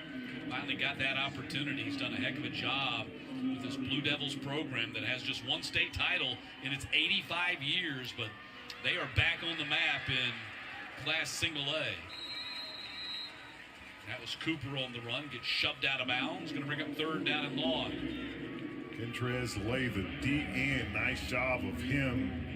This 6'1", 215 senior of just stringing that play out. That's what you have to do at the point of attack out on the edge. Make sure that those plays have to bounce to the outside so your other teammates can rally to the ball. It's third down and 9 with the ball sitting on the 28. Manchester desperately needs to get at least half of it here because they're probably in 4-down territory. Up top they go. Man breaks open, and it is going to be caught for the touchdown. Jaden Terry comes down with a 28-yard reception. I wasn't sure at first whether he had retained possession to the ground, but he did, and it's 14-6. Only his 4th reception of the season is Terry. Nice job here of Bryant airing it out, leading the receiver on the post route. A little rollout, get the ball, lead the receiver. Devin Powell, never right there, number 7, can get back in the play. Nice execution on that by Bryant, and a great catch there by Jaden Terry. Just the 4th touchdown pass of the season for Darius Bryant. Underwood on for the PAT, and he chips it up and in. And it's 14-7. Who said the Blue Devils couldn't throw the ball? Roll out to the left here, set your feet, lead the receiver. Beautiful ball there by Bryant. Nice job of Terry going up at the height of this pass and bringing it down right there. Cornerback trying to pull it out. Strong hands, able to hold on to the ball for the touchdown. They might want to rethink this passing thing because you're right. Bryant had a great spin on that ball and a super job by Jaden Terry, the sophomore, to go back up and high point it to bring it in for the score. And this Manchester team has kind of withstood the storm in that first quarter, got some rhythm in that drive, caught their breath. They come in this game playing with a lot of emotion, a lot on their shoulders for their fallen Conrad, and now they have made it to this point a game that they can be able to stick with their offense and play with Bowden. There's your Governor's Red Ribbon Campaign scoring drive. 9 plays, 63 yards for Manchester.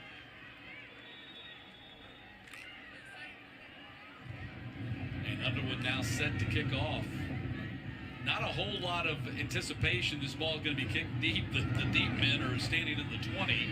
It's going to back them up to the 15 where it's caught. And return up the sideline to the 32-yard line for the Red Devils. And that was Powell. That's where Bowden's going to put the ball back in play. Now, whether this Blue Devil defense, they see that this Bowden offense is very capable of running the ball right at them. Now, they're going to have to step up, try to get some penetration up front. They do have size with Terry and Cash White in the middle, but they're going to have to get downhill and try to stop this run game of McGrin and Beasley.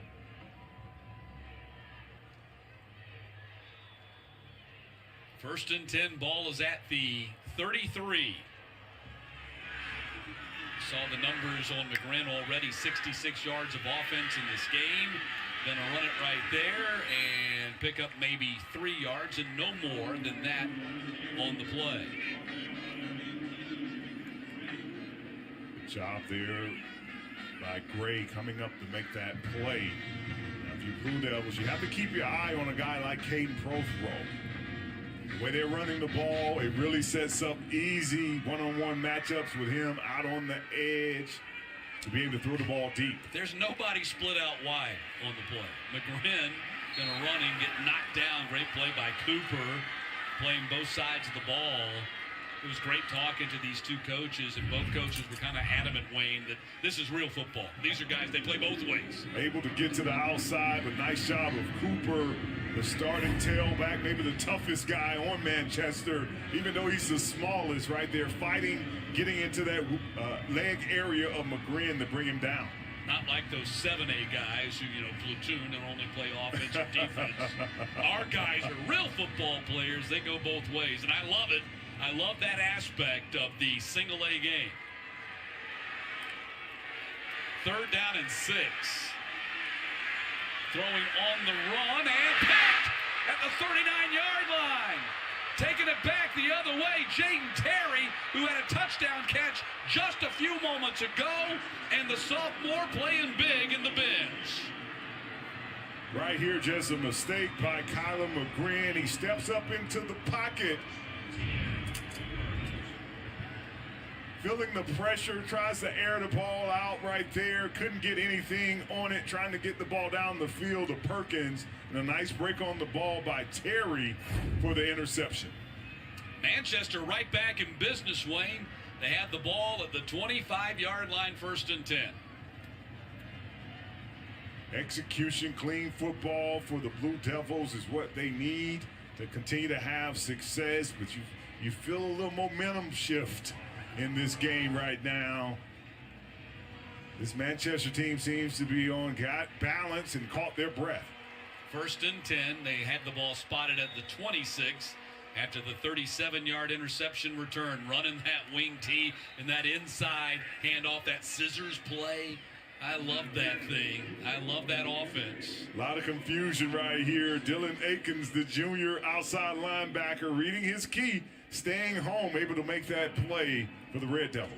2nd down and 9 coming up.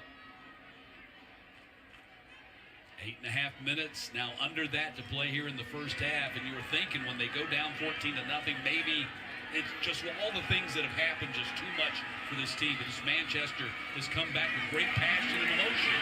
Got a chance to tie it up on this possession. Great run right there by Darius Favors, another one of their 1,000-yard rushers. The bigger pack of the three here favors the young sophomore getting out on the edge here, showing you the speed, finishing the run, and I'm not sure right there. No face mask. It looked like possibly by Derek Phillips, a little face mask, but good tackle by the young cornerback. He is a big back, too. You mentioned it. He's got the size at 6 foot 195. That was an 11-yard pickup. Right up the middle, Cooper dives forward inside the 10 to the 9. Manchester flipping the page here on Bowden, starting to get downhill, play physical. The numbers they put up coming into the game with 3 different backs, over 1,000-yard rushing, very capable of running the ball and executing this wing tee. And their first touchdown in the state championship was on a pass. 3 1,000-yard rushers in their first touchdown on the touchdown pass to Jaden Terry. And that's the thing when you're in a game like this, it's about executing. And as the head coaches, Coach Holmes, Coach Finley, you have to expect that in these 3rd, 4th, you get a couple of yards, set up a 4th and short, if not score, because how many possessions? When you run the ball, as both teams have shown, how many possessions in this game will you have in the red zone? 3rd down and 5. Cooper shoots right through the hole and scores the touchdown for Manchester.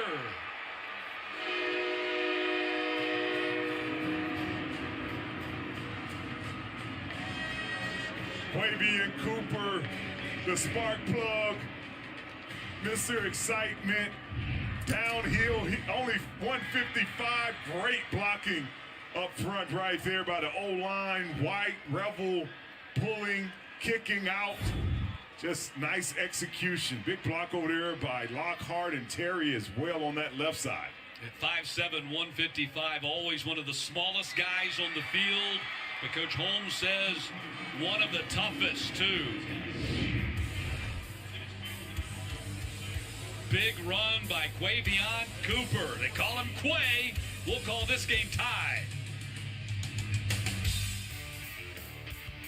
Football Fridays in Georgia on GPB is brought to you in part by Cigna Healthcare.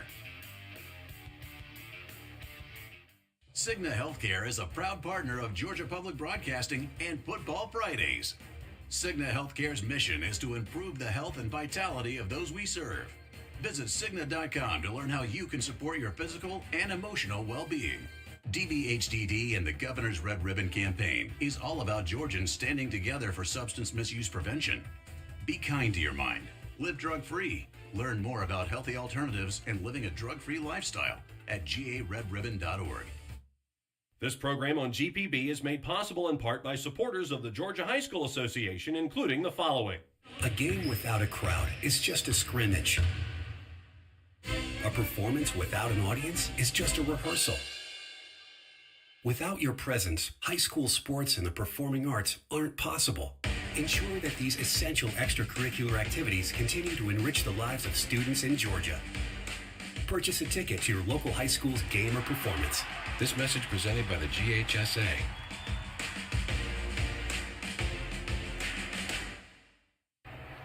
Over here.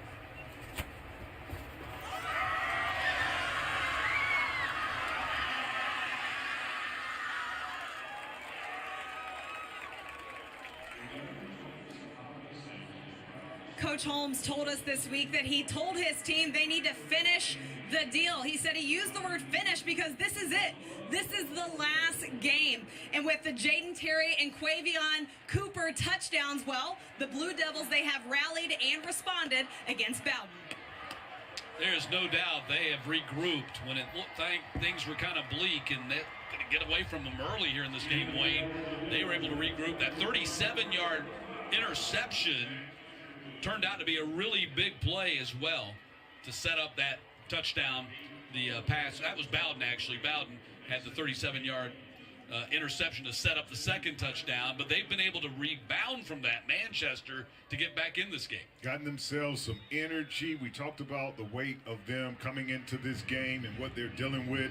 It took them a little while, but you can see the energy level has increased, and they're engaged into trying to win this game. This is the fourth time these two teams have played over the last 2 years, so they have a rivalry going. Coach Holmes said, we didn't plan it that way, but it's worked out that way as Bowden gets the return up to the 25-yard line, and that's where they're going to put the ball in play. Now in a tie game again. Now with this Bowden team, can you get back to that physicality that you showed in that first drive when you went on that 18-play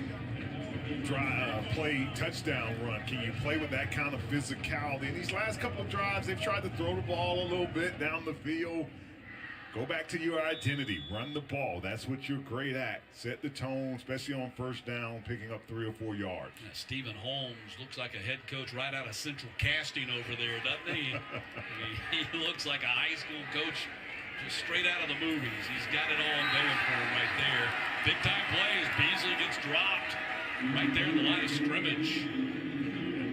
Score a touchdown, then go make a big tackle on one of their key players. That's what Quavion Cooper right here. A little slow to get to the line there by Beasley. And once again, coming off that edge from that outside linebacker spot is Cooper to make that play. You don't need to be tippy-toeing up to the hole in this game. It's going to be 2nd down and 9. Gren going to follow Beasley this time and try to get outside. They're not going to let him. Great pursuit by this Manchester defense. Really getting after it now. That was Favors on the tackle. Nice job starting to react a little better to these runs by the quarterback. Getting through all that traffic there is Darius Favors. Physical, big linebacker, 6 foot, 200 pounds. I know folks at home are saying, well, wait a second, didn't I see him running the ball and now he's tackling? Yes, folks, this is single-A football at its best. Yeah, they're playing, they're all engaged. That's what you get when you get to this level. You get talented players that have to dominate on both sides of the ball. 3rd down and 7. McGrin 14 carries, 50 yards in this game. Rushing. Timeout. Bowden. The timeout called by Bowden. So if you're Coach Richard Finley, what's the message to your team? Because You jumped out, you got the big lead, looked like, man, this is going to be a great night, and all of a sudden you're back in a 14-14 fist fight. This is going to be a four-quarter game. This team, early in the season, they were able to beat you to start the season off. You get those couple of drives, you start thinking it's going to be easy tonight, and you can see right now the punches are going back at you. You got to settle down, execute your offense. And if you're running the ball, McGrin, Beasley, that first drive, it was easy. Now this defense is playing with energy. You got to be able to break a couple of tackles and make some plays. See, Bowden had 73 yards on that opening drive, only 55 yards since. And their second touchdown was set up by that aforementioned interception. Now they're facing 3rd down and 7 coming out of the timeout with 5:33 to play in the half.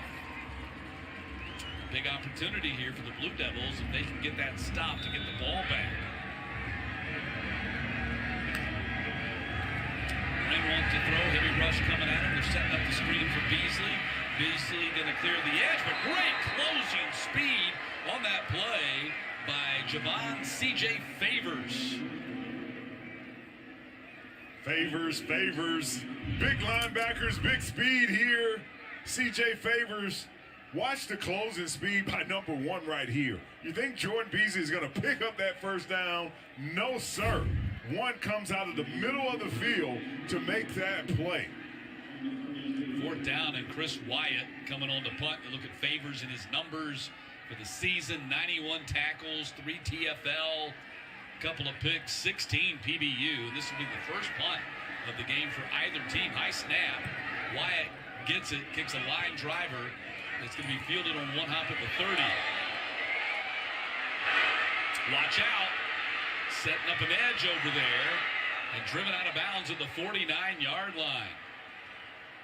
18-yard return, and a nice one at that by Darius Bryant, who, oh yeah, by the way, he's also the quarterback. And Matt, we got quarterbacks returning kickoffs. We got quarterbacks returning punts. It's all hands on deck in these kind of games, and this is the kind of talent that both sides have. Just playmakers, get these guys the ball any way you can. Quarterbacks returning punts, quarterbacks returning kickoffs, quarterbacks playing defense, and not just playing defense, but starting on defense. Starting and making plays. The running back running down people, the fullback making big hits in the hole. Just an exciting game. Early on, it looked like Bowden had the edge. Now all the momentum seems like it's in Manchester's pocket. Iron Man football, 1st and 10 for Manchester from their own 49, and Cooper going to get stopped right there in the hole. No running room that time. Red Devils, Jalen Simons rises to the occasion, stops him after a 1-yard pickup. Nice penetration there by Simons, getting off the ball, getting down the line of scrimmage, reading his key. And that's big in a game like this because you have multiple backs faking as though they have the ball. So for D lineman, penetration and keeping his head up to make sure he's following the right runner. 2nd down and 9. Simons, by the way, is also starting right guard. And now when you're playing both ways and at the line of scrimmage, now that's really doing something right there. Flag down on the field as the carry by Kendarius Hines is first of the game. And we actually have 2 flags now. We have flags downfield, away from the tackle, back at the 35-yard line. So it looks to me, my guess is a wide receiver and defensive back got mixed up in something down there.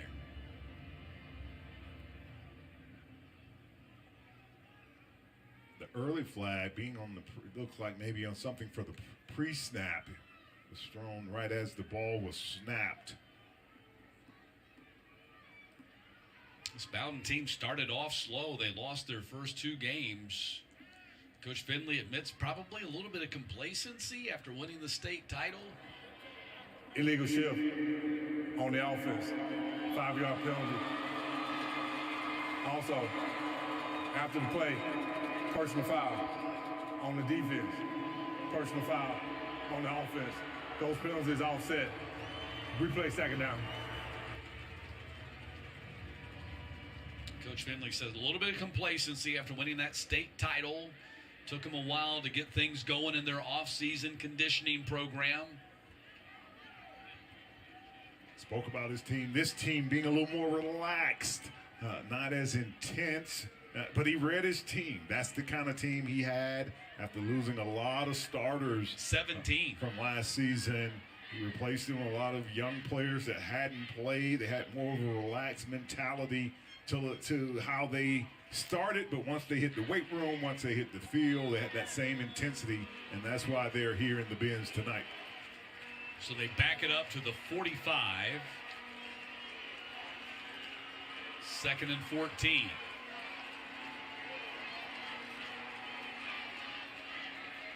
Want to throw it again. Bryant going up top, and it is caught in stride. Manchester has the lead. Jaden Terry, a 55-yard bolt of lightning to put the Blue Devils on top. Darius Bryant once again with a beautiful pass down the field. Play action fake, good protection, leading the receiver. Once again, his man Jaden Terry to the end zone. Beautiful pass. A team that comes in the game roughly only throwing the ball about 4.5 times a game. 2 big strikes right there, leading the receiver. Cornerback never can get back into the play. Underwood with the PAT, and Manchester has come back from a 14-0 deficit to take a 21-14 lead. Wow. Jaden Terry, 55-yard touchdown reception, had a 28-yarder earlier than that. So, wow. And on similar routes, on that first time, it was more from inside, working inside the pocket. This time, coming from the outside across the field on that same kind of post route, leading the receiver. And you can see with Jaden Terry, he gets a step on that cornerback, and he is flat out fast. Let's take a look at the Manchester resume. It's presented by DBH TD. Learn about safe usage of prescription opioids. 11-2 on the season. They were the number 2 seed coming out of Region 6. Ranked number 4 in the regular season final rankings, top 10 in 1A D2. That one state championship that we alluded to coming in 1997. This is their 4th ever state finals. 1-2 in the big game. But here in big game number 4, they're up 21-14.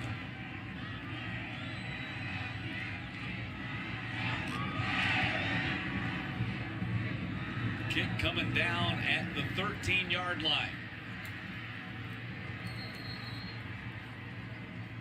And up to the 26 goes Kyler McGrin. And he'll just stay out there and play quarterback. Now can this Red Devil offense get any of that momentum? The first 2 scores of the game, they put on the board.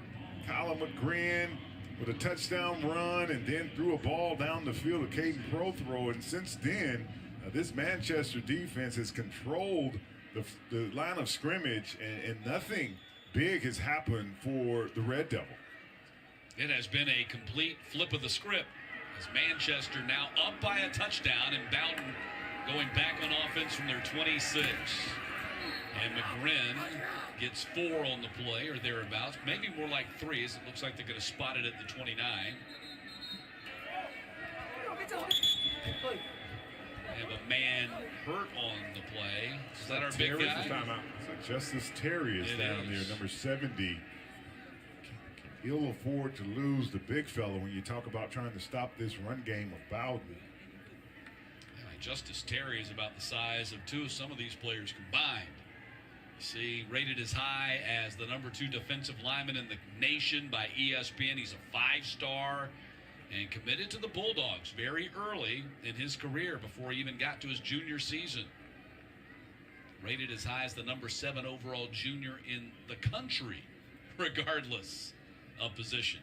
An impressive looking 6'5", 275, very well built. Good explosion off the ball, dominant at times, requires a double team. It's a grown man right there. You see them wearing the number 52 of Brandon Smith.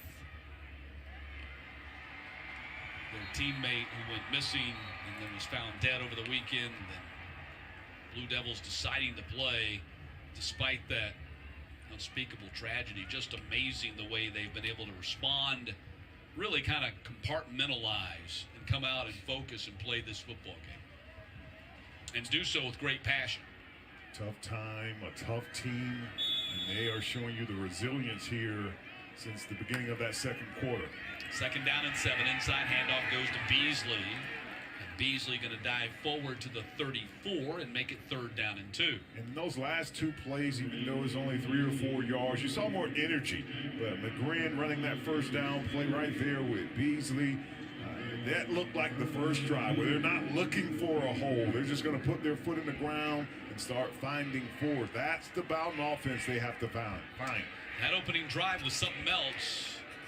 18 plays, 73 yards to score over 9 minutes, but the offense has not been as productive ever since, except right there. McGrin runs for a 1st down up to the 45-yard line as we approach 3 minutes to play in the half. And this is what we saw in that first quarter there, just getting behind the block, wave of bodies right there by McGrin, make a cut, square the shoulders up. When you look at McGrin, we're talking about 6'1", about 200 pounds, so big physical runner inside. 11-yard pickup. The family's from Bowden. They moved off to Alabama. He's come back to play at Bowden. They're happy that he did. Screen pass goes to Beasley, trying to reverse the field there, gets a block from McGrin, and then slipped on the cutback. Got a great block from his quarterback, and then slipped trying to cut back behind him. What an athletic move here by Beasley. Quick screen out on the edge, nothing there, cuts back in. Shows you that slashing ability. McGrin out there leading, getting a big block right there. I see you, quarterback, with the pancake. A pancake decleater. Wow, what a block. Beasley on the season. That's his receiving numbers on the year to go along with that 1,300 yards rushing, 2nd down and 6. Now McGrin gonna run it. Right up the middle. He might go. Inside the 10 and dives for the pylon. He's gonna be out of bounds. Let's see where they spot it. It's gonna be inside the 5. This time following the backup lineman, Zatorian Balsaint, big number 54 with the block there, coming from the fullback position, getting out into open field right there, Kyler McGrin. Watch big 54 right there. The young sophomore Balsaint with the key block, and then the speed and athletic ability there of the quarterback, McGrin. 48-yard run by McGrin gives the Red Devils the ball, 1st and goal to go at the 4. Trying to tie this up before halftime. And you saw how they basically... Timeout, Manchester. Wholesale move of the defensive line, or offensive line, forcing a wholesale move of the defensive line. And McGrin, 17 carries for 111 yards in this first half. Going with their heavy package right there, and when they made that shift of both of those linemen, Powell and Balsaint, the defense just got confused and didn't know how to line up. Good timeout there by Coach Holmes. Our 2 single-A championships being decided. Correction, timeout, Manchester.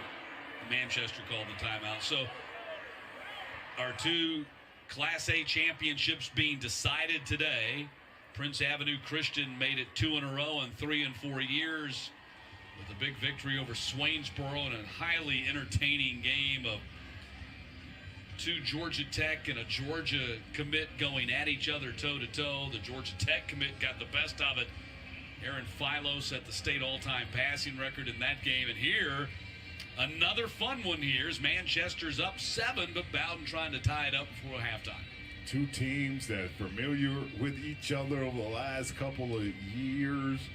Both have taken their swings at each other. Manchester coming up big here in the second quarter, and now the kind of response we figured Coach Finley and the Red Devils would make. They got back to that physicality of that first drive, getting the run game going, getting down the hill, attacking the line. Instead of looking for holes, they're forcing the hole with McGrin and Beasley. 2, 4, and 6. Those are the classification state championships tomorrow. And then 3, 5, and 7 on Wednesday to wrap things up. And the two teams as even as you can be in the total yardage here with 2:03 to play in the half. So coming out of the timeout by Manchester, it's 1st and goal to go for Bowden at the 5-yard line. McGrin going to run to the power side of the field, and he spins backwards down inside the 1. Good power running there by McGrin. Can't talk enough about this is not your regular quarterback size. This is 6'1", 200 pounds, physical, as we have seen, can return punts, can play, return kicks, play on the defensive side, getting behind this big offensive line, heavy package in once again, putting in the extra lineman, the young sophomore, Zatorian Valsaint. McGrin right up the middle, touchdown easily. And it's 21-20.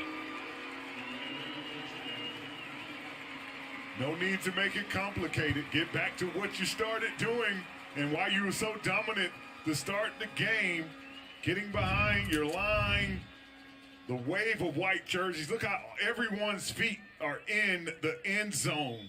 That is great blocking right there. When your entire line is standing in the end zone, it's going to be a touchdown. PAT is up and good, and it's 21-21. Yeah, no need for a push when you just push the defensive line back through the back of the end zone. Just great push up front. Edwards, Simons, Harden, the Valsaint brothers. Everyone is in the end zone. Can't be anything but a touchdown at that point. Easy work right there by Kyler McGrin to get in for that touchdown.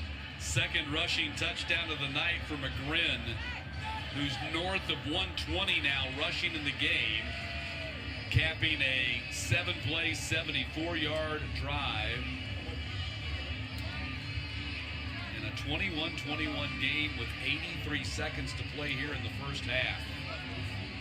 How much fun it's been to watch these two teams just slug it out against each other. There's the official look at the Governor's Red Ribbon Campaign scoring drive.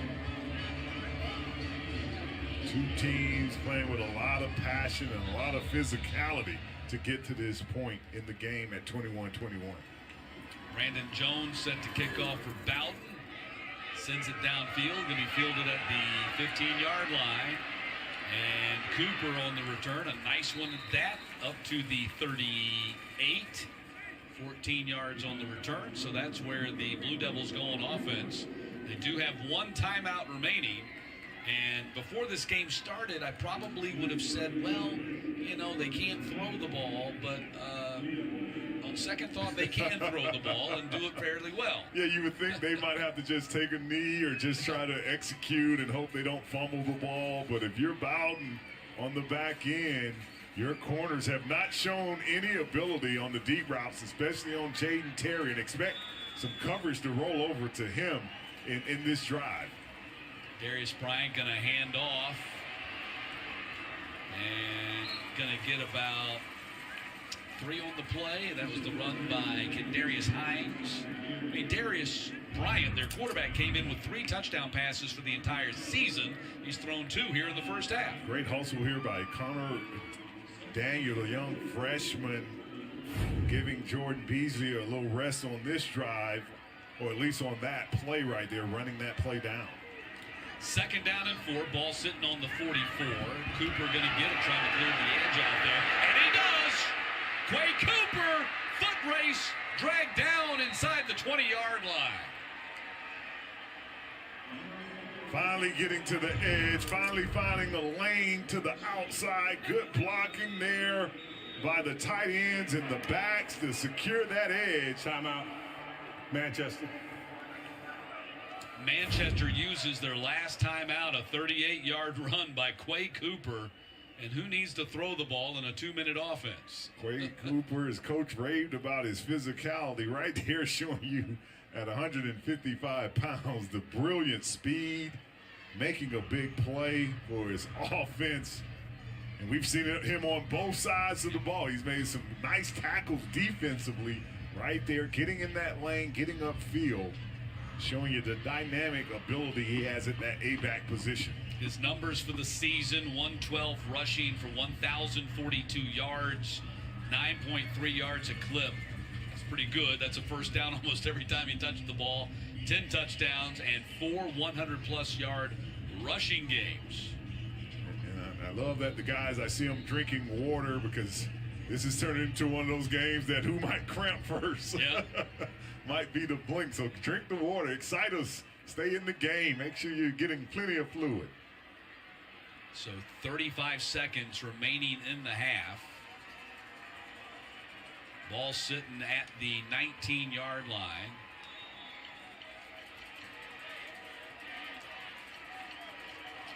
If you're wondering about field goal opportunities, if that situation would arise, they're probably not going to kick one unless they get it inside the 15. Timeout was called by Bowden.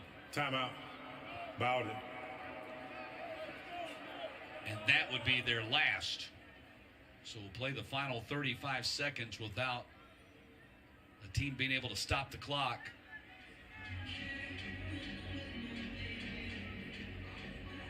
Let's take a look at the Manchester Blue Devils and their road to the finals. As we mentioned, they were the number 2 seed, so they were not at home for that second round game, nor the quarterfinals. They beat Mount Zion in the first game, Johnson County in the second. Clinch County quarterfinal victory 21-17, then ended the season of Telfair County 35-13 in the semifinals. 12-2 coming in. Lost to Schlatt County for the region championship late in the season. And they thought they might get a chance to see those guys again, but Bowden got to them first and knocked them out in a rematch at the state final. That was last week in the semifinals. So 1st and 10, ball at the 19-yard line.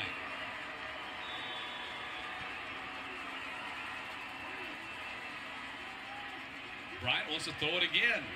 Got backside rush coming at him, going to throw it to the sideline and overthrow Hines, who might have jumped too soon, but I don't think it was going to matter either way. The ball was way over his head. Yeah, could not set his feet. There was Bryant to deliver the ball there to Hines. Hines kind of got lost, and as everything settled down, just couldn't find him down the field. But nice job of him feeling that pressure on the backside, knowing that he needed to get rid of the ball was Bryant. So 2nd down and 10, 29 seconds. Probably not in field goal range, at least not yet. I'm not sure that they ever would be. They might be, the coach said, not kicking it inside unless we're inside the 15 kind of means we're not kicking it at all sometimes. The run by Bryant does a good job of looking ahead, getting as many yards as he can, then steps out of bounds to stop the clock with 22 seconds, and now they're thinking touchdown. Great execution up front. This is a long run to the outside. You can see him bowing, showing you the speed to get to the edge right there, seeing too many white jerseys, didn't want to take a chance of going back in there and not being able to stop the clock.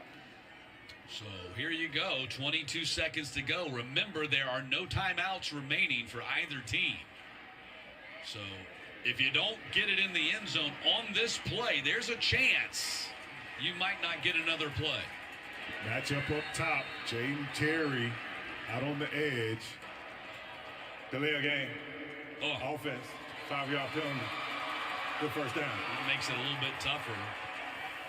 So you might be able to run another play, but the point I'm making is if you run it and get stopped inside the 10-yard line, you get guys, sitting on that pile extra long, you're going to have your opportunities limited. You likely should get at least 2 plays out of these final 22 seconds running the ball.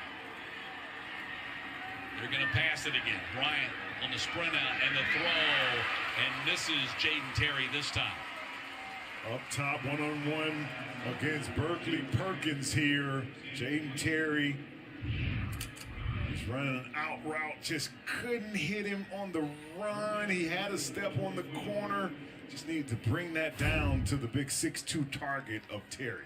Don't mind that pass, though, because you put it in a place that only the wide receiver is going to get it. So there's going to be very little opportunity throwing it that high that it's going to be pick six. He got him outside the pocket, away from the traffic, on a play where you could feel good about him being able to throw the ball away, if not complete the ball to stop the clock. Second down and goal from the 12. Bryant. Heavy rush. Can't take a sack on this and throws it incomplete. Fortunately, he had a man in the area, and they don't drop a grounding. Oh, now they do. No, that can't be the grounding call, can it? Intentional grounding on the offense. 5-yard penalty from the foul. That penalty also carries a loss of down. Be third down. Well, from our vantage point, Quavian Cooper, number 4, was in the area. Looked like he had fallen down here. Watch number 4 here. Oh, that's a lineman. That's Terry. I guess the question I have is the length of time it took for them to drop the flag. Why didn't the flag come more instantly instead of after he was standing over the quarterback? So that puts him in a tight spot here. This is that's a huge call that goes against Manchester, backs him up to the 33. And now there's just 12 seconds. I mean, you're looking at a Hail Mary to get the ball to the end zone. If you're Bowden, you can't fall asleep on the back end. Let one of these receivers just kind of float and get open. Keep your eye on Jaden Terry. Expect the coverage to roll over to him. Going to be a halfback pass. And it's going to be a quarterback sack. No, they throw to Jason Terry. That's an illegal receiver. Or Justin Terry.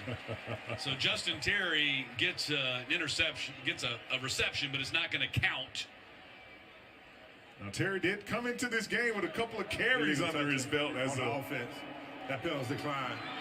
Halftime. And it's halftime. Wow, Manchester missed a golden opportunity right there. They had the ball at the 7-yard line. And it looked like they might take the lead, but made some mistakes right there, and the Bowden defense bows up and makes some plays. 21-21 as the teams head to the locker room.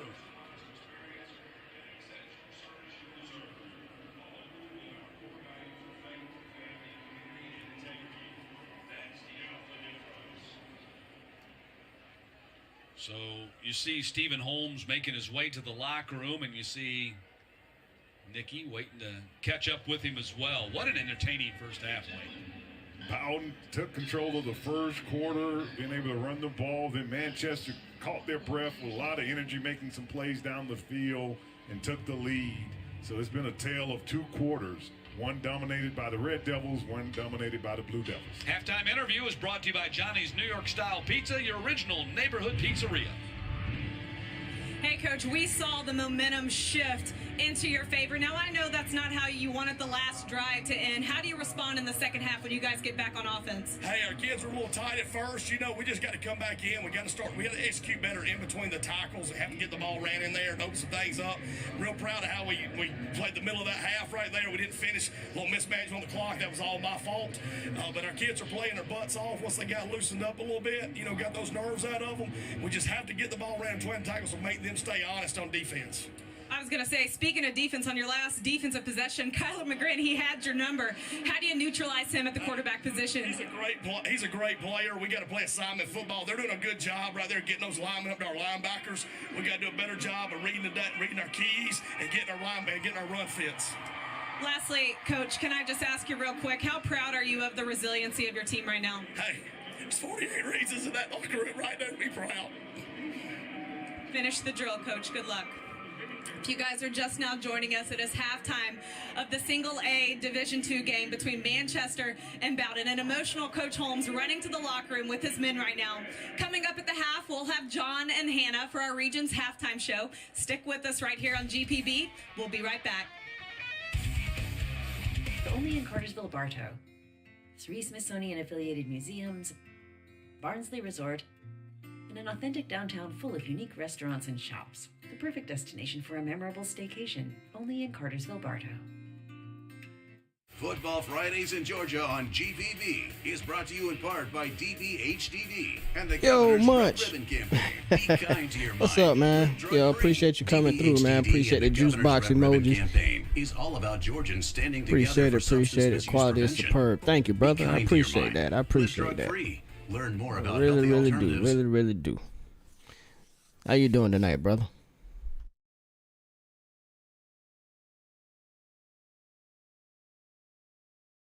And living a drug-free lifestyle at garedribbon.org.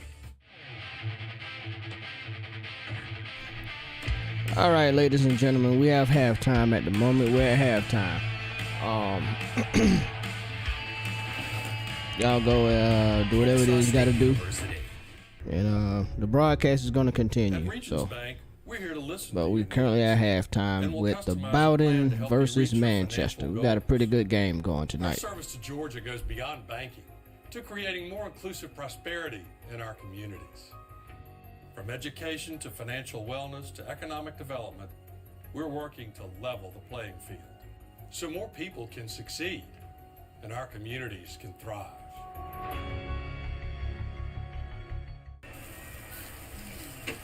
Oh, could you give me a soda there?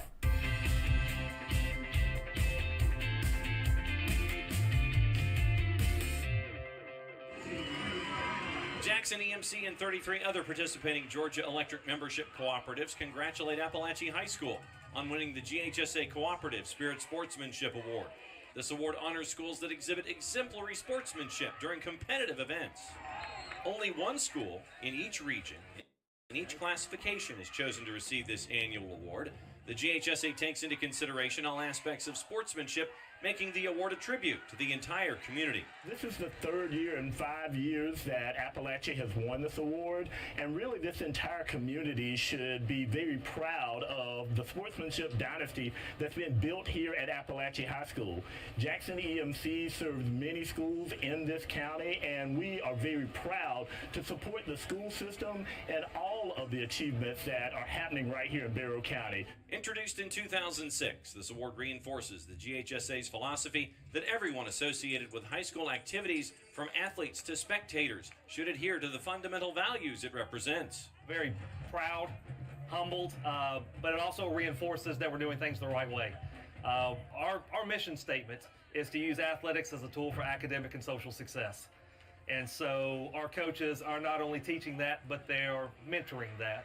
They're modeling that. Georgia's EMCs and the 34 participating Georgia Electric membership cooperatives are proud to sponsor the Cooperative Spirit Sportsmanship Award. Congratulations to the Appalachia High School community.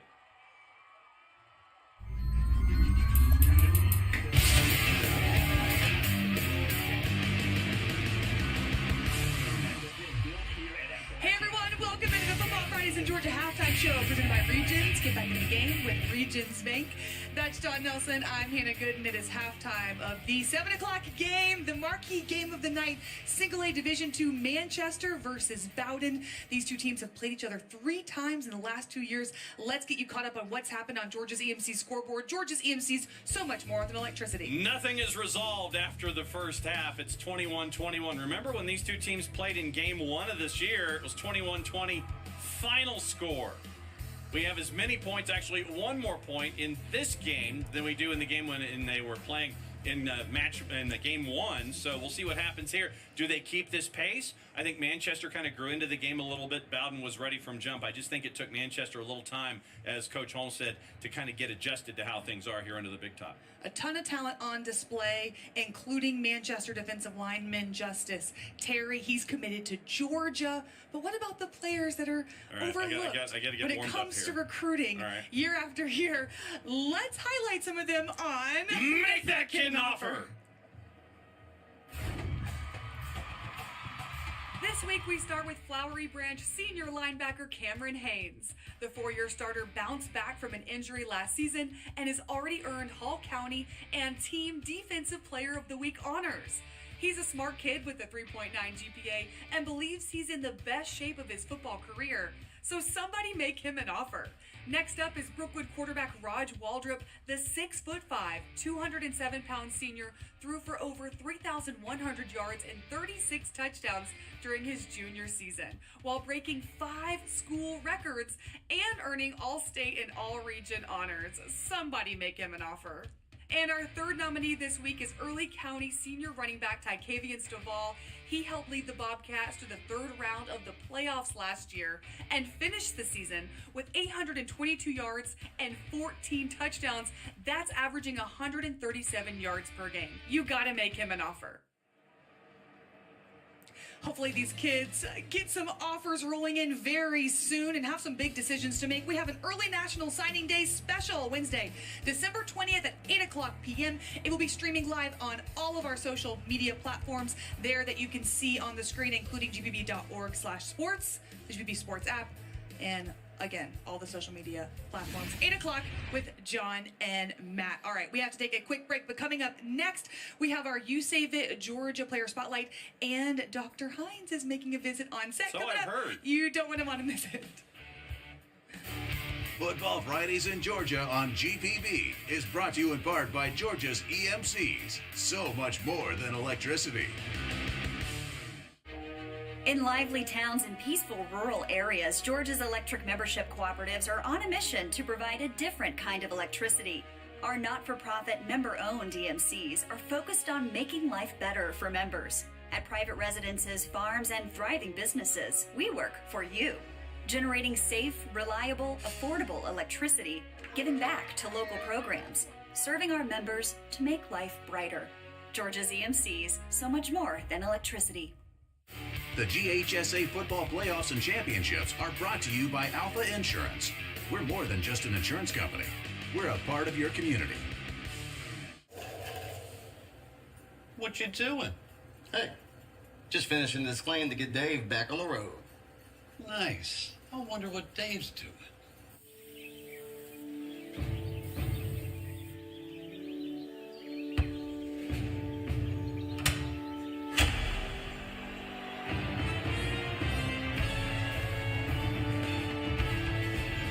You do your thing. We've got you covered. Football Fridays in Georgia on GPB is brought to you in part by Regions Bank. Get back in the game with Regions Bank. Yeah.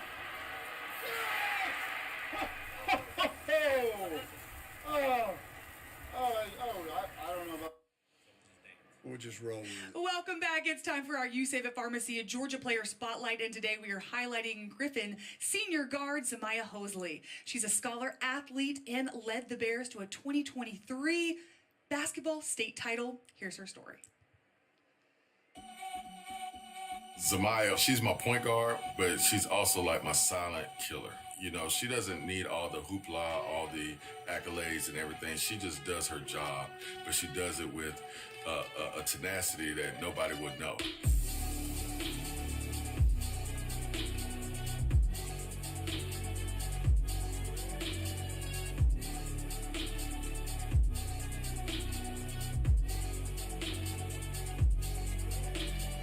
Coming in high school, my dream was to always win the state championship game. Hit one of the biggest shots that we needed at the time and did it without, you know, she didn't jump around, oh yeah, I did this. Nah, she still had that face like, I'm supposed to be here.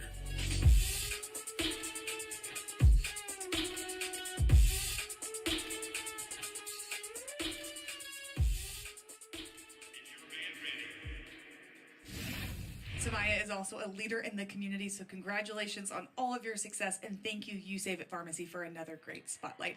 Okay, we have to take one more quick break, but Dr. Hines is getting all set up. Stick with us. Football Fridays in Georgia on GPB is brought to you in part by Regions Bank. Get back in the game with Regions Bank. At Regions Bank, we're here to listen to your needs, and we'll customize a plan to help you reach your financial goals. Our service to Georgia goes beyond banking to creating more inclusive prosperity in our communities. From education to financial wellness to economic development, we're working to level the playing field so more people can succeed and our communities can thrive. While we've got a quick break in the action, did you know that the same area of just one football field can contain up to 95 termite colonies? That's why you need Breda Pest Management to defend your home. Breda, the official pest control of high school football.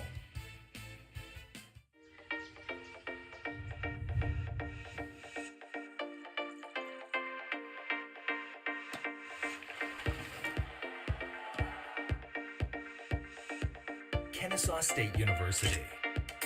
Half of the nation's opioid overdoses happen right at home because people don't understand the dangers of taking an oxy or perk with a glass of alcohol for stress or to sleep. Learn how to protect your family from opioid overdose at opioidresponse.info. Look at that, look at that. Yeah, let's go. Sweetheart, please don't forget to wear your seatbelt. I got it, Mom. It's a very nice day, living in the right space. Breathing your gas, got me feeling some kind of way.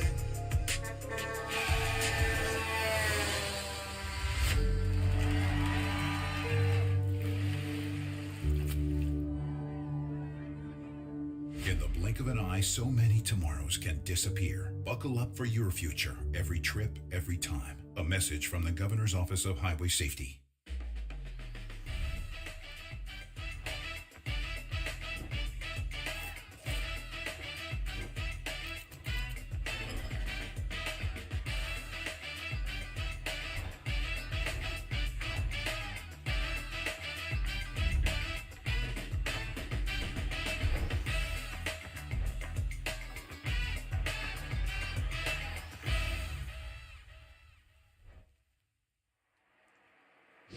Welcome back to the Regions Halftime Show. If you're just now joining us, it is halftime of the Single A Division II matchup between Bowden and Manchester. We're all tied at 21. That's John Nelson. I'm Hannah Gooden, and we have a special guest with us, the Executive Director of the GHSA, Dr. Robin Hines. Welcome to the set.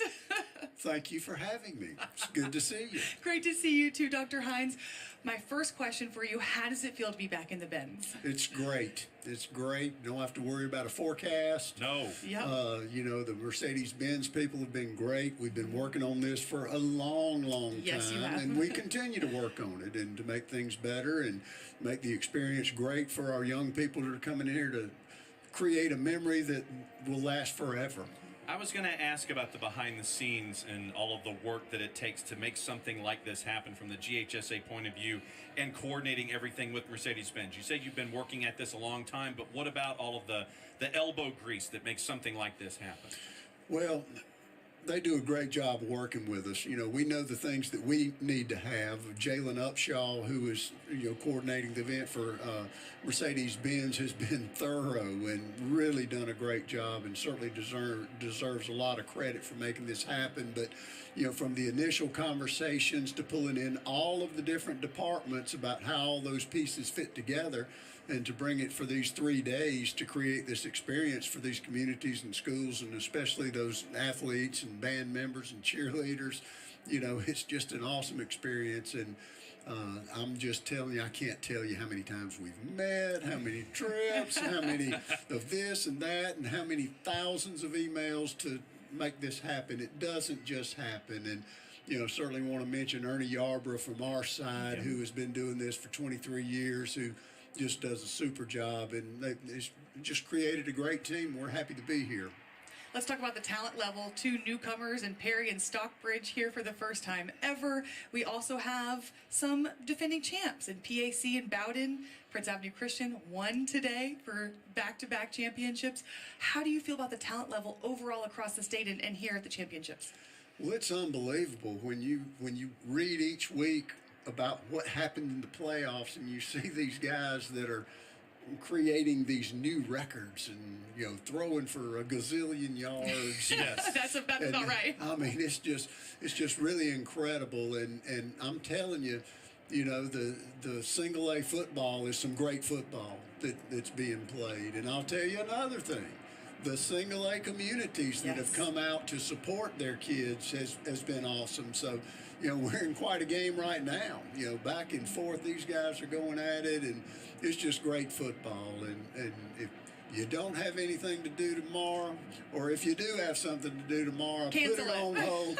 Get out here and watch these games. We've got some great games on tap tomorrow and Wednesday. It's just an exciting time for us. So then my last question has to do with flag football and how we start each day here at the championships. What's it like to see it grow to where it is, where it's 3 areas and 3 titles, and you've got a dynasty in Brooklyn from Southeast Bullock who've won their first 62. What's that like to see flag grow?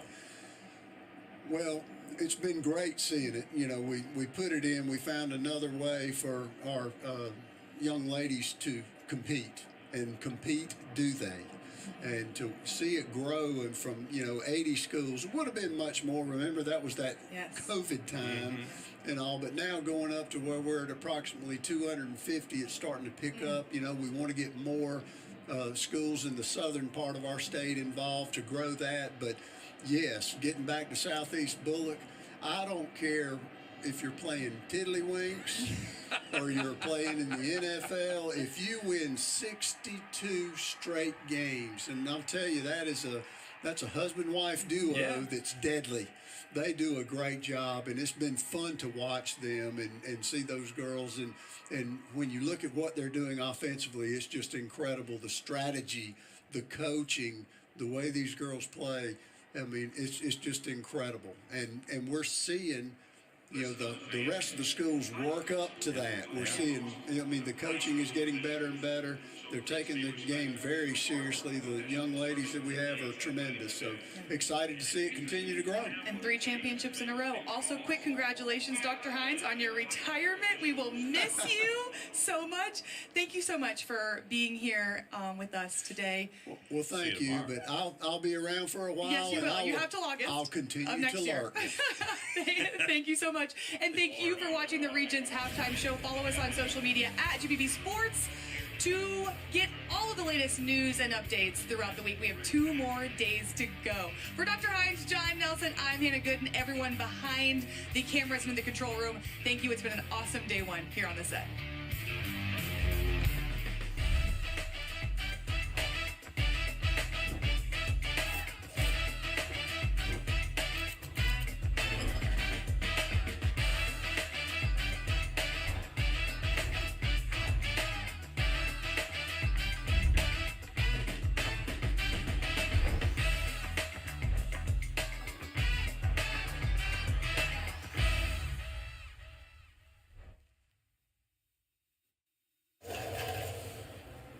What you doing? Hey, just finishing this claim to get Dave back on the road. Nice. I wonder what Dave's doing.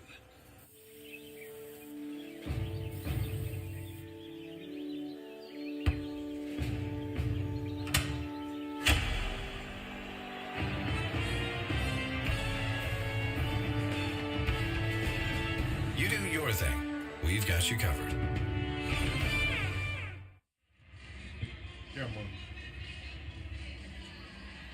Start of the 3rd quarter at Mercedes-Benz Stadium. Tied at 21, and time now for our coach's interview. It is brought to you by Johnny's New York Style Pizza, your original neighborhood pizzeria. All right, Coach, you were just sitting here. Tell me, it's a tight one, tied up at 21. How do you respond in the second half? Well, it's a 0-0 game, however you want to look at it, 21-21. The team that scores the most points this half is going to be the state champion. So you erase everything that's happened in the first half and you play from this point forward, and hopefully we play the better football game. All right, so let's talk about this forward. What was the message to your team if the first half didn't really matter to you right now? Well, just, looking at the mistakes we made, some of the, we got lined up wrong on defense a few times, and we kind of feel like we helped them. They're playing really, really hard. They want to win as bad as we do. So, at some point, somebody's got to make a 3rd down play. Hopefully, we're going to make more 3rd down plays on both sides of the ball than they do this half. All right, well, we'll see if your defense can make a stop on 3rd down right here. Yes, ma'am. We got to go win this first drive for sure. All right, Matt Wayne, back to you guys.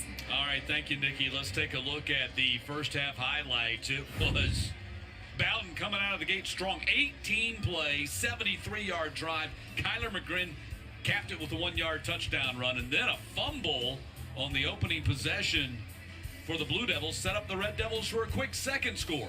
And then right here, McGrin going to the end zone to his big target, Caden Prothrow, to put the Bowden team up 14-0. But Manchester started to get their legs under them, running that wing T, but it was to the air they went, the 28-yard touchdown pass from Bryant to Terry, and that made it 14-7. And then Jaden Terry came up with a big play on defense. Big turnover for this Manchester Blue Devil team to get more energy for their offense in a short field. 37-yard return. That led to the 9-yard touchdown run by Quay Cooper, and we were tied at 14. And then Manchester took their first lead of the game on another touchdown pass. Bryant to Terry, 55 yards.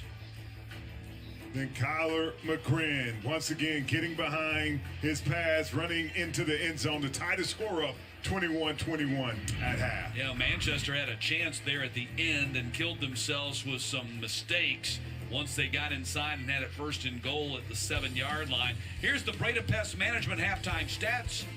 What jumps off the page at you? Really just looking at the ability of the Manchester team with the passing yards, being able to throw the ball downfield. You feel like Bowden would have had an advantage in that category, and Bowden being able to run the ball. 176 yards rushing in that first half. A lot of that done on that first drive. But they shown that they can take the ball, control the clock, and run it down Manchester's throat. Well, Bowden will get the ball to start the second half. Actually, it's going to be Manchester to get the ball for the, how could you forget the 18-play, 73-yard drive that took 9 minutes off the clock. It was Manchester that won the opening toss and deferred. So they get the ball.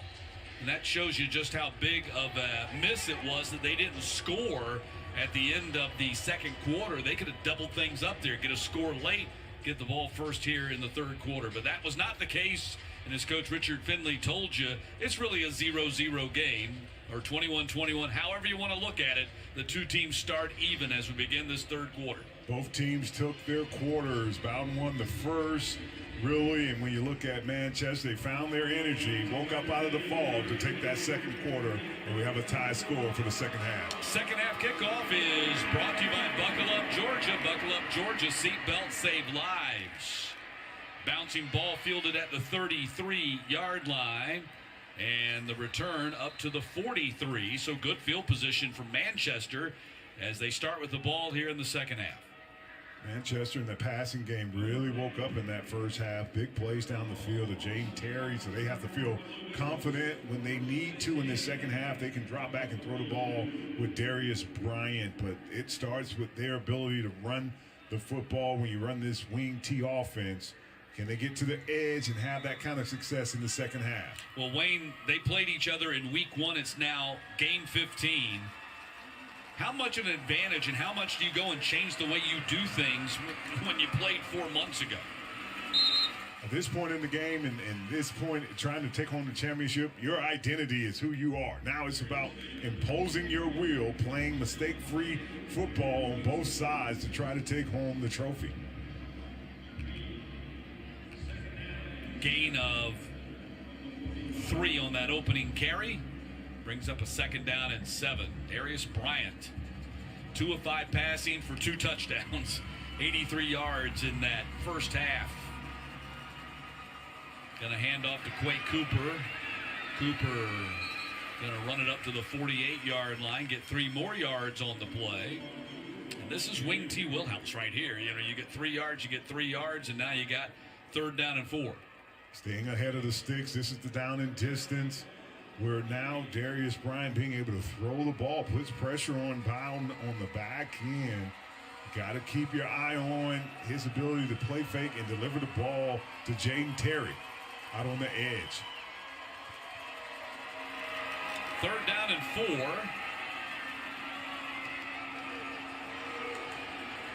Toss, not going to work. Darius Favors gets tracked down in a hurry by Malachi Vickers and Kentrell Lay. or Kentresley, pardon me. Favors got hurt on the play, too. Nice job of Lay continuing to be able to string this play out. Nice hustle by the other teammates. Vickers getting to the ball. And they can ill afford to lose this young man right here. A loss of 6 on the play.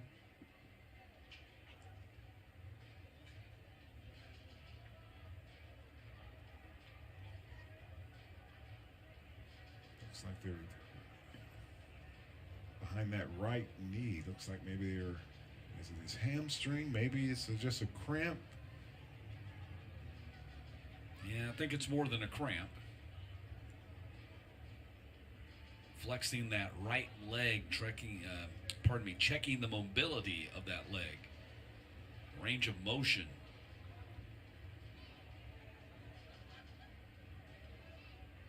But favors one of their 3 1,000-yard rushers.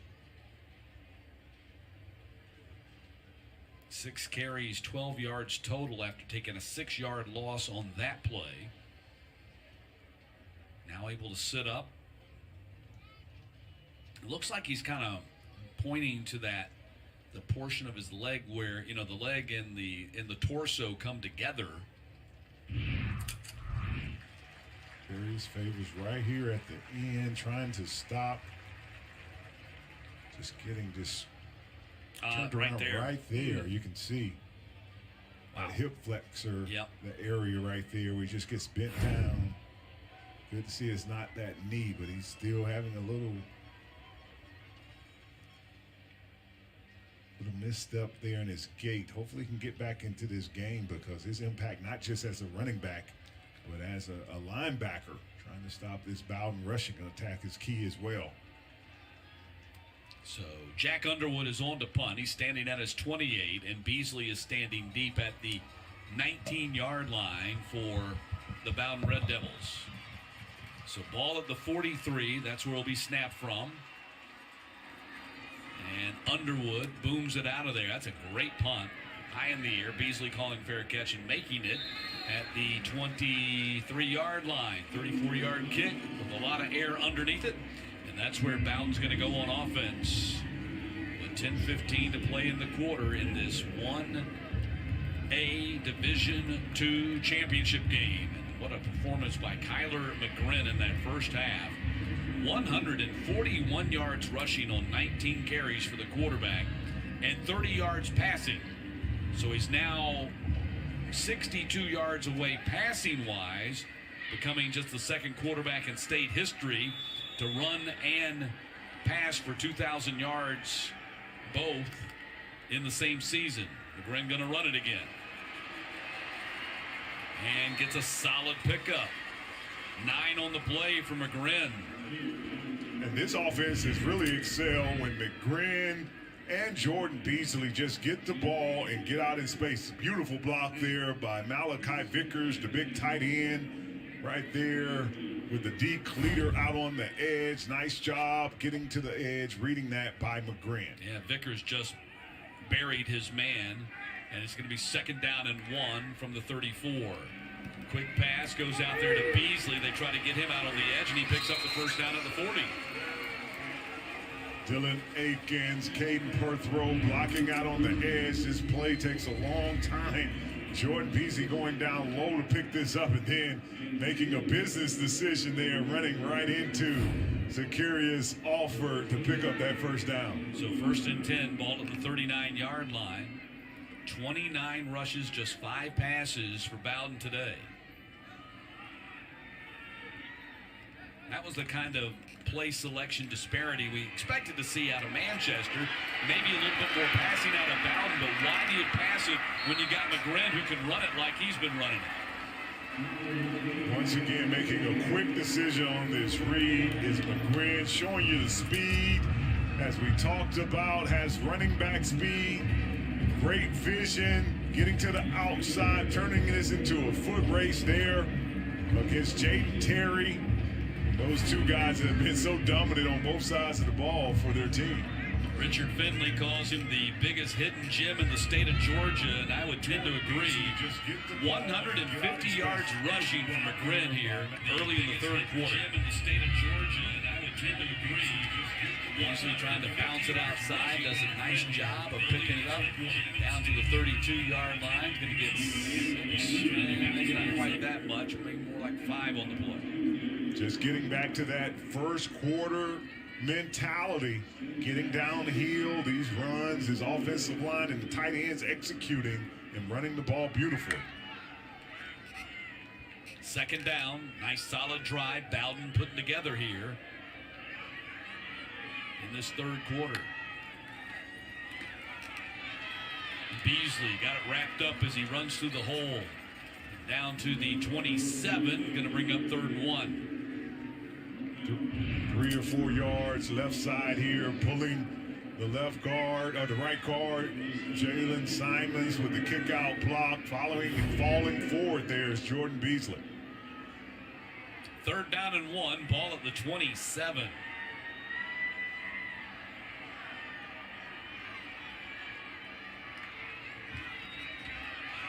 McGrin going to run up in the hole and get the first down.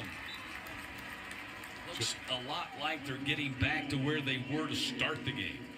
Getting back to that physical mentality, north and south running by the ball carriers. McGrin falling forward, imposing their will against this defensive front up front by the offensive line. 1st and 10 for Bowden, trying to win a 2nd straight state championship. Bunch set, 4 wide receivers, not quite a diamond formation, setting up the screen pass for Beasley down here at the bottom of your screen. The play gets blown dead. False start on the offense. 5-yard penalty. We play first down.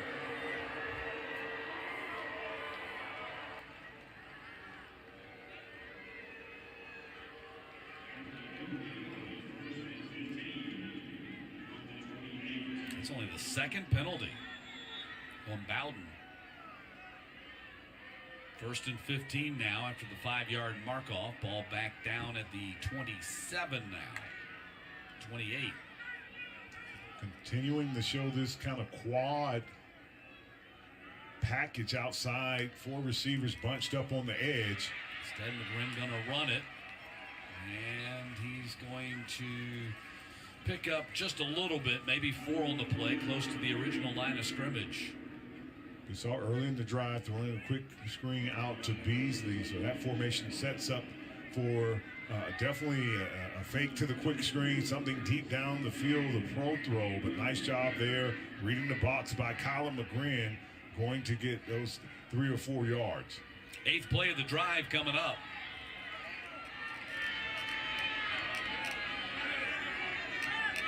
Pro throw who's going in motion. McGrin looking downfield. Gonna dump it off. Beasley makes a one-handed catch, but then gets nailed right away by Favors. A little middle screen here to Jordan Beasley. Nice job of him being patient, going up, one-handed catch right there, and a big hit by C.J. Favors. Made him pay the price right there for that catch. Now it's 3rd down. And you can see Beasley was frustrated with the lack of development in that play after he got up from the tackle. 3rd and 10. McGrin across the middle and broken up at the 7-yard line. Big time play. Beasley, the receiver. Big hit there by Darius Bryant. Yes, Darius Bryant, the quarterback, breaking on the ball. Colin McGrin, good pocket to throw from, trying to throw into tight coverage. And Darius Bryant coming in here and knocking that ball out of the hands of Jordan Beasley. Bringing the hammer. And now it's 4th down and 10, and Bowden going for it. Line to gain is the 13.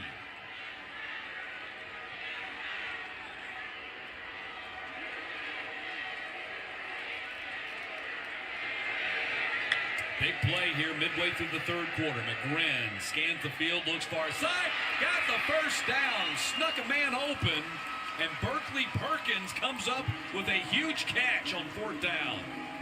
Great play design here. Nice patience by McGrin, letting this play develop right there. Fake the flare. Pass out on the edge to Beasley. Hard throw, Caden Prothrow grabbing the safety on his route and leaving Berkeley Perkins wide open down the line of scrimmage. 15-yard pickup on 4th and 10. It's 1st and goal to go now for the Red Devils. Ball is at the 7-yard line. Beasley lowers his shoulder, rams off left tackle, gets down to the 4. Just hammering away. This Red Devils offense falling forward, so similar to that first drive they had in the to start the game. Nice execution and slow roll into the end zone. Yeah. Trust me, that's not a negative for them.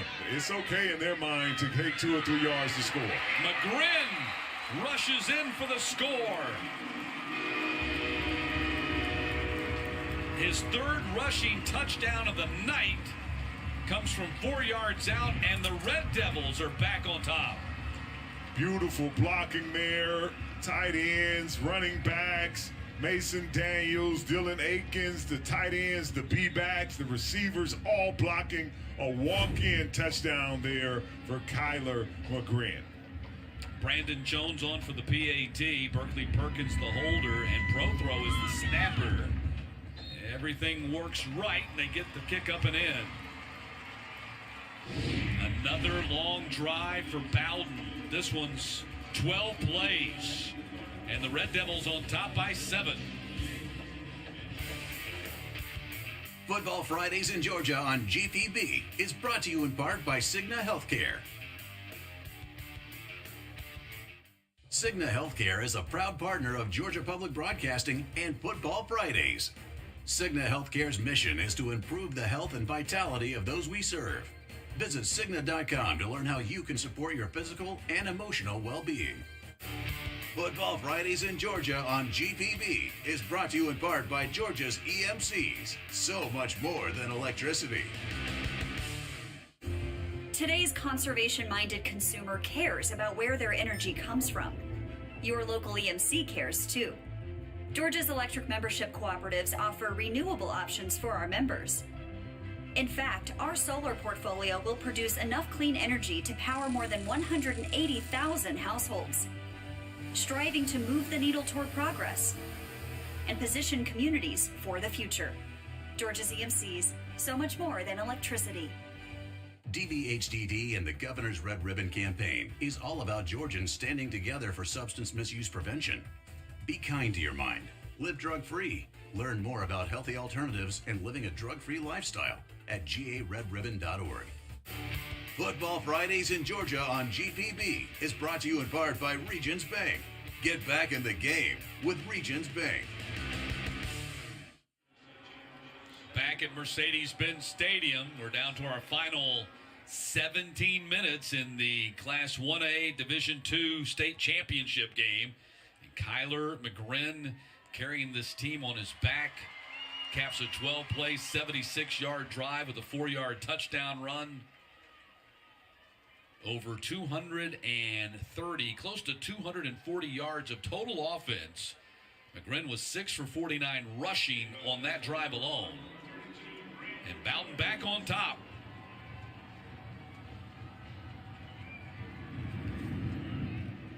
Kick going to be taken at the 14-yard line. Hines on the return, switches arms as he goes to the near side and runs it up close to the 40-yard line. Let's see where they spot it. 39. That's going to be good field position for the Blue Devils. Physicality on that last drive by Bowden, setting the tempo. That's how they played in that first half when they had success. And now, can Manchester, this Blue Devil team, can they answer? That man right there has had a big day on both sides of the ball, Darius Bryant. He's going to have to continue that and get back to their running ability to run the ball with Cooper and Favors. So 1st and 10, ball is at the 39-yard line.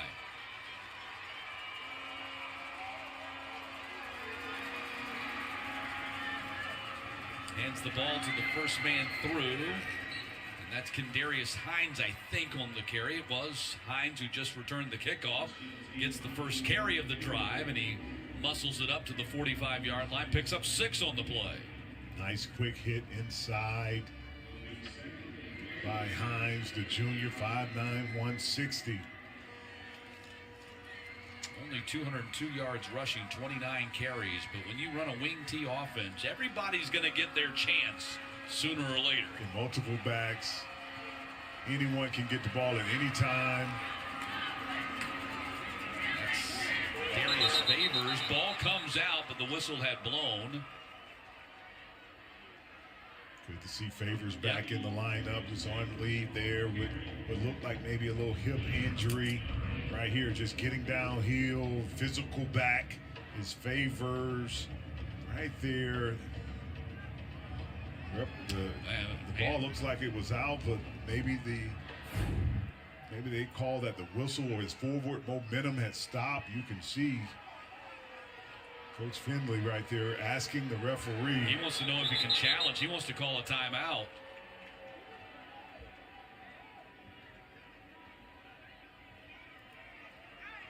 Because you saw in the replay, it looked like the ball was clearly out, but had they blown the whistle? That's the question.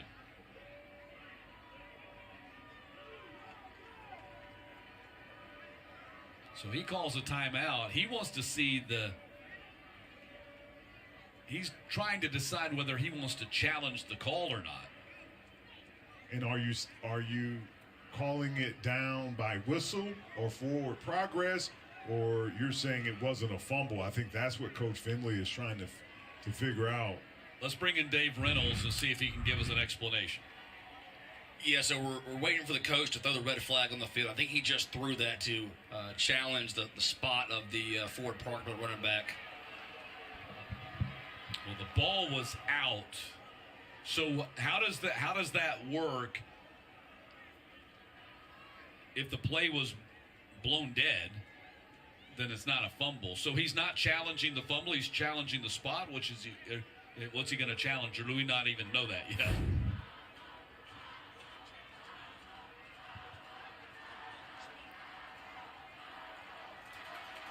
So repeat that, please.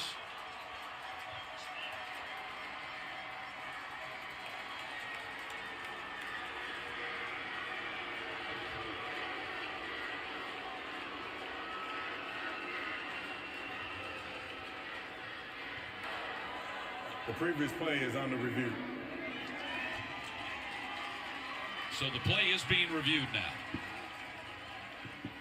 Yes, the rule in the field should be at the spot, wherever that spot is. He can challenge where that runner was pushed backwards and then fumbled, if that makes sense. So the challenge is spot of the ball or the fumble? Where he made his forward progress to, that point can be Bowden is reviewed. I get what you're saying now. Forward progress on the play. Once that official has deemed that to be the spot, thereafter would not be able to be overturned. Okay. So we've gone under review right here. We'll take another look at it. So the determination is, has his forward progress been stopped? And it does. He is going backwards, that's for sure. Yes, I don't want to speak on the other angles that the review process has, but looking at that one camera angle, I would say the runner's forward progress is stopped at the 49-yard line and then pushed backwards and then fumbled, so the play is dead. And the ball will be placed at the 49.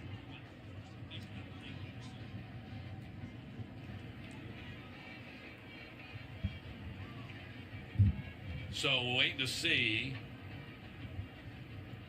how this one unfolds. I'm guessing that the play is going to be that if the coach is challenging whether he fumbled, that's not going to be overturned.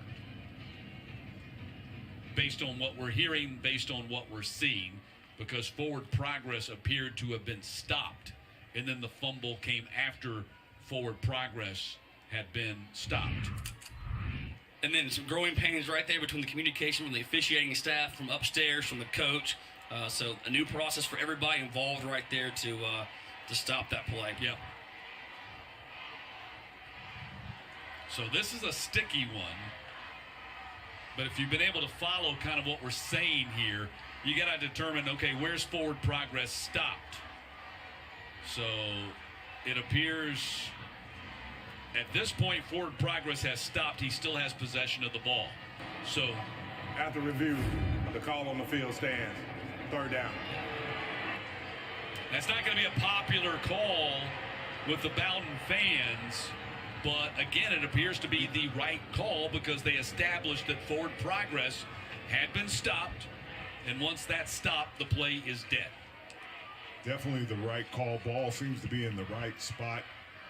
Now it looks like it's 3rd and inches at this point. It's right, very close to a 1st down. So was that also covered by the replay, the spot of the ball? So the rule in the field was the runner was stopped short of the line of the game, pushed backwards, and then fumbled. Right. And so replay just let that play stand. Again, probably the right camera angle to overturn that play on the field. So here you go, 3rd and less than a yard for Manchester. And that's a 1st down carry for the Blue Devils as they cross the 50-yard line. Big surge there on that right side of the ball for Manchester. Able to come up with that 1st down, and Darius Favors falling forward.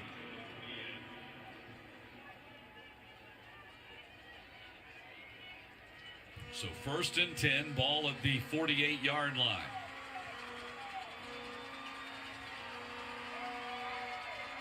Handoff goes to Cooper. Quay Cooper gets about 7 on the play.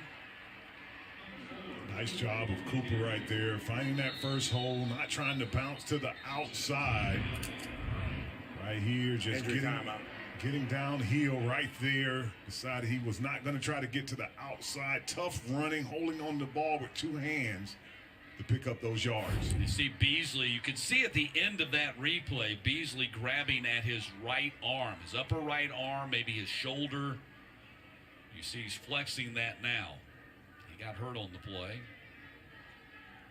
And we saw him on that screen pass take a big hit where he looked like he was a little uncomfortable in that area as well.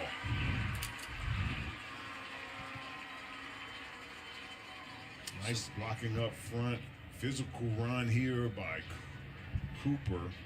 And you can see just taking the blunt right there, force into that shoulder. Hopefully he can get back in this game. As we talked about with Darius Favors, he's one of those guys just key offensively and defensively for his team to have success. Saw Beasley's numbers on defense for the season, only 1 tackle today. He's also rushed for 47 yards and caught 4 balls for 15 yards. 2nd down and 3, ball is sitting on the 41. And a big run by Favors. And they're starting to flex their muscles inside. 12-yard pickup. Nice run here by Favors here. Big physical back, getting out of that tackle. Penetration by Big Z. Being able to run up out of that big tackle and get upfield. And once he gets into that secondary with his size and strength, he is a load to handle. 1st and 10. Carry straight up the middle, gets thrown backwards. Short gain, if anything, right there for Favors on that play. Nice job filling in there at that wheel backer by Langley, 17. You can see Little Z, Bill Saint right there getting into action too, number 54. If we're going to call 5'7", 275 little. He's actually bigger than his brother from a weight standpoint. 2nd down, ball at the 28.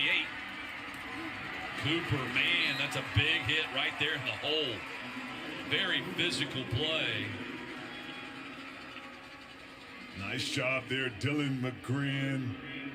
Like his brother, he is just the anchor of this defense. Came in the game as their leading tackle. Nice job there getting into the legs of the runner with the big hit, being able to bring down Quavian Cooper.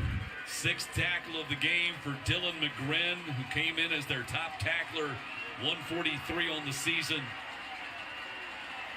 Manchester 3 of 5 on their third down conversions tonight. Cooper tries to get to the outside, not going to get there. Great rally to the ball by the Bowden defense. They come up big. Chris Wyatt, the outside linebacker, first guy to greet him. Great job of holding the point on this play here on the outside, little jet action, trying to get Cooper to the outside. Good job right there of fighting by Marcus Harper, not letting him get to that corner, forcing him back into the traffic to set up this fourth down. And a lot of guys on that play. Jackson Edwards also. Fourth down. Bryant in trouble. Quarterback sack back at the 38-yard line. Malachi Vickers. Ball goes over on downs.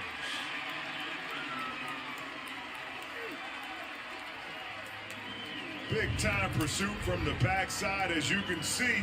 Bryant trying to get to the edge. Good job by Lay, not allowing him to get outside. And then the backside pursuit there by Malachi Vickers is always key on a rollout as your D-line continues to hustle to the ball. Nice job of him being able to rally and bring down Darius Bryant. Vickers has had a monster game. That's his 8th solo tackle, quarterback sack, and 2 TFL. So ball goes over on downs. 1st and 10 for the Red Devils. And Beasley trying to bounce outside. Not going to happen. Quay Cooper there grabs a leg and holds on. Great job once again playing the run by Quavian Cooper, literally the smallest man out on the field here, getting into the wheels on the edge, keeping the head to the outside, as you can see, just not going to let the bigger back Jordan Beasley get out of his grasp. And that is going to be the end of the third quarter.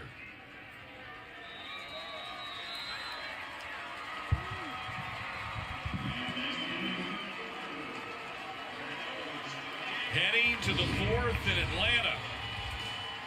Bowden seeking a consecutive state championship and up a touchdown. The GHSA football playoffs and championships are brought to you by Alpha Insurance. We're more than just an insurance company. We're a part of your community. What you doing? Hey, just finishing this claim to get Dave back on the road. Nice. I wonder what Dave's doing.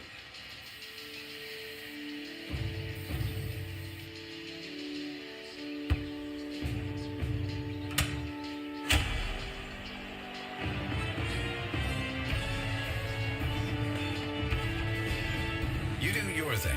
We've got you covered.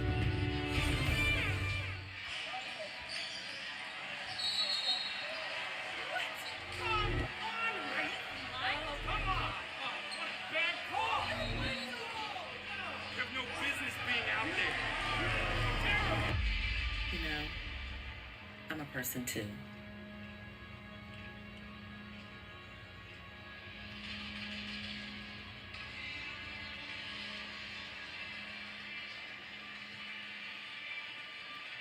Half of the nation's opioid overdoses happen right at home because people don't understand the dangers of taking an oxy or perk with a glass of alcohol for stress or to sleep. Learn how to protect your family from opioid overdose at opioidresponse.info.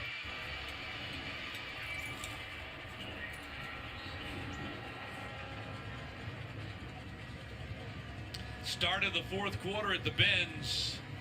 Bound on top of Manchester, 28-21 in the Class 1A Division II state championship game. Matt Stewart along with Wayne Gandy, Nikki Noto-Palmer, our entire Emmy Award-winning GPB sports team. And you see the emotions and the tension on the faces of these players as one team is 12 minutes away from winning a state championship.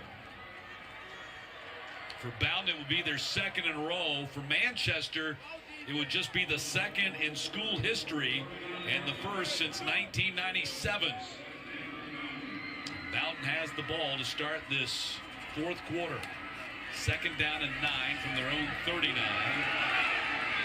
Kyler McGrin, who is the leader for Georgia Cotton Commission Player of the Game, has the first carry of the fourth quarter. What a performance by McGrin. Nice job off the edge here by Bobby Ellison. Hasn't called his name a lot tonight. You can see him playing with that big club on his hand right there, but still making an impact is the junior inside linebacker. Broken hand, and that's a big club right there. That's a war club he's got on that left arm of his. 3rd down and 10. McGrin sprint out, 6 of 8 passing in the game, throws into a tight spot. It is caught, but going to be short of the first down as the ball goes to Perkins. Now it's going to be 4th down. You don't go for it here, do you? Not in this situation on this side of the field. You're up 1 score. Your defense has been playing pretty tight here in the second half. Nice rollout, nice job there. Perkins going down to get it for his quarterback as well. So Chris Wyatt, outside linebacker, also their punter, stands at the 33 to kick. 2 men back for the Blue Devils. Kick going to be fielded by Cooper. Tight rope in that sideline, but he went out of bounds. Let's just see where they spot it. Looks like the 24 is where they'll put it. 35-yard kick by Wyatt, 4-yard return by Cooper, and the Blue Devils go back on offense. Down a score with 10:31 left in regulation.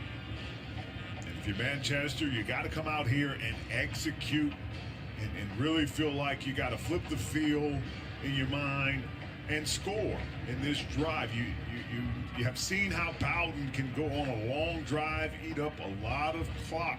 The clock starts being your enemy if you're Manchester when you're down 28-21 with a team that can run the ball the way that Bowden has shown. 1st and 10 for the Blue Devils. Inside handoff in a big hole. That's Whitaker on the carry. That's his first carry of the game. We got a man down on cramp for Bowden. We're starting to see a lot of that now. Nice pull and kick out block there by Terry. And your timeout. Out on Akins, following behind the big block there to get upfield is Whitaker. And that's Chris Wyatt, who just punted the ball a few moments ago. Now he's out there getting his legs stretched out. Now he's going to be able to walk off the field under his own power.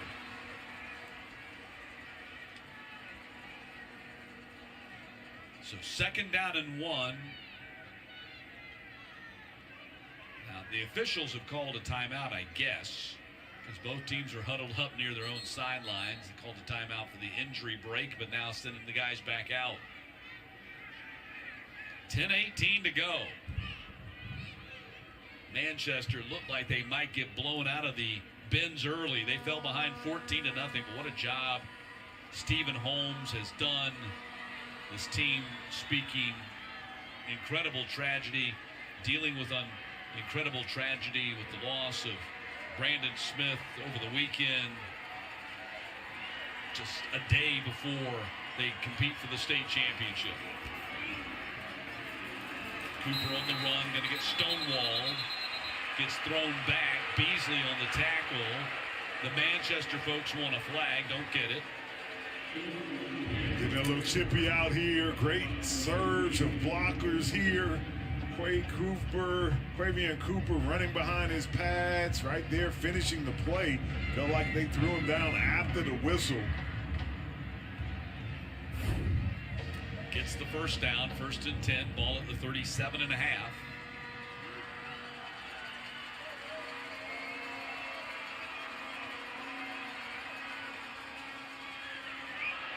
Big run, Favors in a gaping hole, carrying Bowden defenders across the 40 down to the 39. That better Terry Lockhart over there on the left side, pulling out, kicking out. Nice find there by Favors. One cut downhill, physicality at the end. Jermichael Jones, the safety, holding on for dear life to bring down Favors. Favors 8 carries, 46 yards. That was a 23-yard pickup on that one play. 1st and 10 from the 39. Favors leans forward and falls forward to the 34-yard line. You can see Favors, he's in a little groove. He's making that motion.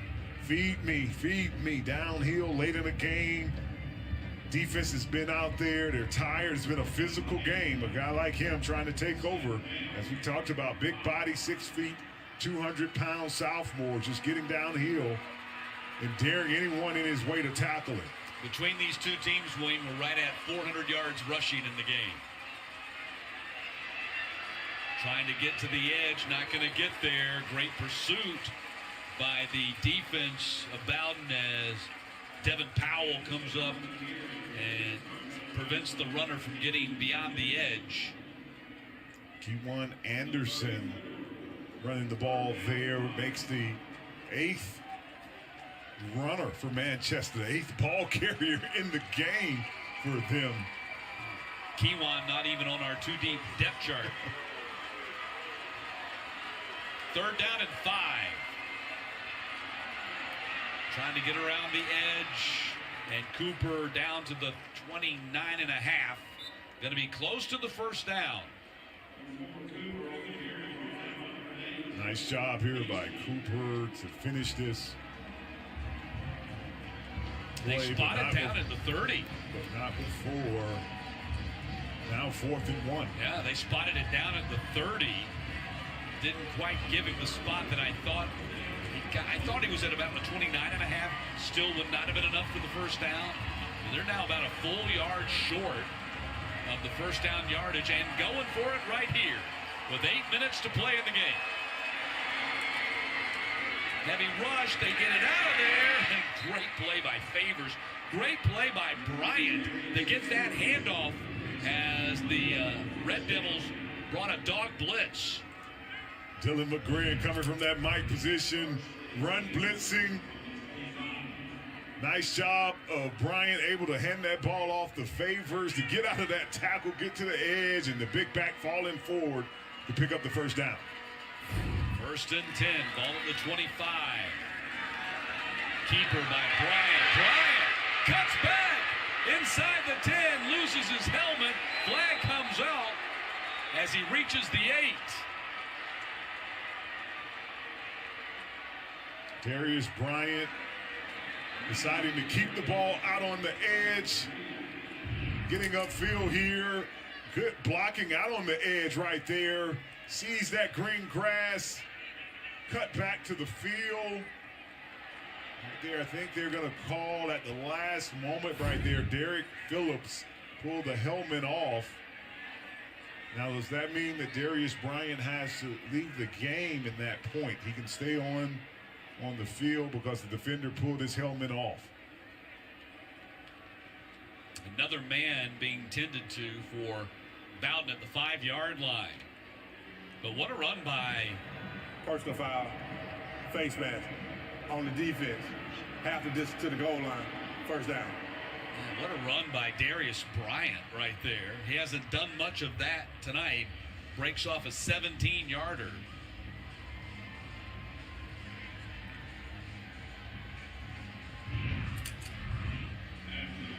Right here, getting out on the edge, deciding not to take the pitch, showing you his athletic ability out in space.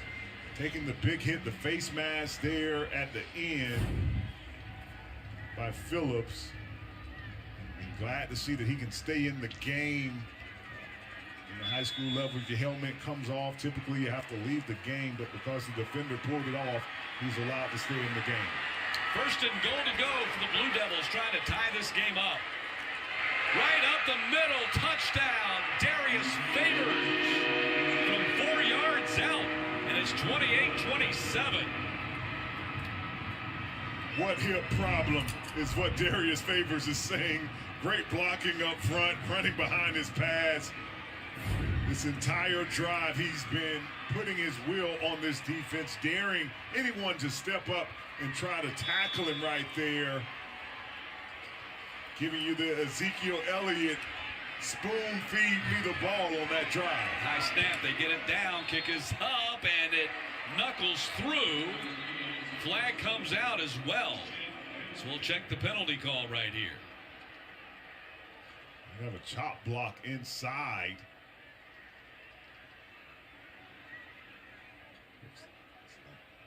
Tavian Vilsaint. Illegal block below the waist on the kicking team. 15-yard penalty from the previous spot. Replay the try.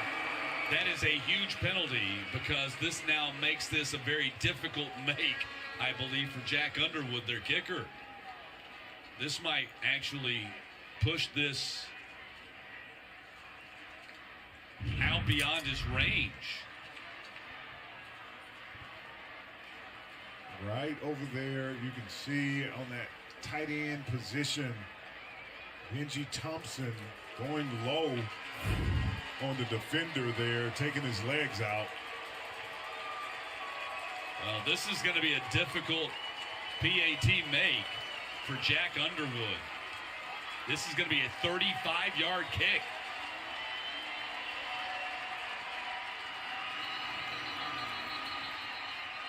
Coach Holmes is going to call a timeout. Settle his team down. Manchester. I mean, there are no good options here.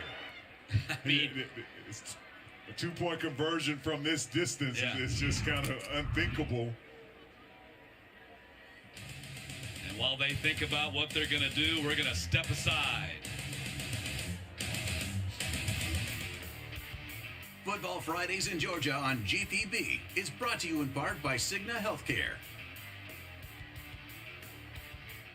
Cigna Healthcare is a proud partner of Georgia Public Broadcasting and Football Fridays. Cigna Healthcare's mission is to improve the health and vitality of those we serve. Visit Cigna.com to learn how you can support your physical and emotional well-being. Football Fridays in Georgia on GPB is brought to you in part by DBHDD. Win by learning about safe usage of prescription opioids. Half of the nation's opioid overdoses happen right at home because people don't understand the dangers of taking an oxy or perk with a glass of alcohol for stress or to sleep. Learn how to protect your family from opioid overdose at opioidresponse.info.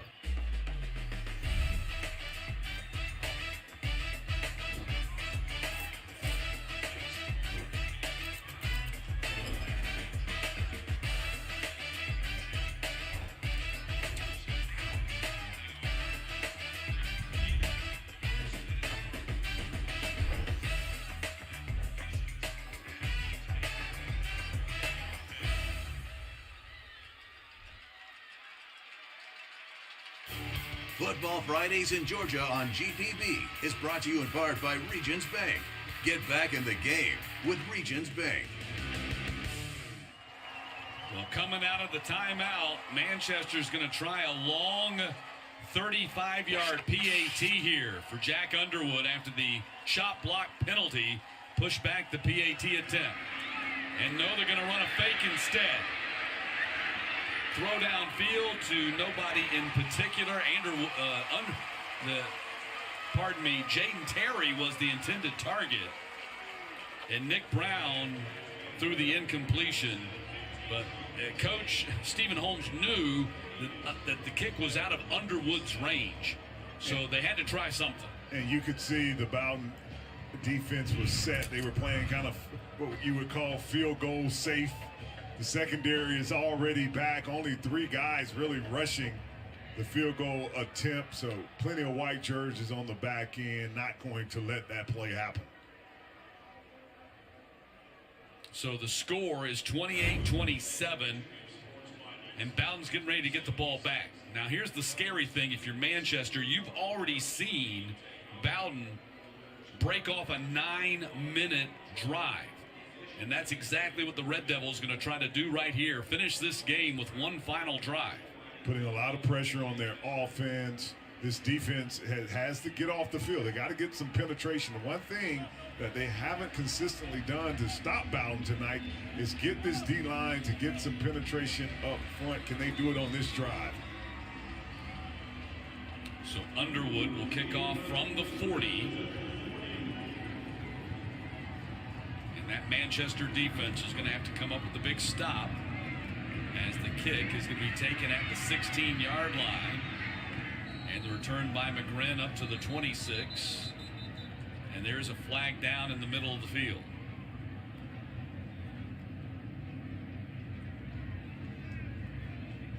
So let's check which way this penalty is going to go.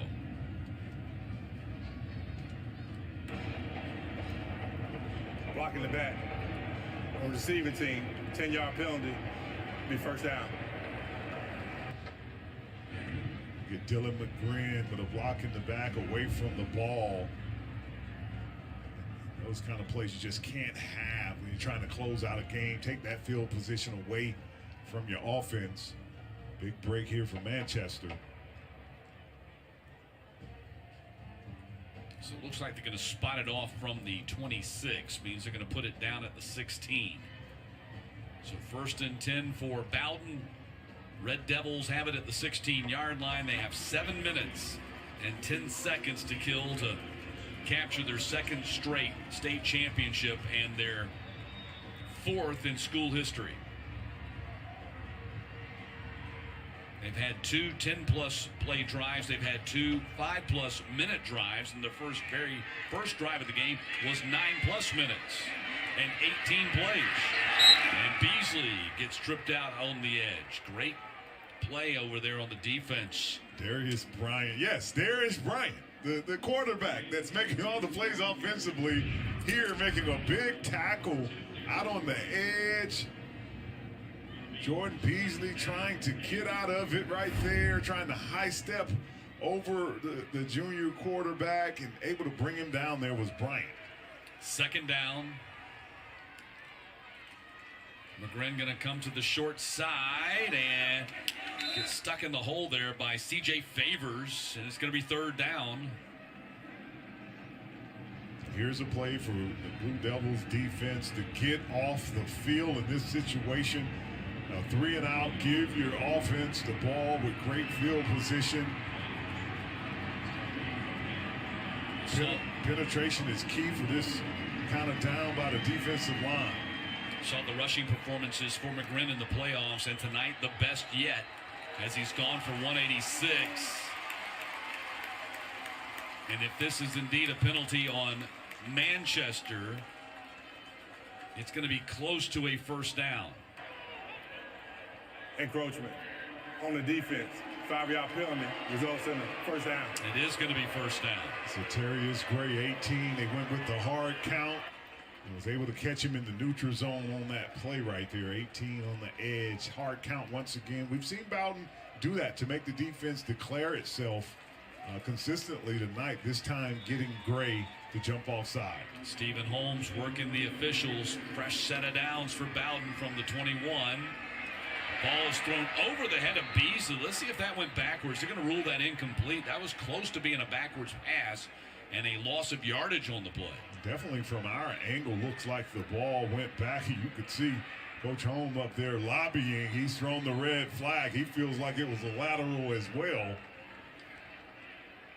He wants that 5 yards. He wants that ball moved back.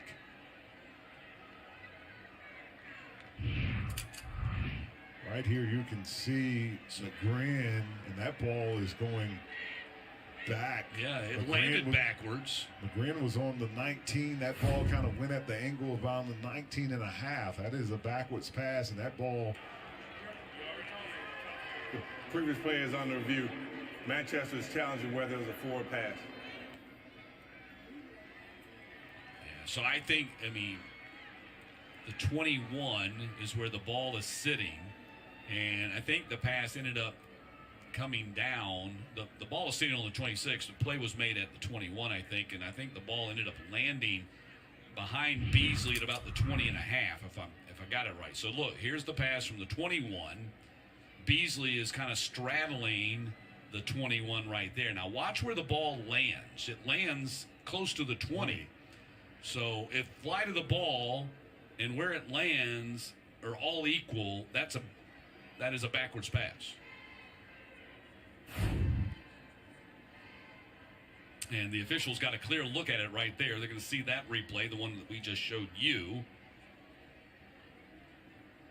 So what's in question here is what would be a 6-yard loss on the opening play of this series, or this set of downs. And this is a correct call here by Coach Holmes to challenge this in this situation. He was emphatic of when he saw it on the side. But you can see right here, McGrin trying to get the ball out to Beasley. And the ball just sailing away from him over Beasley's head, but backwards. And from our angle, that looks like definitely a backwards pass. And Bowden, of course, can consider themselves very fortunate that ball didn't stay in live play, because that makes it an opportunity for a fumble recovery. So the play continues to be under review, a challenge from Manchester coach Stephen Holmes. All in all, I think the whole replay process, going back to our first tackle football game of the day to this one, has been a good one.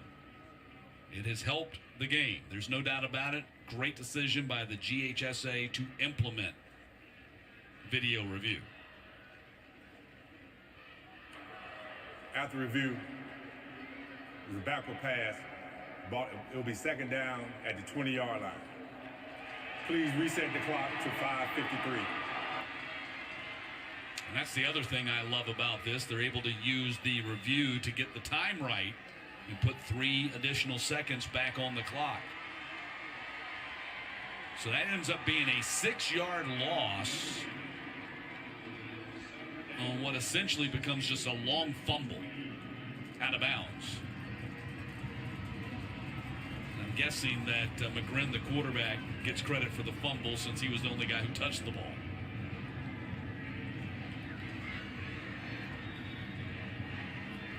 So back at the 20 now, second down and 16. We'll see if Manchester can take advantage of their successful challenge. McGrin gonna run it. And McGrin gonna go down. Zyterius Gray, the defensive end, is right there to stop him. Now it's gonna be third down. Nice job of Gray getting off the block out on the edge, and this time able to bring McGrin down. A lot of bodies over here. Watch how he gets off the block right there. Malachi Vickers, and able to rally and bring down the quarterback. That was a big time play by him. Bowden is 6 for 10 on third downs, but they haven't faced many 3rd and 14s tonight, which is what they're facing right now. Clock approaching 5 minutes to play in regulation. McGrin looking to throw it. Now he's going to take off and run. They don't contain, and he picks up the first down. What a huge play by Kyler McGrin to get him a fresh set of downs. And it looks like on this play, C.J. Favors and Cooper, 4-1 right here, had a chance maybe to knock him out of bounds, kind of pulled off a little. Not sure if they were afraid maybe to get the personal foul or hit out of bounds right there. But both of them kind of conceded and let McGrin pick up that first down out on the edge. McGrin now with 175 yards rushing tonight. Handoff goes to Beasley. Beasley with a big hole all the way across the 50 down to the 49.5. Big physical run right there by Jordan Beasley. You can tell by his body he's laboring. He's a little tired. He's going to fall forward, though. He is playing hard, playing his heart out, challenging the defense right there. Jaden Terry having to bring him down after picking up the first down. Well, Coach said that Terry's performance in their victory against Schley County last week in the semifinals, a rematch of last year's state finals, the best game of his life. That's a big carry right there to give him the first down. Then reverse it. not technically a reverse because the ball didn't reverse, but the play went to the right, and the runner Beasley comes back to the left. Nice job right there. Nice tackle once again. Darius Bryant sticking his head in there to bring down Beasley. Clock still ticking. You can see Bowden, no rush to run any plays. Second down and 8. Bowden trying to grind this game out. Manchester will have to start thinking about using timeouts on the defensive side here in a moment. Beasley gets another chunk of yardage down to the 43. And it's going to be third down. And I think Manchester, no official timeout. One of the players, 55, Jackson Edwards, the center, loses his helmet. Matt, you know how I feel about the whole helmet goes off. I have to leave the game. I don't understand why that's a rule. You lose your starting center here for a play, which is always a pivotal position when you're trying to close out a game to have good snaps. Or they could call a timeout to get him back on the field. They elect not to do that here. Third down and 3. Shotgun snap. Watch the snap here. Goes right back to McGrin. No problem. He picks up the first down and more. McGrin down to the 32. And now Manchester's going to have to start using timeouts, and they only have 2.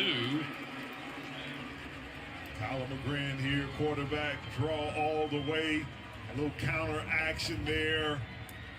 Dylan Akins not blocking fast enough for me. We're trying to get this win. You can see him push him in the back, push him forward. Great run there by McGrin. 4th career 200-plus rushing game for Kyler McGrin. First and 10.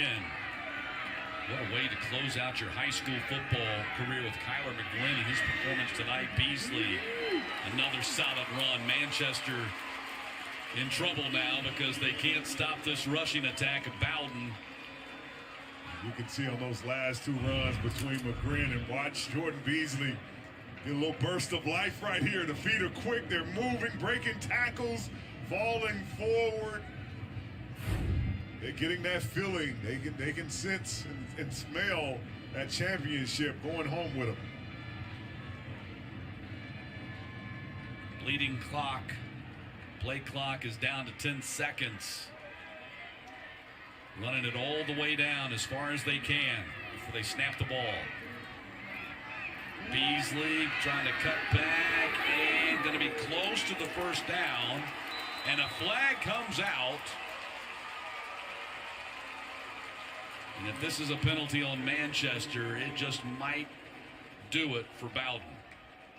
Jordan Beasley with the cut back and going to the stiff arm there on Darius Favors. As you can see, nothing to the front side, vision, footwork to get to the backside, switching the ball. Face mask, defense, films half the distance to the goal, first down.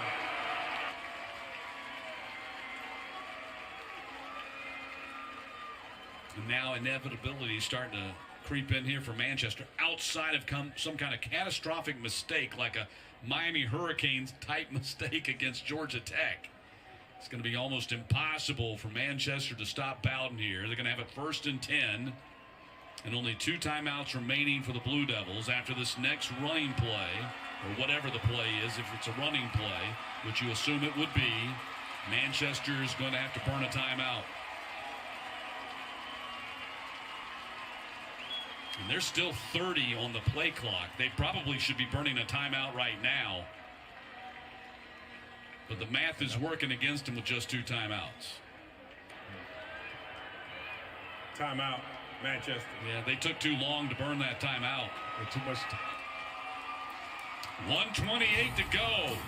Bowden closing in on a 2nd straight state championship.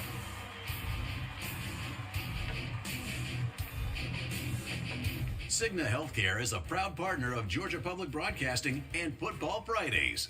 Cigna Healthcare's mission is to improve the health and vitality of those we serve.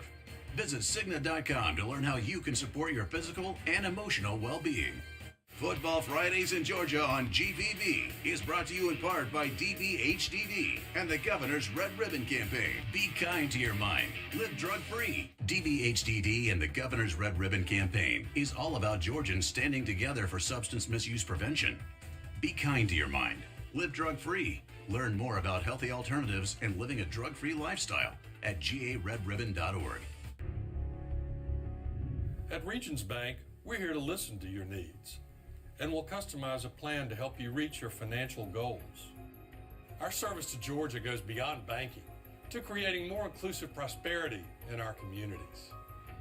From education to financial wellness to economic development, we're working to level the playing field so more people can succeed and our communities can thrive. While we've got a quick break in the action, did you know that the same area of just one football field can contain up to 95 termite colonies? That's why you need Breda Pest Management to defend your home. Breda, the official pest control of high school football. Over here.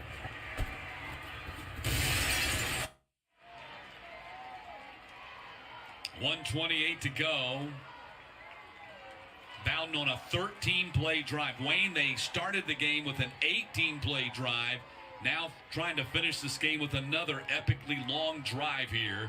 13 plays to try to close out this game and seal their second straight state championship. Previous run ended at 23. Half the distance is to the 11.5. First down. That was the explanation on the penalty and why it was an 11.5-yard penalty.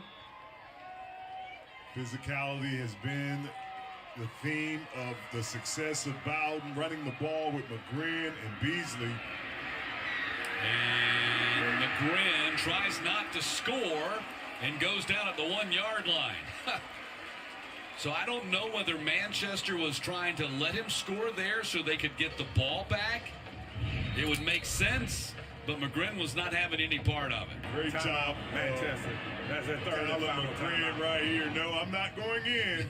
You thought you were going to let me score, but I understand football, the football IQ of the senior right there. The star of the game for Bowden. After all that's going on, for him to remember, don't score, get down right there. Don't worry about all the hype of getting the celebration. Getting the victory is what's key, and a great job right there of knowing where he was on the field and getting down, just getting the first down. Yeah, tremendous awareness by Kyler McGrin right there, because it flashes open, and even I'm thinking he's going to score, and then you're thinking, no, he doesn't want to score, and McGrin was able to think that fast and slide down before he got into the end zone. So now all they have to do is knee this out. Manchester has no timeouts remaining. This game should in all likelihood end at the 1-yard line. And Bowden will finish the game the way they started it. Physical drive, 18 plays to start the game, to go up first, and then a big drive coming deep in their territory to eat up the rest of the clock in this game to take home the victory. And they go into their victory formation. I mean, this is the double victory formation right here. I mean, they've got two guys back 20 yards off the ball. McGrin takes a knee, and there's nothing Manchester can do about it. They'll have to snap it one more time. Although maybe it's just the old school in me. I'm a little nervous about taking the knee out of the shotgun. I was thinking the same Not thing. getting under center and just snap. That's still a little scary to me, but teams do it all the time nowadays. I'm so scared when I see teams snap the ball back 4 or 5 yards. So one more snap to go. They complete that. The game will be done. Again, a little low on that snap, but McGrin was sure to catch it. Flags come out. Guys are getting a little chippy out there. It's an emotional game. It is. Competing for the state championship, and that's going to do it. The clock officially shows 28 seconds. And the clock will start running again once they mark off the penalty. And Bowden is going to win their second straight state championship. What a job by Richard Finley. And Kyler McGrin, the man of the night for the Red After Devils. the play, personal foul, defense, penalties half of this to the goal. It'll be third down. And Wayne, just a tough situation for Manchester to be in coming into this game.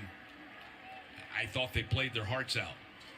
Yeah, when you look at a game like this and a performance like Manchester put out there, there's a champion in Bowden, but there's no losers in this game. For that team to come out, play this tough, just so many hours after losing a fallen teammate in that community, showed the heart of the community, showed the strength of the coaching staff and team, and you have to tip your hat off.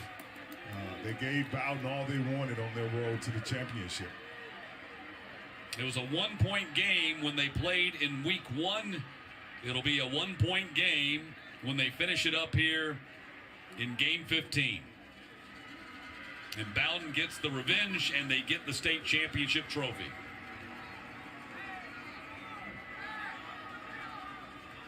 And I didn't think they were going to have to snap it again. But apparently they will have to snap it again, and now they do, and now that will do it.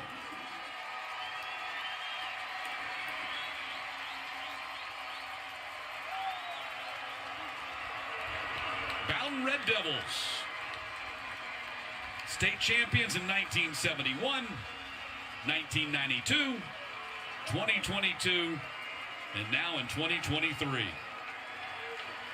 28-27 winners over Manchester. In a heck of a ball game. We had two great Class 1A state championships. All right, congratulations to Bowden Red Devils. They beat Manchester Blue Devils 28-27. Tomorrow at 4 p.m. we have Perry versus Stockbridge at 4, and at 7 we have Woodward Academy versus Thomas County Central. All right, now for those of you who may know, some of you may not know, Perry and Stockbridge is out of the same region Burke County is in, my team, which is 4A. So we got Stockbridge and Perry on tomorrow, Woodward Academy and Thomas County Central. Kickoff is at 4 p.m. Be sure to tune in for Perry, Stockbridge, and for Woodward Academy and Thomas County Central at 7. Holmes and Coach Finley, longtime pals going back to early in their career. They meet in the championship game here tonight, and Finley walks away with the trophy. What a pleasure to watch them play this game tonight. Just the physical nature with which they played. And you heard Nicky Noto-Palmer, tell you earlier in the game the story about how he decided that the weight room was going to be the linchpin, the foundation upon which he was going to build his program, because you can't really increase speed that much, but you can increase power and size and strength. He decided to go that way with his program, and the result is a second straight state championship here tonight. And mental toughness, and those are the things that develop in the locker room, in the weight room. Who's willing to sacrifice, come in early, who's willing to do an extra set each and every day. As he was proud to say that Kyler McGrin is his workout partner. Guys like that setting the tempo. I can get you stronger faster than I can't get you down to a 4-2. Yeah. But I can get your bench press up. I can get your squat up. And this team plays just like their coach exemplifies, just with a tough mentality about how they do things in Bowden. Kyler McGrin. No, sir, Matty X. Carrollton did not make it to the playoffs. Well, to the state championship. For his senior year, and gets to cap it off with the state championship trophy. What a fun night for the McGrins. His brother, the leader on the defensive side of the ball, and just tears of joy streaming down his face right now. Just a great moment for a young man who really lived up. I love when young kids live up to billing.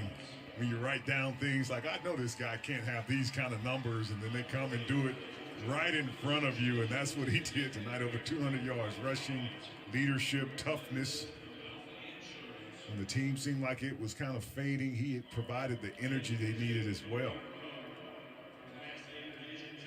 They're presenting the runner-up trophy now to Manchester and head coach Stephen Holmes. Like you said, I agree with everything that you just said a few moments ago. There are no losers tonight. Manchester, they did fall in the state championship game, but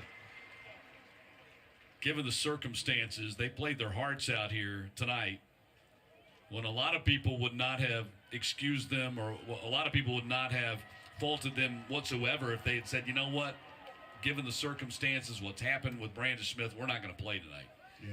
Oh, okay. Yeah, tomorrow, I don't think I'll do a YouTube. It's just going to be Facebook and Twitch only. I was raised in a small community, as I said, But, relatives. Those kind of yeah, I don't think I'm going to have a YouTube. But I appreciate you, though, Matty Ice. I appreciate you tuning in, brother. I caught a little bit of your live, when I was in between commercial breaks or whatnot. Let's send it down to John Nelson.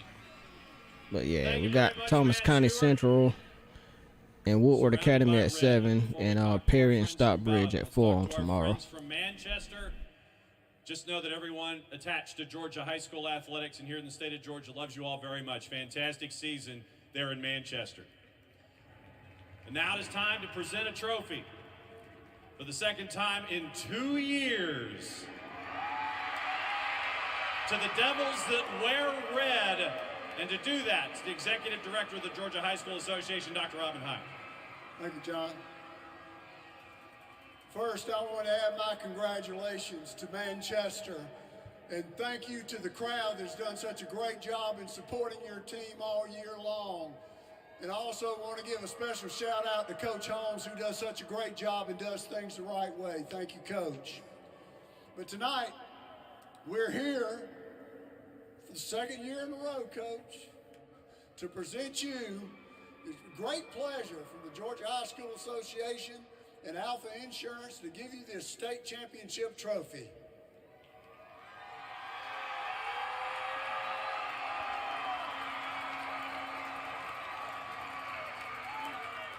Coach, this is 2 years in a row. How do you feel about that? Well, I'm going to tell you, it's unbelievable, and I got a couple of thank yous. First of all, to the greatest fan base, to the greatest community in all of high school football. Those people up there will do above and beyond for our kids. The second thing I want to say is school board and our administrators. We've got the best school board in the state of Georgia when it comes to academic athletics. As Mr. Cowart, Glenn Hardy, and all those people at the school board, Jeff Bryant, Ramonica Stevens, two of the best principals around that know how to balance academics and athletics. Greatest coaching staff in the state of Georgia. We're not here if it's not for those guys that I've surrounded myself with. And last but not least, the guys who had it tougher than last year's team, because you've had a bullseye on your back all year. It was much harder for you. Now, hey, back-to-back state champs for this bunch right here. So obviously you were looking at my notes about the questions to ask you here. I don't think a lot of folks know how difficult it is to go back-to-back.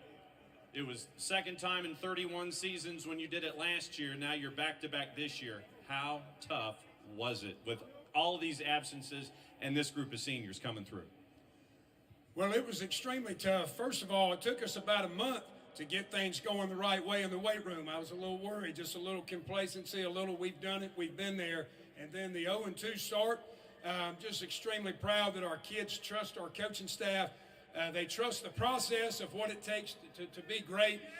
It's not something you win on December 11th. It started back in January, and this is the end result of all the hard work put in.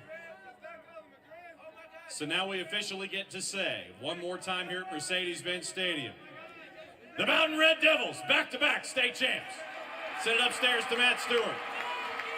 All right, thank you, Nelly, and deserving, and some gracious words of thanks from Coach Richard Finley for his fan base who traveled well here and represented very well at Mercedes-Benz Stadium. And when he talks about a tougher path, you try to replace 17 starters and go out, and he started off a little slow, dropped those first two, but his tough mental attitude towards his team and this community seems to be all in helping this program grow and continue to win championships. Wayne, it's time now to present our Georgia Cotton Commission Player of the Game Award, and Nikki Noto-Palmer is standing by to do that right now. That's right, guys. Right now I'm hanging out with Kyler McGrin, who is our Georgia Cotton Commission Player of the Game. Kyler, your numbers speak for itself production-wise. You had 185 rushing on the ground, 3 rushing touchdowns, 1 passing touchdown. What can you say for your performance tonight? You know, none of this would be possible without my team. You know, I just love them, and they have my back every time I do something good, every time I do something bad. They're picking me up if it's bad, and if it's great, they're right there with me. Yeah, spoken like a true leader. Can you walk me through what was going through your mind when that fake field goal went your way? Oh, that was amazing. Right there, I knew that's whenever we were going to get that win right there. I knew we had the chance, opportunity to drive down the field and take a knee and win the game. Kyler, back-to-back state champion, but most importantly, you are closing out your high school career. What can you say about the experience that you've had here as a Red Devil? This is amazing. I know that they won it last year, and I moved in and I came in and we went all the way and did it again. And I just love this team and what we do. I love it. What can you say about your weightlifting partner? That's your head coach, by the way. I love that man. He's in there every day, pushing me as hard as I can. I was gonna say, I mean, he's intense as it is. I can't imagine what it's like to have to be that man's workout partner. Yeah, I like it. I love him. I love it. Well, hey, congratulations to you. We will be rooting for you and cheering for you for whatever next is to come in your career. Thank you. I appreciate it. All right. That's it from down here on the field, Matt. Thank you, Nikki. Wayne, I love this game tonight. I know you loved it, too, as an offensive lineman, the grinded-out mentality, the way Bowden started the game, the way they finished the game. Physical, right in your face kind of attitude on the offensive and defensive line, and their leader, Kyler McGrin, shining as a bright star for them tonight, being able to run the ball inside and outside. Well-deserving team for a championship with Rich Fentley. Well, that's going to do it for day number 1. 2 days to go here in the Georgia High School State Championships at Mercedes-Benz Stadium. And we will start at 11 a.m. in the morning with the Flag Football Championship, and then the AA State Championship game will follow at 1 o'clock. We also have 4 and 6 on deck for Tuesday as well. What a thrilling game as Bowden wins the state championship for a 2nd consecutive year. They beat a tough Manchester team 28-27 to take home the title. And now for my partner, Wayne Gandy, Nikki Noto-Palmer, John Nelson, Hannah Gooden, our producer, Glenn Diamond, our VP of Sports, Kevin Gerke, our director, AJ Keene, our statistician, Kevin Barnes, our entire fabulous Emmy award-winning GPB sports team. I'm Matt Stewart, so long from the bins. We'll see you back here on Tuesday. Football Fridays in Georgia on GPB is presented by the Governor's Office of Highway Safety, reminding you to be safe on every trip. Buckle up, Georgia. Riding down the road and you're doing just fine when a car in front of you crosses over the line. They're in your space, not looking at your face. Distracted drivers all over the place. Say, we will buckle up.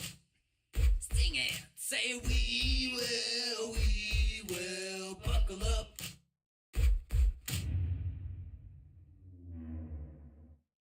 This program on GPB is made possible in part by supporters of the Georgia High School Association, including the following. Our number one priority is protecting our players. That's why we're writing new rules for the sport and developing innovative educational tools that protect our athletes. This is player protection. This is high school football. Football Fridays in Georgia on GPB is brought to you in part by DBHDD. Win by learning about safe usage of prescription opioids. Half of the nation's opioid overdoses happen right at home because people don't understand the dangers of taking an oxy or perk with a glass of alcohol for stress or to sleep. Learn how to protect your family from opioid overdose at opioidresponse.info. Yeah.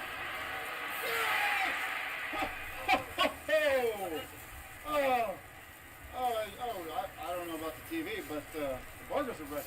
Yeah. Oh, burgers, All right. burgers. I want a burger. All right, I'll line up.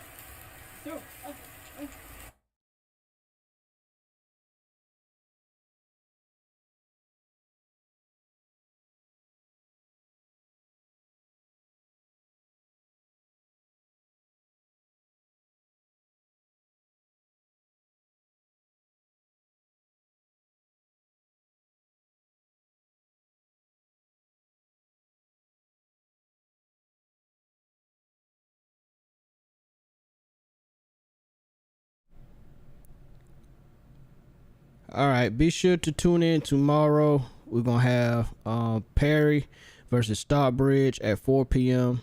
And we're going to have Thomas County Central versus Woodward Academy at 7 p.m.